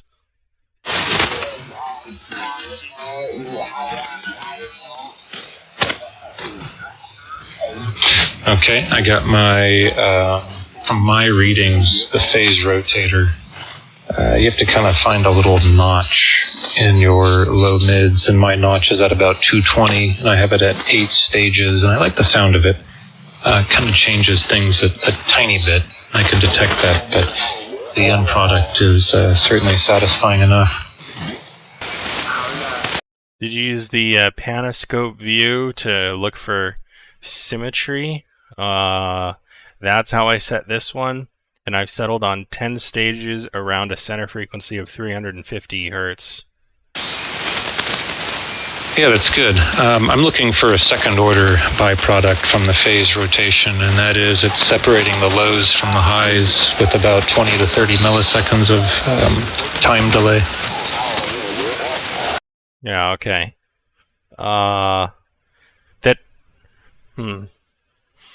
I know you've talked about that. The map doesn't say it should be doing that. No, that's not to say it's not doing that. But it should be an all-pass filter, right? So a delay would be interesting because it should only be rotating the phase. Yeah, but you have it focused at a particular frequency that you're rotating at about, and technically that's going to be like 0 time, and then the treble and the bass are going to be opposites from each other. Yeah.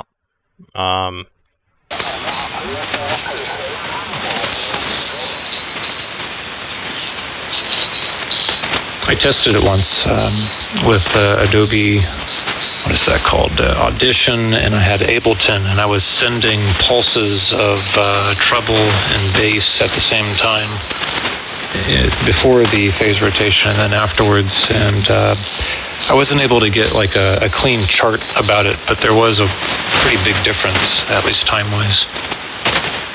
Yeah, so the WDSP guide says that the specified corner frequency is the frequency at which the phase shift of the stage is equal to 1/2 of the total that the stage provides at the maximum frequency. Oh, intriguing. Okay, that's good they defined it.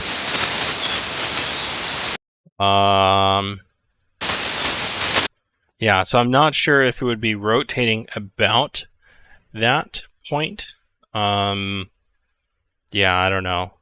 I don't know if I sent you this guide before, but I'll send it to you again. I'm thinking of Reaper and using the Reaper plugin to do phase rotation, and that's how they did their frequency selection and stages with the all-pass stacked. Oh yeah, yeah. Nonetheless, I mean, if you were to change that to 100 stages, for example, you would detect right away what I'm talking about. Oh, absolutely. Yeah. No, I'm with you. I'm with you on that one. I just, you know, I always try and like read underneath a little bit what's trying to happen here, and this one is one that's particularly opaque for me. So. Another good read was the Omnia's read on the phase rotation, and that, what's his name, Leif Clayson, and how he described it. It's actually on his forum, and that's where I got this whole delay concept from, was from him. Okay, yeah, I'll have to see if I can't find that.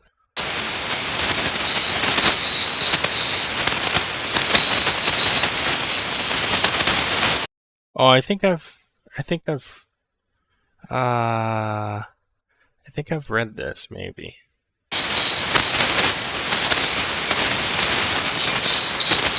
If you play music through it, especially piano, it makes it sound very, very interesting when you have, say, 8 stages versus no stages, especially when you have percussive instruments and very high transient noises passing through, 8 stages of phase rotation. It makes it sound very unique, and I actually like the sound of it better than no phase rotation.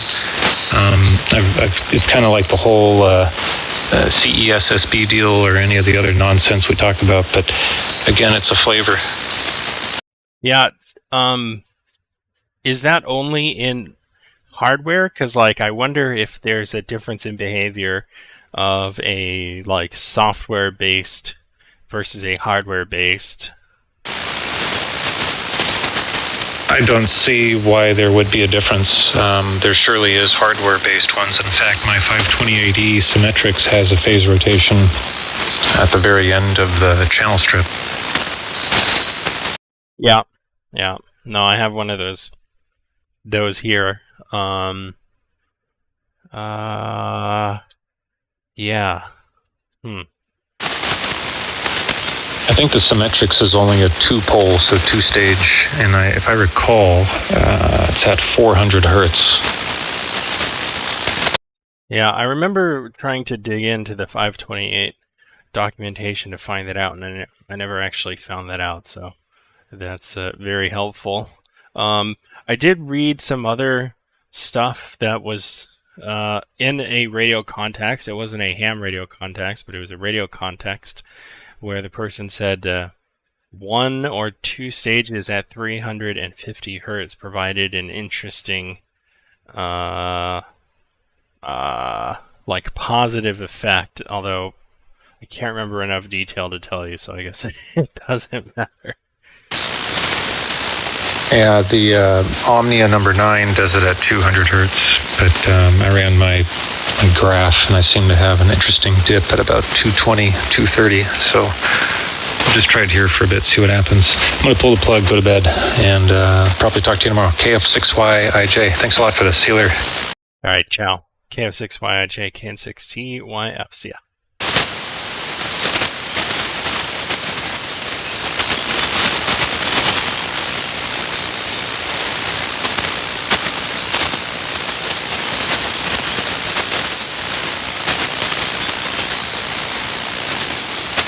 Craig, did you sign?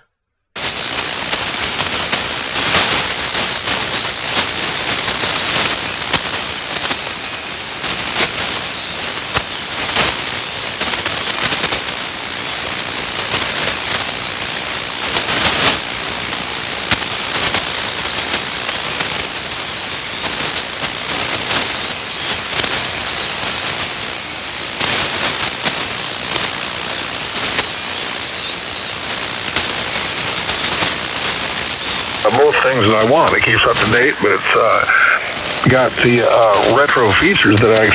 No problem, but don't forget, there's another back here that is a very, very good one. So there you go.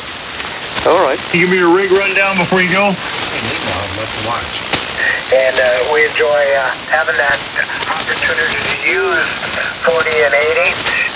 And I only had one room available way back. I don't know what it was when I made the reservations about 2 months ago. We go out there so often that I pretty much know the pattern and when I can prearrange the motel.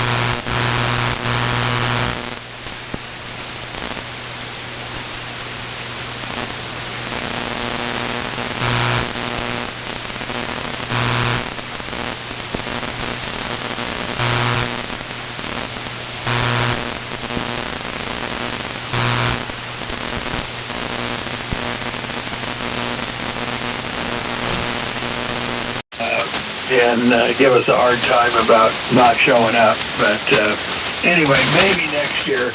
It's past its peak and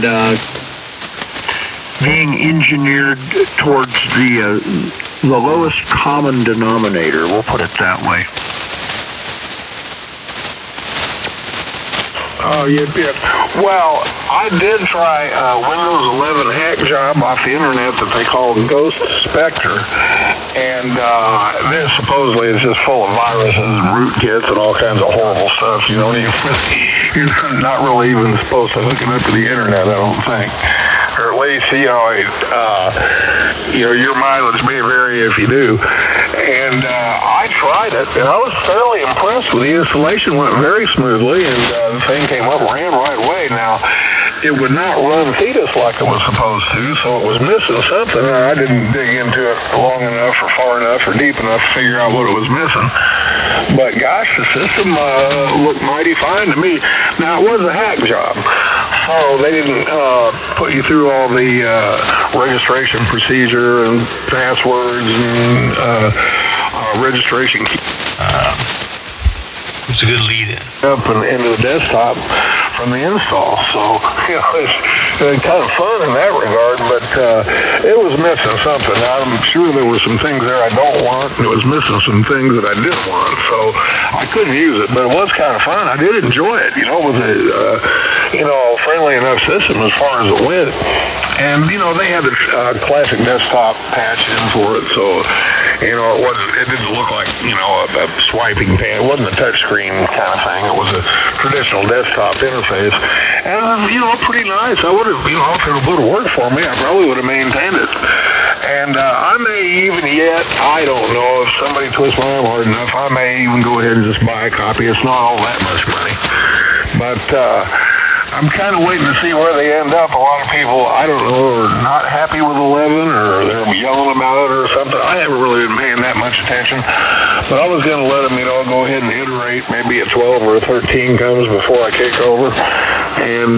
I don't know, maybe 11's okay, but I'm long enough into the life cycle of 11 right now. I'm afraid they're going to, go over to 12 about the time I get 11 installed. So I don't want to get on that upgrade treadmill. I just don't want to do that, and I'm horrified by the idea and so on and so forth. But who knows? I don't know. Maybe it's the thing to do. I'm going to wait till the next one, though, or maybe the 12 or 13 before I do anything. You're the eternal optimist. If you're looking to upgrade, I just don't want to be too resolute one way or the other. I mean, it's not all that, opinionated one way or the other. I mean, Linux has its plus sides, obviously, but, like you say, it's a pain in the ass, to get to do anything. If you can ever get it to do what you want, it's good at it. But it's just getting there to begin with, a lot of stuff is plug and play. It works like it's supposed to. But, Windows has always been a little friendlier in that regard. And I kind of miss the old interface, the old Windows interface, the kind of Fisher-Price look, that's what they call it. I never saw that, but I guess they say so. But in any case, it worked okay. I don't want to put the kibosh on it. As soon as I say I'll never touch that stuff again, I'm going to end up needing it for something. Yeah, famous last words.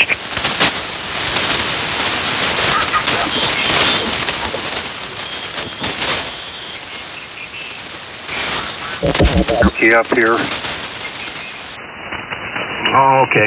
Yeah, I didn't mean for you to do that, but I don't have internet out here right now.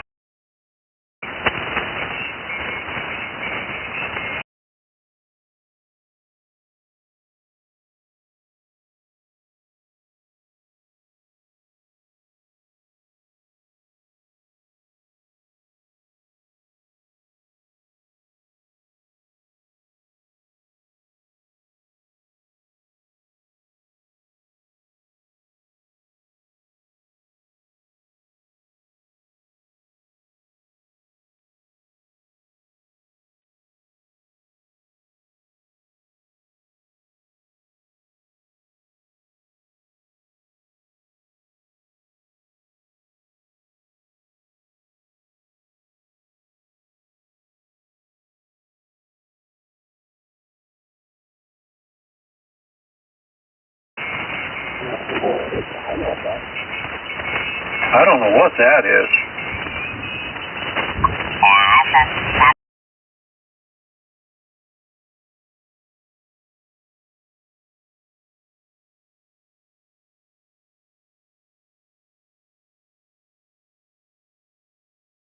On your address, it shows a PO box.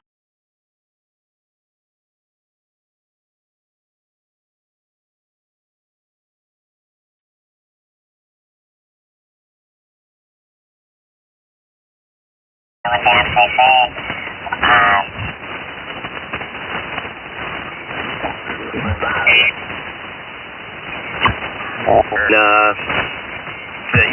the map thing though, that's what I've never looked at, and they were saying it's showing me out there in Fort Irwin.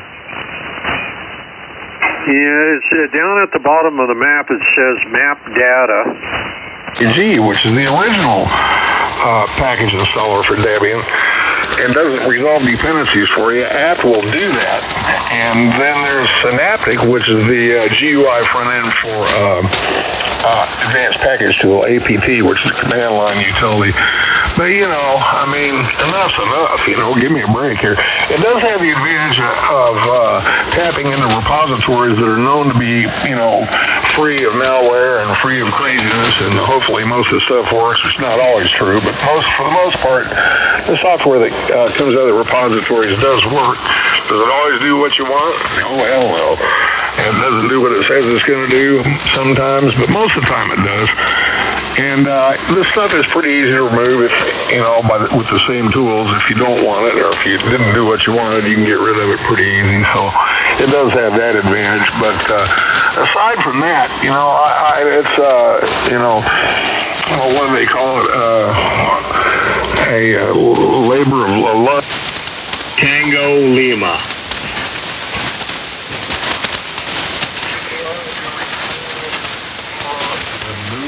Rise above the configuration. Kind of.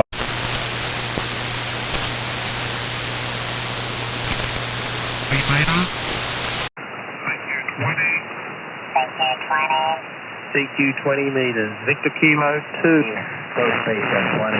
Victor Yankee Charlie. Whiskey 6. Victor Yankee Charlie. QTH near San Francisco. I may be getting you off the back of your beam. I believe you're in South Africa. The call sign again is Whiskey 6. Victor Yankee Charlie. Whiskey 6. Victor Yankee Charlie. QSL?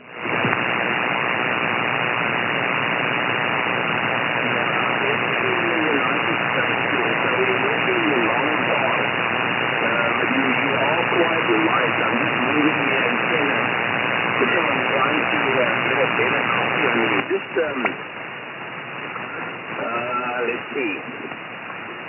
Just give me a minute. I just want to make some adjustments. Just give me a minute, over. Fine business. It's Whiskey 6, Victor Yankee Charlie. San Francisco, near San Francisco. Name is Dave, Delta Alpha Victor Echo. You're about a 5'8" with QSB. 5'8" with QSB.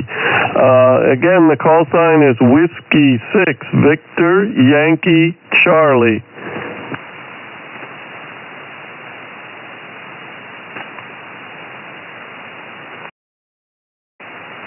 Okay, fine. Do you want to come back and just give me a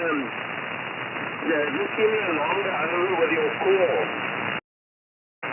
I know you said something. I'm just going to see if I can knock you out here. Now, this is ZS1. Zulu Sierra 1. United Ocean Kilo, and I'm in Cape Town, South Africa. But we're obviously working each other on the long path. So you should be beaming over the North Pole there. Possibly there, I don't know which way. So give me another round, let's see if I can pull you in. ZS1 UK and the name Lyle, which is Lima Yankee, Lima Echo. Go ahead, over. Yeah, Lyle, still not as good a copy as before. This is a Whiskey 6 Victor Yankee Charlie. Whiskey 6 Victor Yankee Charlie. I'm beaming north at the moment, beaming north from San Francisco. So, not great copy, but I do get your call sign and your name there. So maybe you can pull me out of the noise. It's Whiskey 6 Victor Yankee Charlie. Whiskey 6 Victor Yankee Charlie. Back to you. ZS1 UK W6BYC. On the short pass, North America long pass and listening.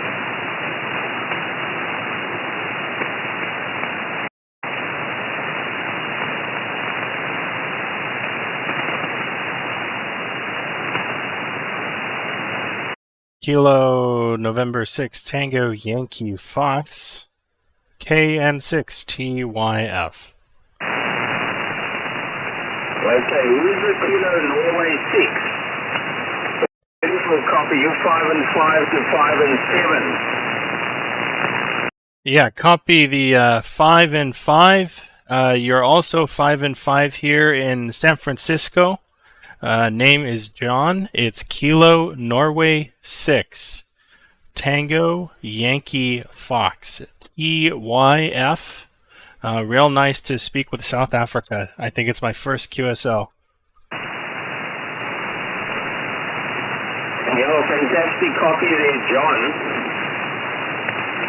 Yeah, there was a station earlier on that tried to make it, but I just couldn't hear him. So you are Kilo Norway 6 Tango Yankee Florida TYF. And you say you're in San Francisco. The name here is Lyle, which is Lima Yankee, Lima Echo, LYLE. And I'm in the city of Cape Town, South Africa. I say your beautiful 5.5 peaking 7. Yeah, we're just running about, 800 watts into a 5-element monobander. The radio is a little SDR Yaesu. That's the Fox Tango 710. So anyway, our copy there, John. By the way, I'm beaming over the South Pole. I normally beam towards VKZL in the morning. But I tell you, these frequencies are so busy, very, very difficult to find an unoccupied frequency. So there you go. So back to you there, John. I wonder what you're running there. You're sounding great here. I was actually on last night, just after about 8-9 p.m. UTC, and the short path is starting to open. The short path from South Africa across the Atlantic. It has been closed for about 4 or 5 months plus. But it's starting to add 1 or 2 contacts there. That's very promising. So back to you, Kilo Norway 6, Tango Yankee Florida, from ZS1 UK, over? Yeah, ZS1 UK KN6 TYF. 100% copy there. You're also 5 and 5 here. I'm not running a beam, just a wired fan dipole about 40 feet up. We are doing 1500 watts from an Apache-Labs ANAN-7000 with a RF kit LDMOS amplifier. It works quite well. really current SDR kind of stuff. I got my ham ticket in May of 2022. And I work in IT and software, so the Apache-Labs, open source kind of thing really, it strikes all the right buttons for me. Your FT710 is sounding great. You're about 10 dB above the noise here. The noise is about S3, so you're about 5 and 5. And I think you are the first time I've worked South Africa. This is not a particularly high-end station, kind of modest antenna. But the goal is to continue to work on that, as it's in more time. Yeah, wow. I've been keeping tabs on 20 meters around this time and going a little bit later. Just what you said, till about 8 a.m. UTC, 8 o'clock UTC. And we've been able to work all of the Pacific, even the South Pacific, Asia, Philippines, Japan, all that, and even some further out stations. I heard Europe and Switzerland the other day. So I'm hoping, fingers crossed, that things keep getting better. And I hope we'll be able to talk again. Yeah. I don't know how long you've been doing radio there, Lyle, but it's definitely a treat for me. Zulu Sierra 1 Uniform Oscar Kilo from Kilo Norway 6 Tango Yankee Fox. Back to you. Yeah, no, an absolute armchair copy, John. Absolute armchair copy into Cape Town, South Africa. I normally come on in the morning for about an hour or so, but I'll tell you that the frequencies are very, very busy. The big problem is to find a clear frequency. Because most times, you think it's clear. You think it's clear here, but it's busy elsewhere there. But I'll tell you this much, John, you've got a fantastic radio. There's nothing better than that 5-day 7000, the Apache-Labs, the ANAN. And the ANAN, they're just so expensive and difficult to come by. So basically the radio is good for power use. But I think for a starter, I think for a starter you need a hex beam. An hex beam would be a very, very good starter antenna. A mono band for your main work band. So I would say a good 4 to 5 elements on 20 meters. 4 to 5 elements on 20 meters is where you need to be. What those other bands, the hex beam will take care of. But I consider 20 meters the main, your main all-round, all year round work band. You see the other bands.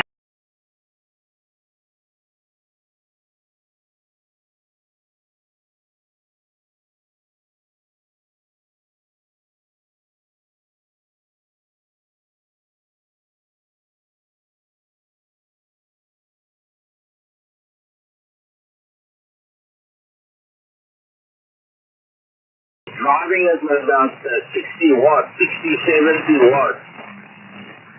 So it's peaking about 800, which is more than enough. Otherwise you get these, local idiots keep complaining all the time. They're looking for fault all the time.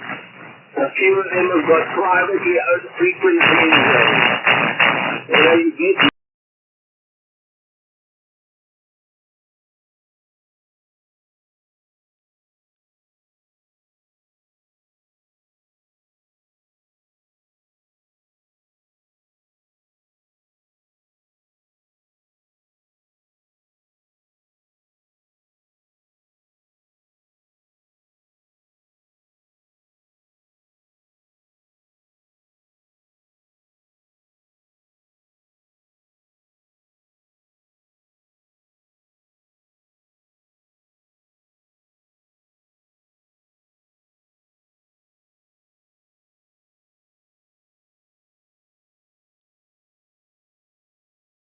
kilowatt without a problem. So I'm really excited to get that Hermes on the go. Yeah, I'm also on that ANAN group, Facebook group there. Maybe I need to also keep in touch with you with if ever we get stuck with the software issues. Although I've got a very good friend, John. You might have worked him before. He is Oscar Nancy 8 Echo India. And here in Belgium, and he runs one. He runs 27000 and also a friend of mine in VK, a VK2 VRC. I'll speak to them on a regular basis. And I'll tell you, the reception of those ANANs blow you away. It's absolutely incredible. But I can tell you this much, this little 710 is not too shabby at all. I'll tell you, once it's set up, listen, I'm running you with about 12 dB attenuation at the moment. The mic gain is back down to, sorry, not mic gain, the RF gain is back down to 12 o'clock. And the DNR is on level 7.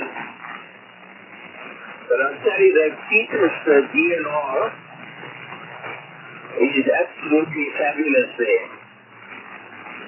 But listen, if you want to keep in touch there, John,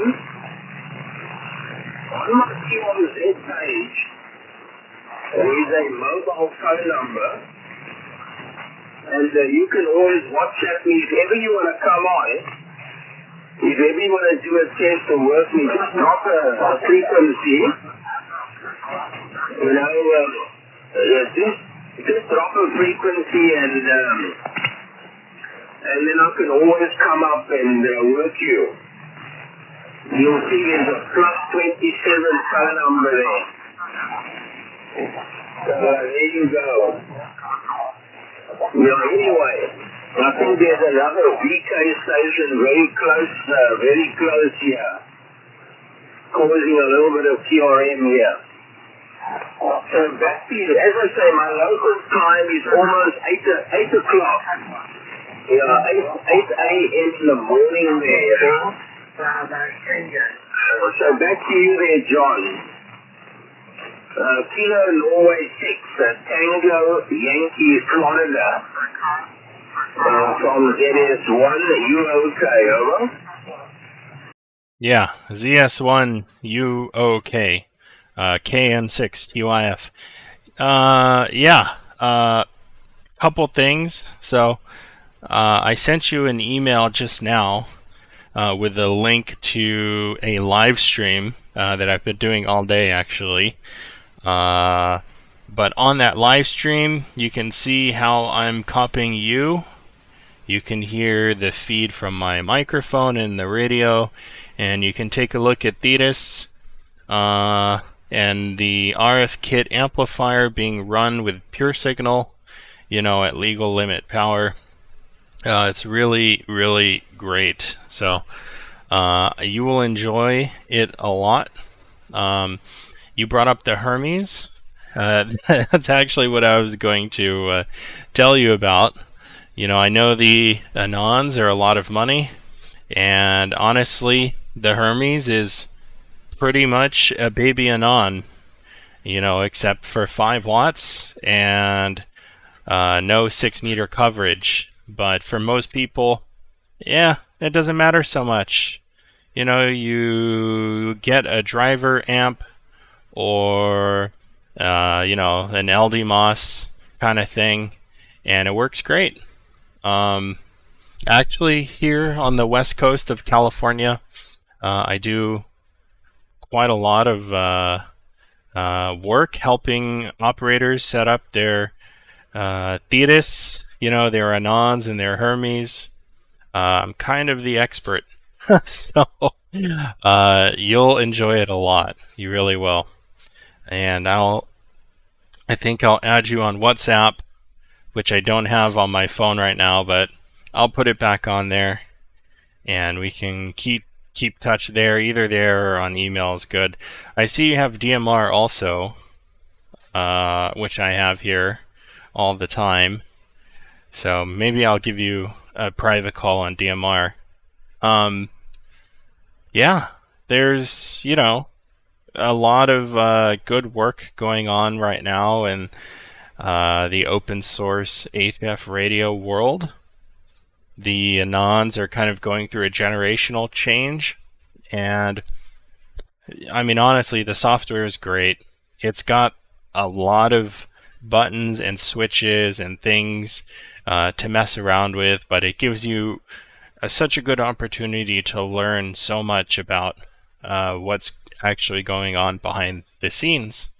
And you'll never see a cleaner signal on the air than one from a Hermes or an ANAN. So I think you'll really like it. If I understood correctly, you've got yourself a Hermes Light 2 on the way. So welcome to the club.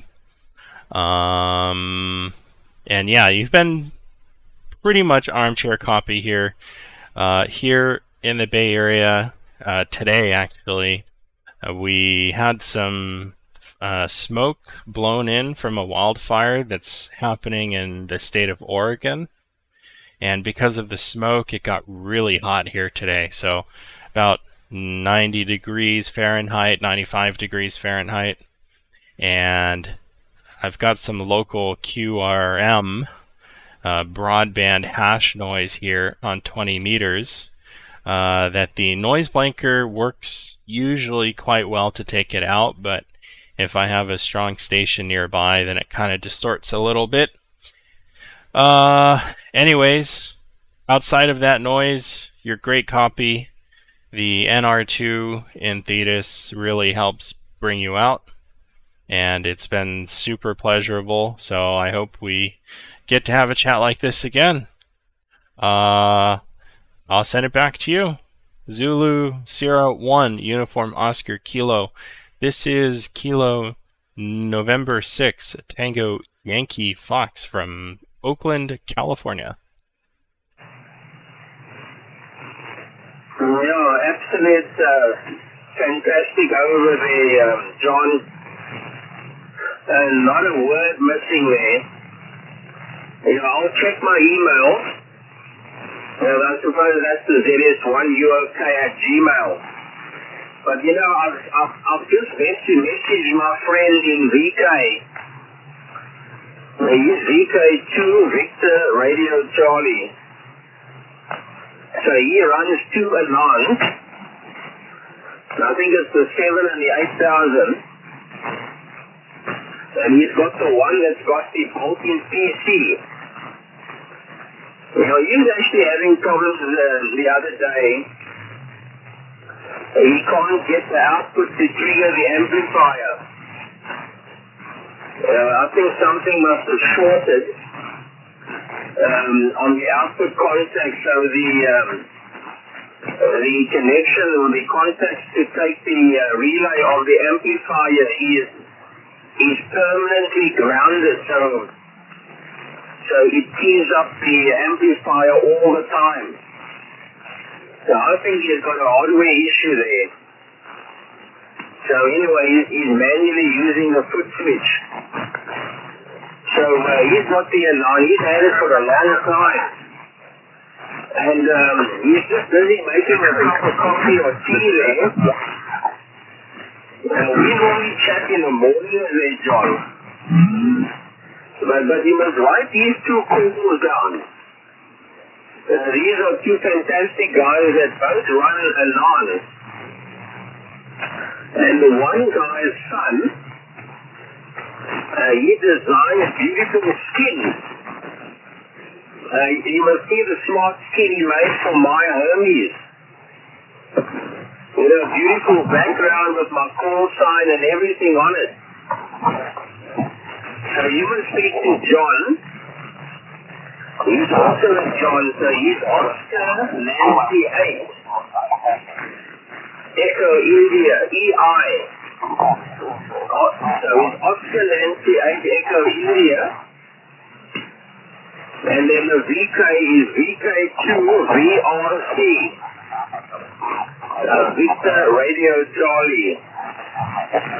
I'm sure you're gonna love working the two of them.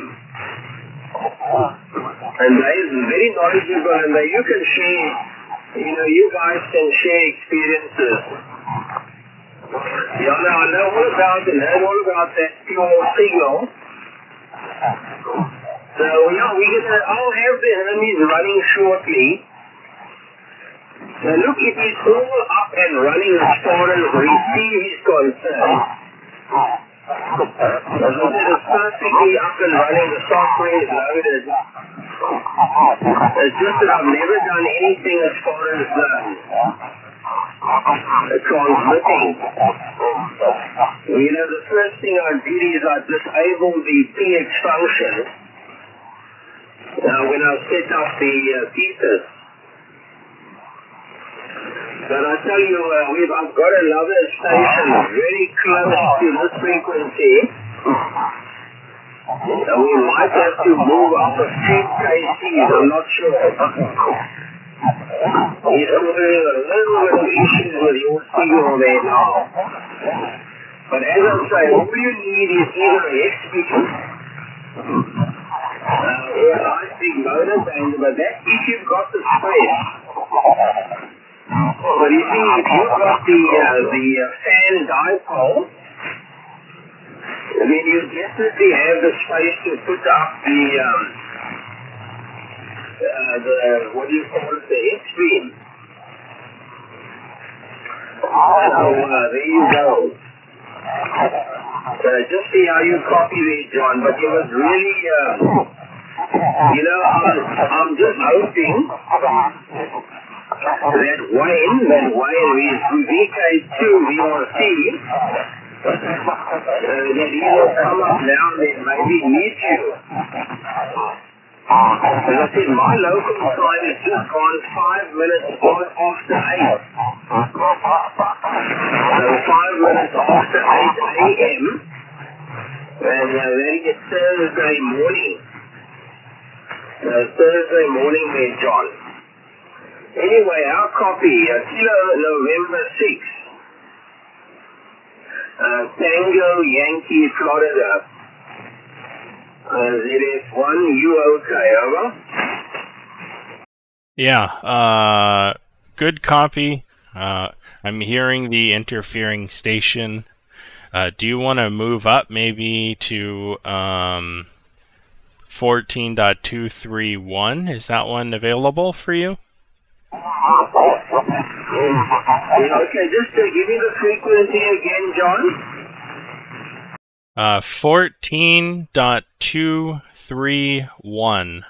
231. Well, make it 232 because the 230 is Slow-Scan TV. So maybe 232, over. Okay, QSL, that'll work. Okay, QSY. Yeah, QSY.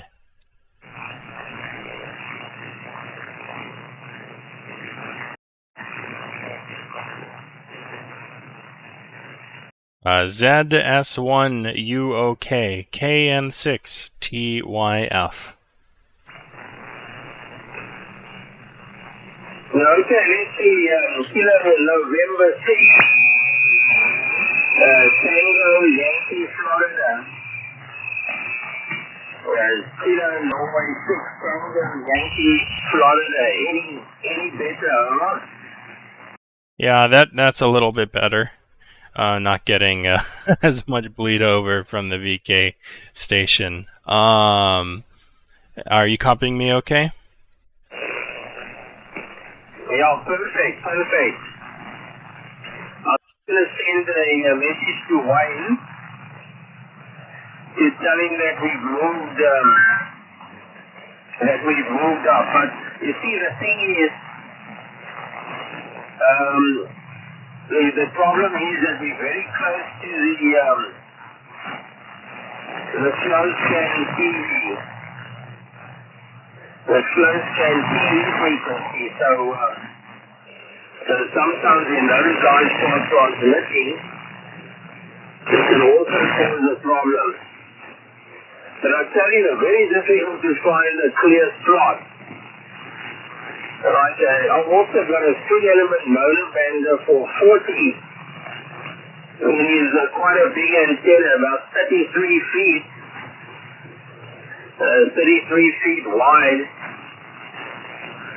by on a 36-foot boom. And also in the mornings, like 4 or 5 o'clock in the morning, we normally beam into the USA, and you're sitting with such a small sector, such a small band, and it is very, very difficult to find a clear frequency. So anyway, my friend VK2, he's just messaged, he's just busy turning on his ANAN. So he will be with us shortly. So I want to connect the two of you, and you'll be a fantastic radio friend there, John. Kilo Norway 6, Tango Yankee Fox. ZS1, you okay, over? Hey, yeah. ZS1, you okay? KN6TYF 100% copy. I'm sure when he gets on, it'll be great. I'm actually sending you another email, so you'll have one with the live stream, and then the second one, you talked about your friend that's having trouble with his 8000 on the keying output.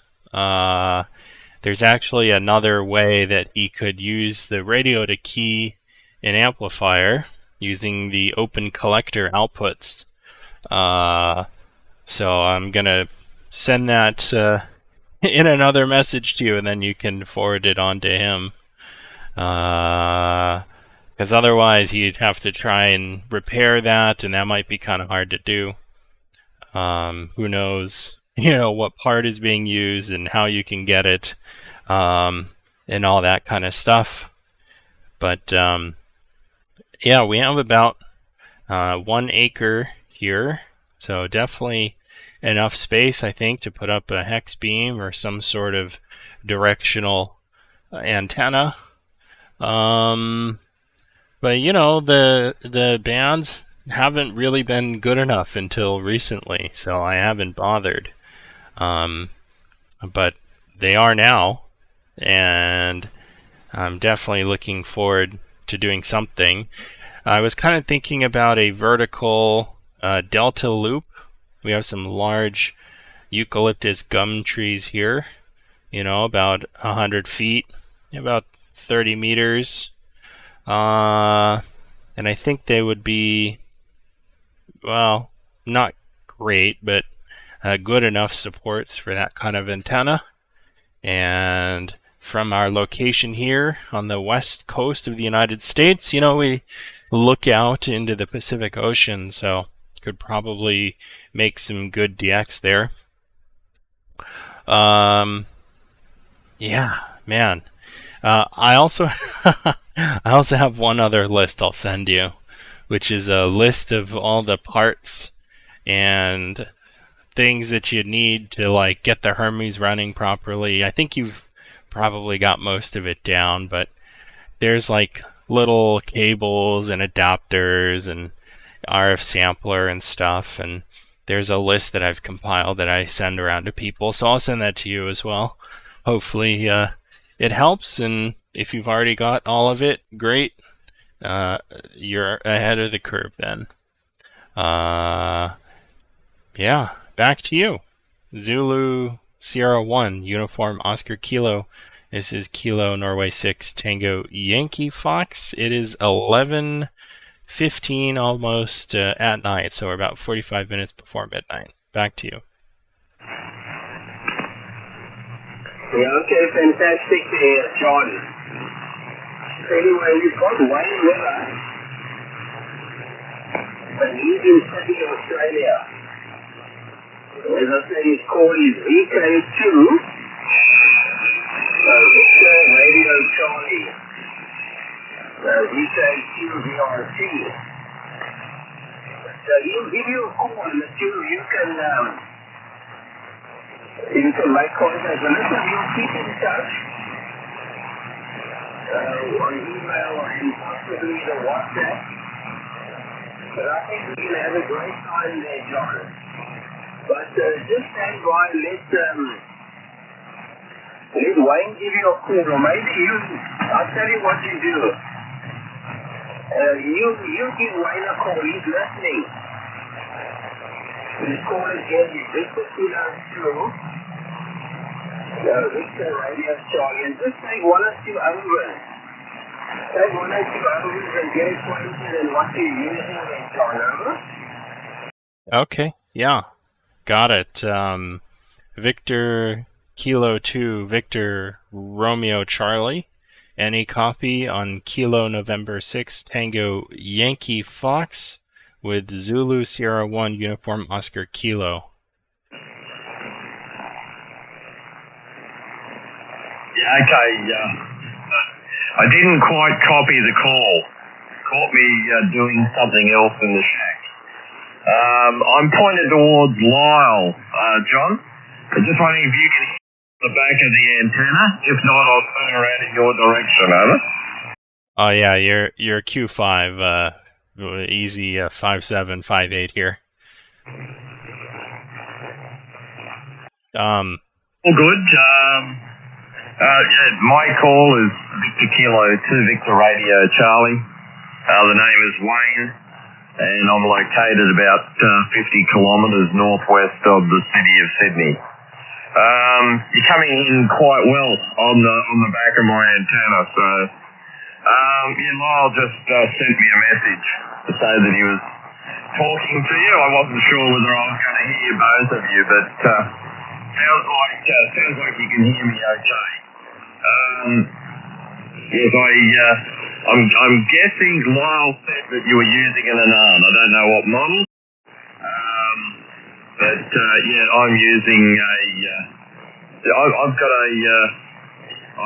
got two. I've got an ANAN-7000 DLE Mark II with the inbuilt i5, and I've also got a Mark II black box, which is the latest. It's a Mark II, but it's a Mark III. Anyway, that's something simple. Just come back with your call so I can put it in the log for me, please, over. Yeah, VK2 VRC. It's Kilo November 6, Tango Yankee Fox, KN6 TYF. The name is John, and we're in Oakland, California, which is just outside San Francisco. You're 5 and 7 here, Q5, and great easy copy. Copy on the two ANANs you have there. I have a 7000 DLE Mark 2.5 in a black case. Yeah, no built-in computer. And then I have a 8000 DLE as well, which doesn't get used very much anymore. Also have a Flex here, a 6400M. But we're talking to you right now from the 7000. And thank you very much, Lyle, for connecting us. That's the first time I've worked South Africa, actually. So, real good. Back to you. VK2 VRC, KN6TYF in the group. Kilo November 6, Tango Yankee Foxtrot. Victor Kilo 2, Victor Radio Charlie, and the group. Nice to work you for the first time, John. And nice to to speak as always with another ANAN user. I've had ANAN now for a couple of years, and out of necessity it started with because I've got an absolutely abhorrent noise level on 20 meters here, caused by our lovely national broadband network. And I have anything from about S7 to S9 noise 24 hours a day, 7 days a week, depending on which direction I'm pointed. But Lyle and I catch up quite often. I won't say every day, but quite often. Yeah, very nice to hear you. And the ANAN is just a radio, I guess, unsurpassed with the noise reduction level that allows me to actually be on 20 meters.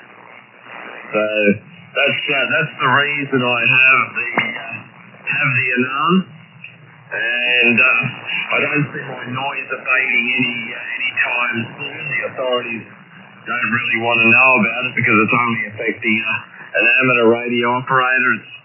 I'm not affecting anybody else. Otherwise, they'd be jumping on me. But anyway, that's the story. As I said, this is a very early 7000 Mark II. Doesn't even have a serial number in the large box with the built-in NUC i5, and at the moment I'm using a Shure SM58 microphone.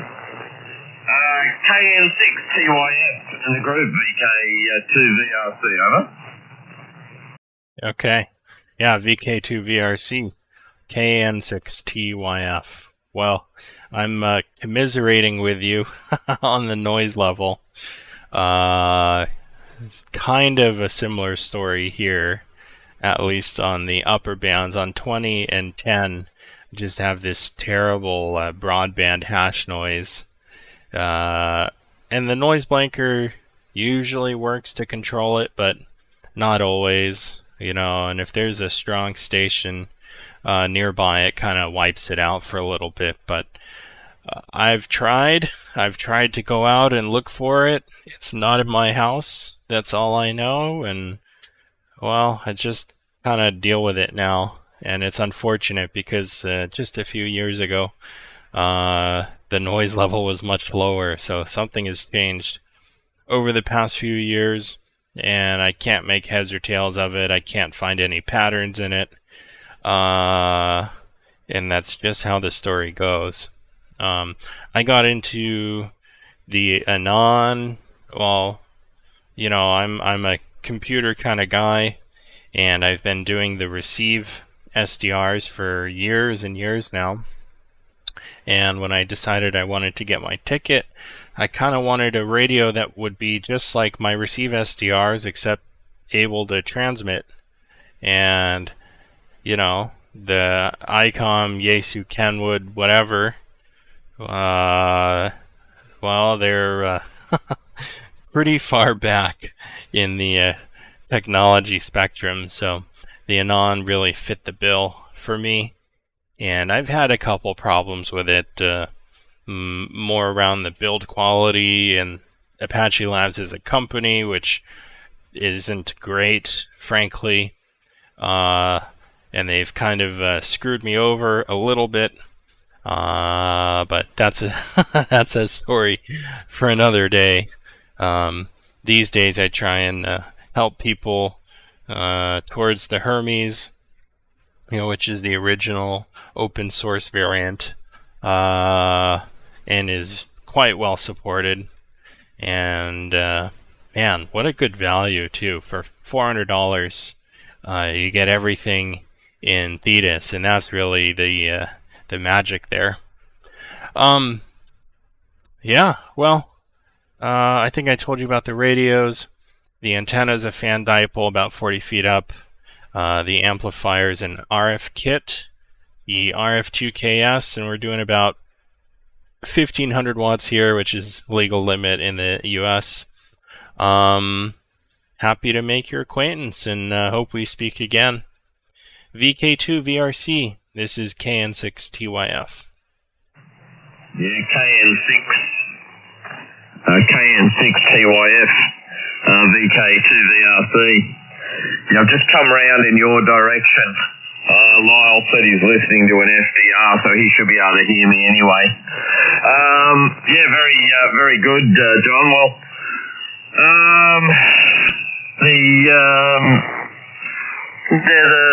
I guess the Hermes, you know, prepare as long as you're prepared, or you've got an amplifier that will key with very low input, they're okay, or you want to run QRP. Otherwise, you've got to do what a friend of mine has done and gone and got a little 50-watt amplifier to key his normal amplifier. And that to me just adds another possible problem source. I don't like, you know, a lot of those little amps over. You know, they do what ICOMs tend to do, and yeah, it can be a bit nasty. But anyway, all is good. I don't want to hold it up here. I just come in. Lyle called me and let me know that he was on, and I've just come down into the shack. I've not long got home from work actually, but I'm running a 4-element mono band Yagi, and I just turned it around in your direction. So should have made a bit of a difference to the signal. But I think Lyle told you I've got a problem with this radio. It's intermittent. It's only with the keying circuit. It's you know, it keys. It goes to ground. So obviously it shows that it's keyed. But then I disconnected it it's been like that for over 18 months, and it came good. I left it. I used it for about 3 or 4 months. Absolutely perfect. Disconnected it the other day thought I better plug the spare radio in, and plugged that in, used that for a couple of weeks, plugged this one back in, and it's gone back to the keying circuit problem. So, yeah, a bit of a pain in the backside, but you know, there's a workaround. It just means I have to use a separate switch, because I use a foot switch, but I also have to use another switch now to break the keying circuit. So that's all good. They're a good thing. Not for everybody, I don't believe. A big learning curve, I guess, when you first get one. And even the difference between this old Mark II and the new Mark II/Mark III that I have, you know, they're different. All the settings are different to get the same sort of results. So there's not a lot of uniformity going on. But yeah, the Hermes is a good little thing, you know, with it's got noise reduction. The only thing it doesn't have, of course, doesn't have diversity, and I use diversity quite a lot with my noise source. So not a lot of good for me. That's why I bought a spare ANAN. But anyway, I won't hold you up, John. I'll let you go back to Lyle, because Lyle will probably want to go to work soon. And I've just sort of stuck my nose in here. But anyway, it's all very, very good. So, and you're sounding well. I don't know what microphone you're using. You didn't let me know. And if you're running the microphone straight into the front of the radio or via the computer, I run directly straight into the front of the radio. Find I get great results. KN6TYF in the group, VK2VRC. Yeah, VK2VRC. So a couple of things to get out of the way. I'm using a Sennheiser headset, the PC38X. It's a just analog computer headset wired to my computer. Everything that goes in and out of the ANAN is all digital via the computer, even the keying. So my foot switch is wired up to a serial port, or serial to USB thing. And then I key the radio using that. I also use that to key my Flex radio or anything else. And I wanted to touch on your issue because Lyle did tell me about it. And you might be aware of this, but there are 7 open collector. No, I think there's more than that. There's a number of open collector outputs on the back of the radio on the DB9 port, and I was using those for a long time to key up amplifiers, various amplifiers.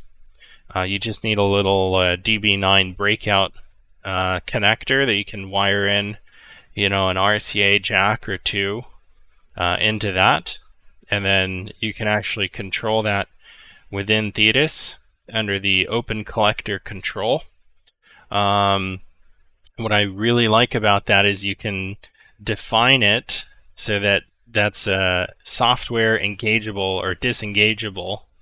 So you get an extra button under the pure signal button that lets you turn the keying on and off. So if you want to, tune an antenna tuner, you just click the XPA button, which turns off the keying. You tune your tuner. Click the button again, which turns the keying on, and away you go. So don't worry about it if your standard keying thing is on the fritz. Like, go use the open collectors; they work great, and that'll fix that. Without without a lot of heartache. Real good, man. Nice chatting with you. I won't hold it. It's getting late here. It's about 11:30 at night, and I'm probably gonna go to bed pretty soon. So this has been a great treat. When you rotated your antenna, by the way, you came up really to a 5 and 9. So that's what I'll put you in the log as, is 5 and 9, and then maybe give me a signal report on your comeback, and then I'll see if I can't raise Lyle after that and say 7-3 to him. This is KN6TYF, VK2VRC. Go ahead.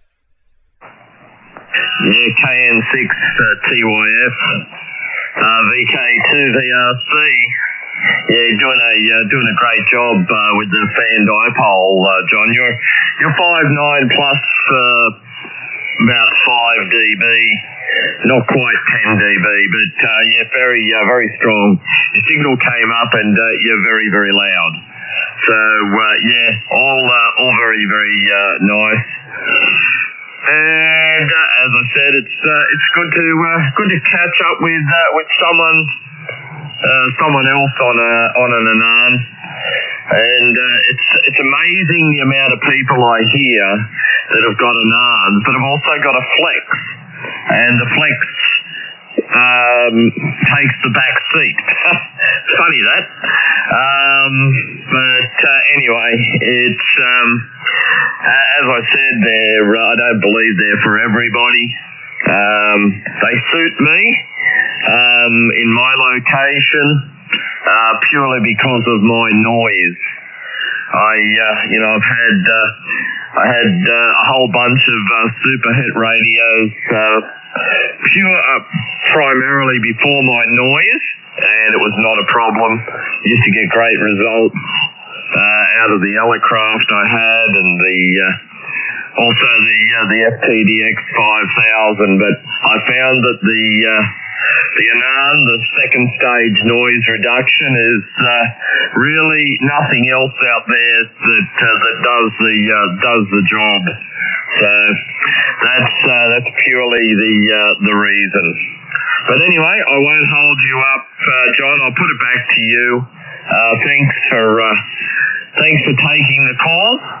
I'll let you go back to Lyle before Lyle goes running off to work. Because early in the morning, 8:30 in the morning over there where Lyle is.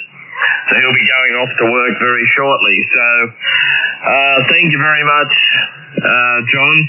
Hopefully we can catch up again.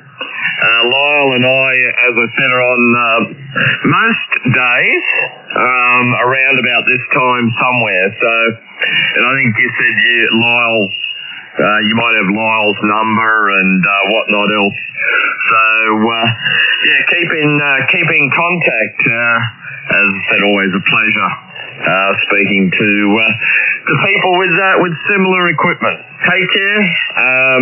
Enjoy the rest of your night, and we'll look forward to catching up again. KN6TYF. This is VK2VRC 73, and all the best from the city of Sydney, John. And we'll speak again soon. Bye bye. All right, 7-3. What is it? Cheers and beers. Get to you later. Nice chatting with you. Let's see. Lyle, are you still around? Zulu Sierra 1 Uniform Oscar Kilo. Kilo November 6 Tango Yankee Fox calling. Thanks for connecting us.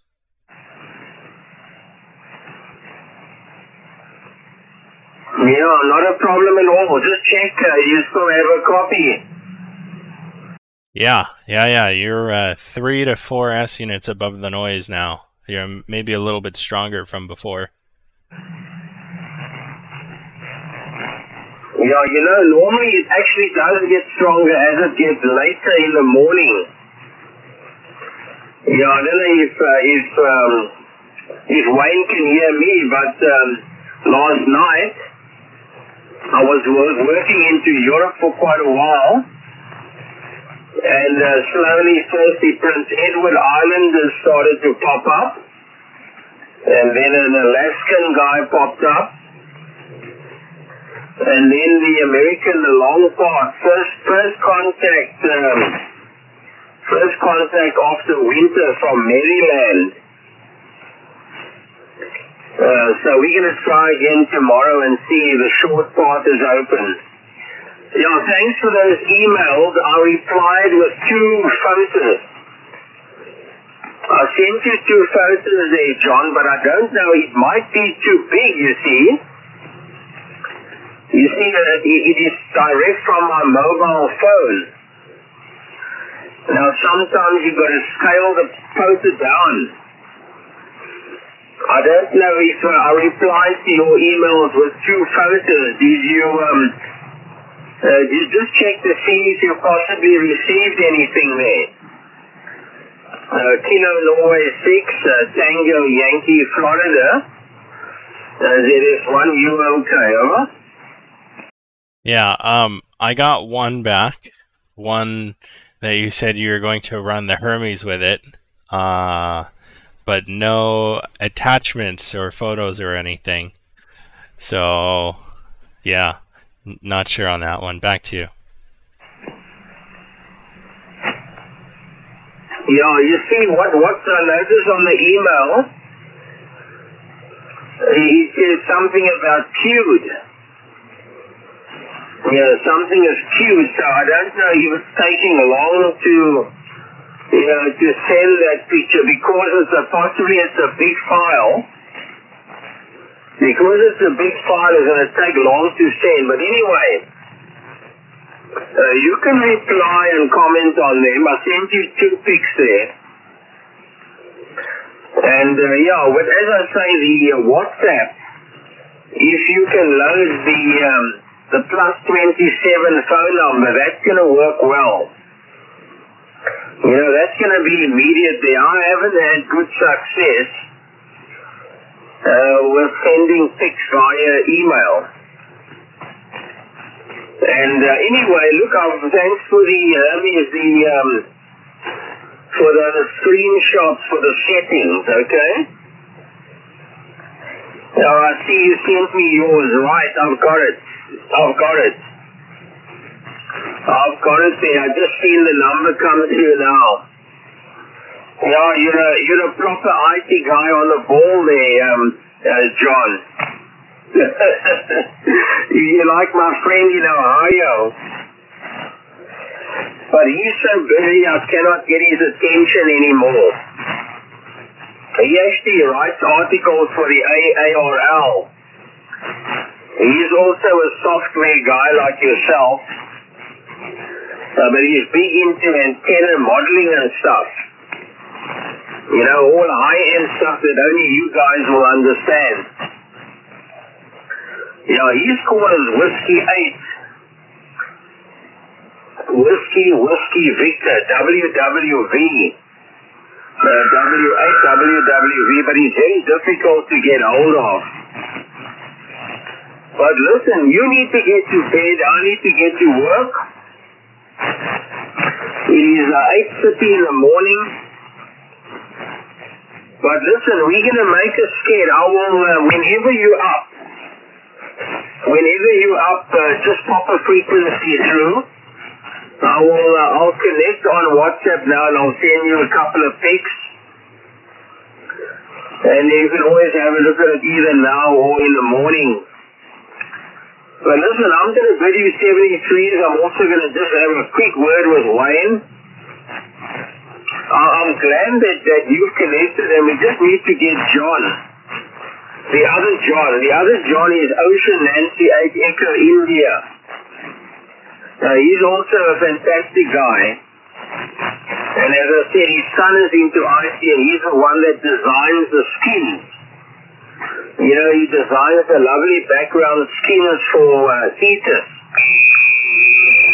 So I'm sure you'd love to speak to John as well. So listen, I'm going to bid you 73s and just check. I'll load you on WhatsApp and send some pics there, John. So fantastic to have connected with you today. So Ben 73s, I'll put it over to you for a final there. Kilo and Norway 6. Tango, Yokohama, Florida. From LS1, UK, Cape Town, South Africa. Over.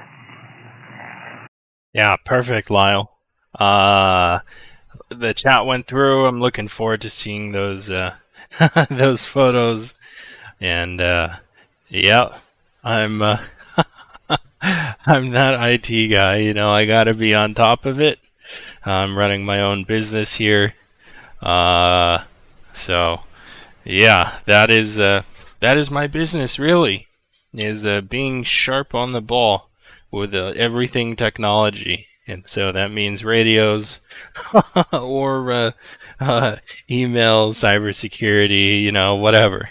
I do it all. So what a great QSO. Really, you know, this is why I got on amateur radio, so I couldn't have great conversations with people all over the world. And it's been a long time since I spoke to someone quite as far as you from all the way in California. So thank you very much. I'm going to go to bed very happy today. I hope you have a great day.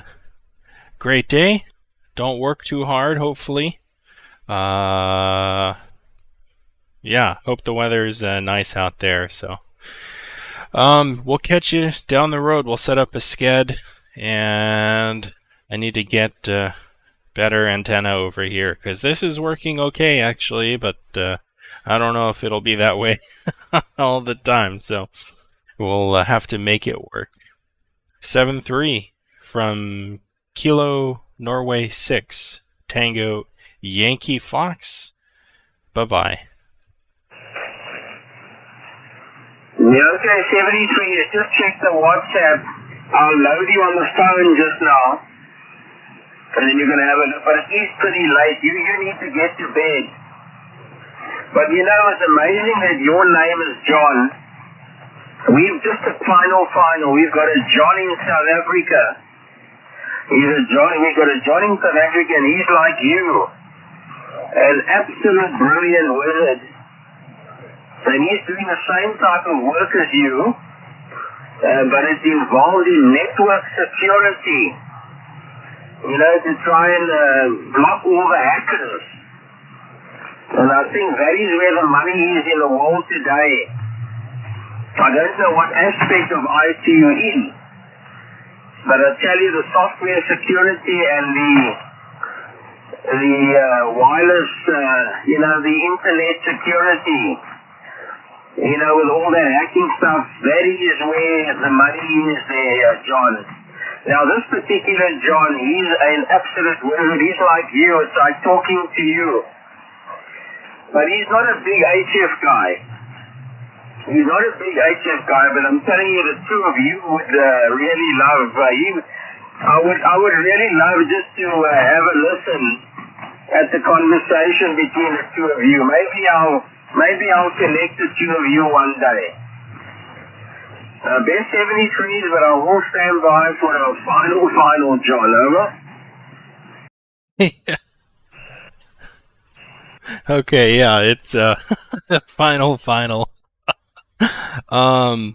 Yeah, I'm a consultant, so I run my own business. I do a lot of the cybersecurity.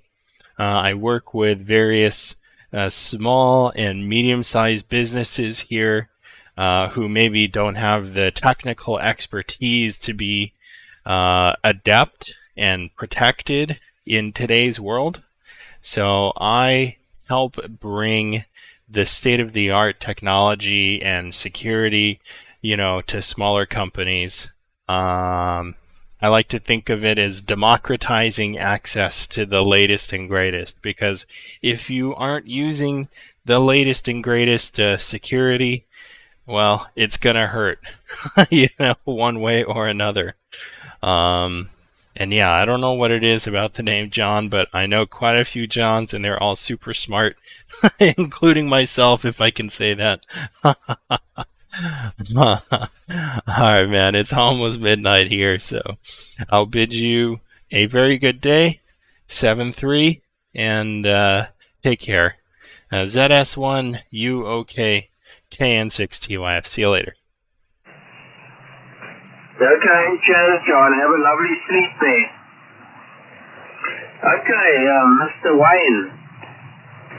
VK2 VRC, then it's 1 you're okay. I'll copy, over.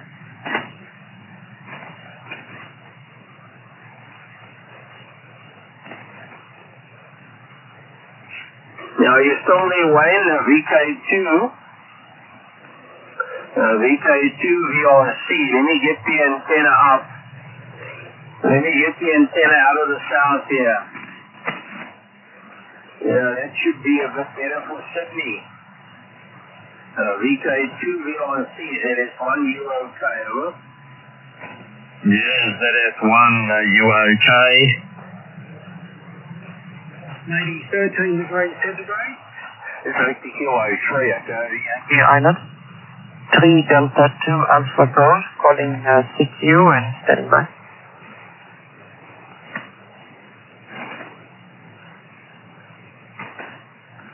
Hello, 6U, 3 Delta 2 Alpha Germany, 3 Denmark 2 Alpha Golf, Fiji Island, 3 Denmark 2 Alpha Golf, calling 6U and standing by. Kilo Norway 6 Tango Yankee Fox. The Victor Kilo 2, please go ahead. Yeah, 3 Delta 2 Alpha Golf, VK2 Victor Hotel. Good afternoon, hope you're well. The name this way is Rob, Romeo Oscar Bravo, and a lovely big signal into VK, into New South Wales this afternoon. 59 plus 10, over. Yes, well, Rob, thank you for the nice report. You also 59 Air 69. The name is Tony, Tango Oscar November Yankee. QTH is over. Sugar United Victor Alpha, Fiji Islands. Go ahead. Yeah, very good there, Tony. All copied nicely. Lovely big signal. I'm in a very small town called Mulwala. It's on the border between New South Wales and Victoria. That's about 650 kilometres southwest of Sydney. Anyway, lovely day here, about 10 minutes to 5 at the moment, running about 400 watts into a 5-element tri-band Yagi and using an IC7610. That's the radio setup here. Tony, back to you. Okay, fine, Rob. Here it's ICOM 7300. About, I would say 400 watts at the moment into window antennas up about 13 meters. Condition have been up and down, but good signal between VK and CG. Won't hold it. I think there were some others calling, so I'll say 73. Have a very good evening there in VK2, and we hope to catch you down the log there. All the best from Fiji Island. VK2VH, 3D2 Alpha Golf, correct? No problem there, Tony. We last spoke back in July 2020, so that was on FT8 anyway, so different band and different mode. All right, Tony, thanks for the contact. I'll leave you to it. Have a great day. VK 3 Delta 2 Alpha Golf, VK 2VH 73. Okay, Rob. Well, nice to know that our PCs worked each other back in 2020. Hi. Thanks a lot, 73, the K2VH, 32 Alpha Golf. Kilo Norway 6, Tango Yankee Fox. Yes, okay. Kilo November 6, go ahead, please. Yeah, Kilo November 6, Tango Yankee Fox. You are 5-9 into San Francisco, California. Kilo November 6, Tango Yankee Fox. Thank you for 5 and 9. Also 5 and 9 CG Island, so go ahead. Yeah, nice one, Tony. Name here is John. I don't think we've worked before. I'm actually in Oakland, just outside San Francisco on the west coast of the United States, and 20 meters is finally open again, so really nice to hear you out there. I won't hold it too long, but running an Apache-Labs radio here and a dipole doing about 1,400 watts. Back to you. Very good, John. A good signal here.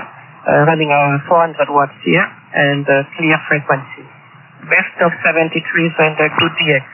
KN6 Tango Yankee Fox from 3D2 Alpha Golf. Bye-bye. 7-3. Bye-bye. Victor Kilowatt 3 Delta Alpha, Victor 3 Deutschmark America. Victor Kilo 3 of the top. 3 Delta Alpha.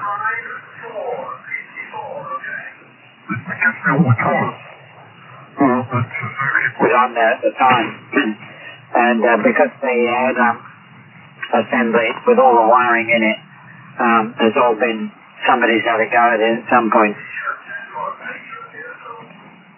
Hello, Tango. Again?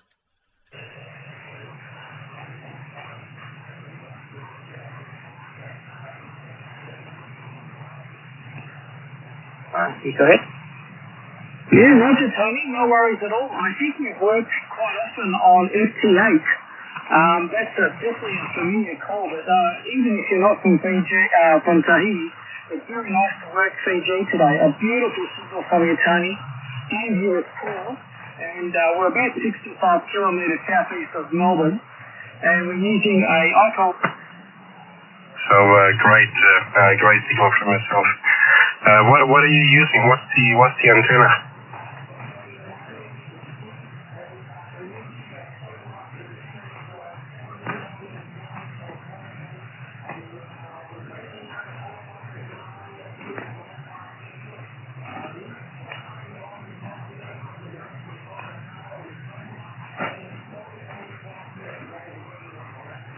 Yeah, that's a Roger. Well, it's working absolutely superb.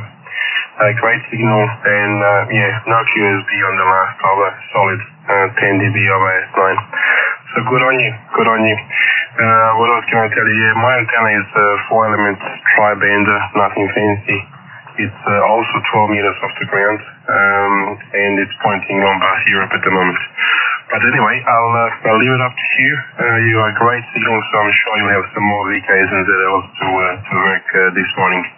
Your time. You take care, Bratko, and all the very best. До свидания. No, that's not Bulgarian. Anyway, do Virginia. You know what I mean. Lima Zulu 2, Victor United, Victor Yankee, Victor Kilo 5, Radio Sugar.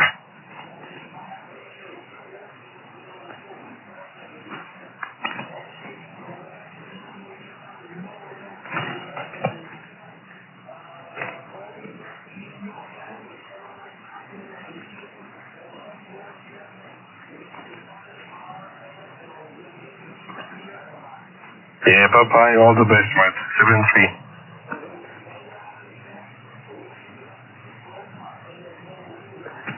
I could not refuse the answer. I was quite interested to see what the access mobile would be like in this truck.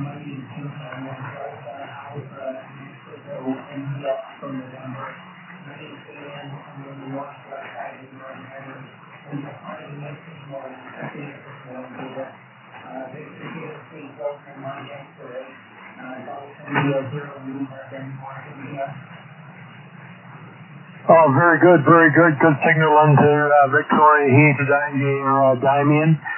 Nice signal indeed. Your bearing liners and stuff of the engine, you know.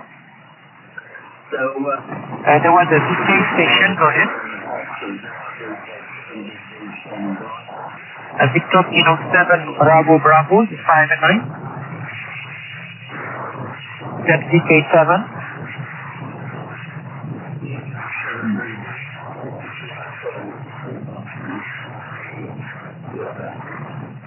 DK7 Bravo Delta, good afternoon, you're 5 and 9.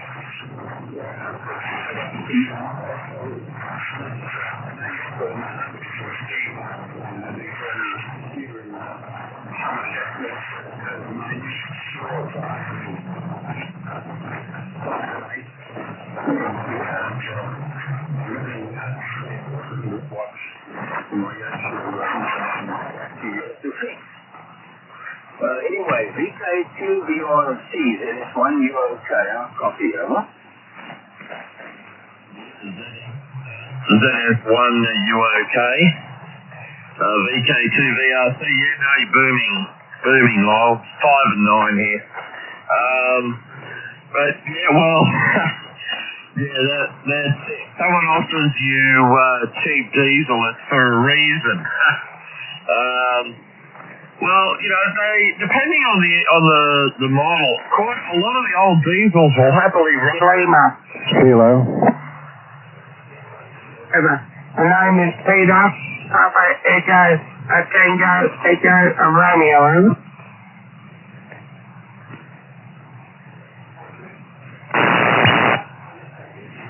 Island of New Zealand on decimal 300 QRZ. Kilo November 6, Tango Yankee Fox. The X-ray again.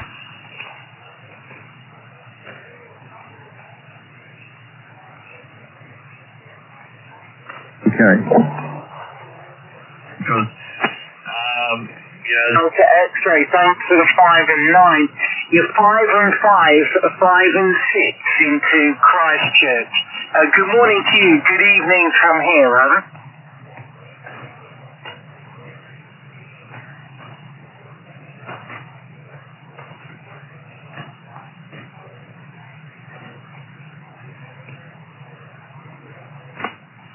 Roger, 7:55 in the morning and 6:55 in the evening here.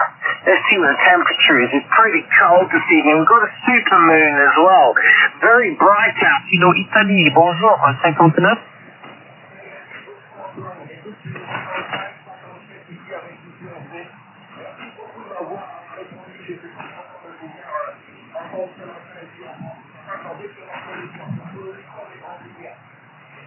And, yeah, you're, as I say, you're good 5-7 with me at the moment. So you're doing really well for me, mate, over. To me. VK2 SKI.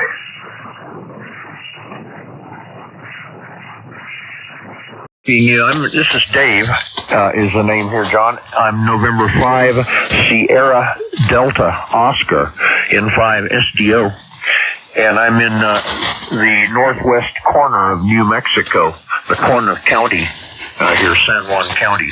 Little QTH's Bloomfield, the little community of Bloomfield, New Mexico.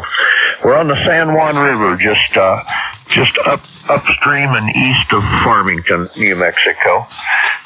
If you've ever heard of any of those places, if not, well, I'm not surprised. We're in one of the least most sparsely populated areas in the U.S., the Four Corners region here, John. N9 AMC from N5 SDO, over. Roger, Dave. Thanks for all the information. About where you're located. Probably not exactly, but you're actually kind of next door neighbor. We are in Talent, as I said, in northern Nevada, but did you say I was almost 20 over? Yeah, but I do have the preamp on, but you're at least S9. Oh my gosh, that makes no sense. Yeah, you were. Are you sure your transmitter is turned on? Are you running 100 milliwatts? I'm showing 400 watts on the oscilloscope. Those American watts? They're not Chinese watts. You know, sometimes the exchange rate is off. Yeah, well, maybe another night it'll be better. Well, you know the answer, so it's 1, 2, 2, 2, 1, 2, 12. Oh my gosh, my Andy, here, I believe it. I'm up to 122 volts. Good Lord, what is going on up here at Lake Allen? There must be extra water in the entire plant.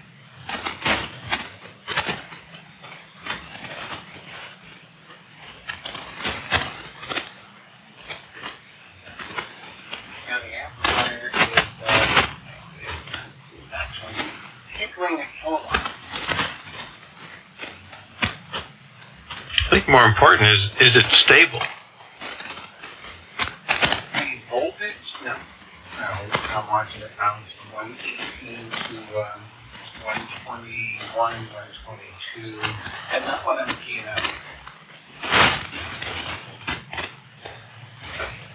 You think my panel outside is starting to fail? No, it's not the panel. It's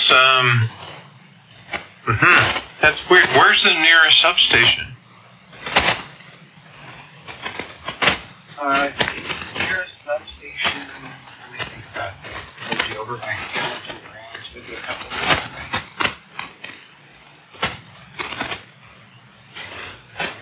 Well, 18 to 22, it's not really desirable, but that's not a crazy range. Moving around that much is, well, I can't really say it's unusual. I don't really have that much experience. If it stays within that range, you should be fine. That being said, everything is running through a UPS.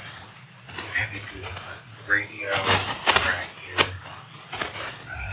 But that's not going to stabilize the voltage. Well, it should. I mean, it will condition it. It's kind of the point.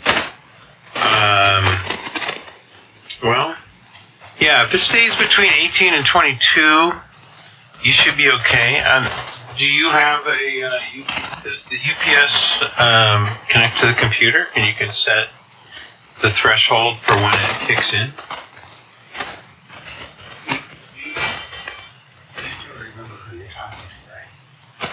Oh, yeah, never mind. Okay. Yeah, well, so, 18, 22, it's probably not staying at 22 very long. That's not bad. It shouldn't really be moving around very much. Yeah, that's not perfect, but you use the electricity that you have, not the electricity that you want.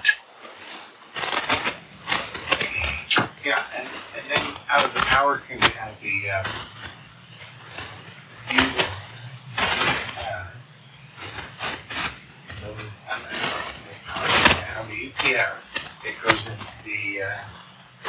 power and all the back here is flooding. And that's how the voltage will drive right up here at the back. And that's how I'm able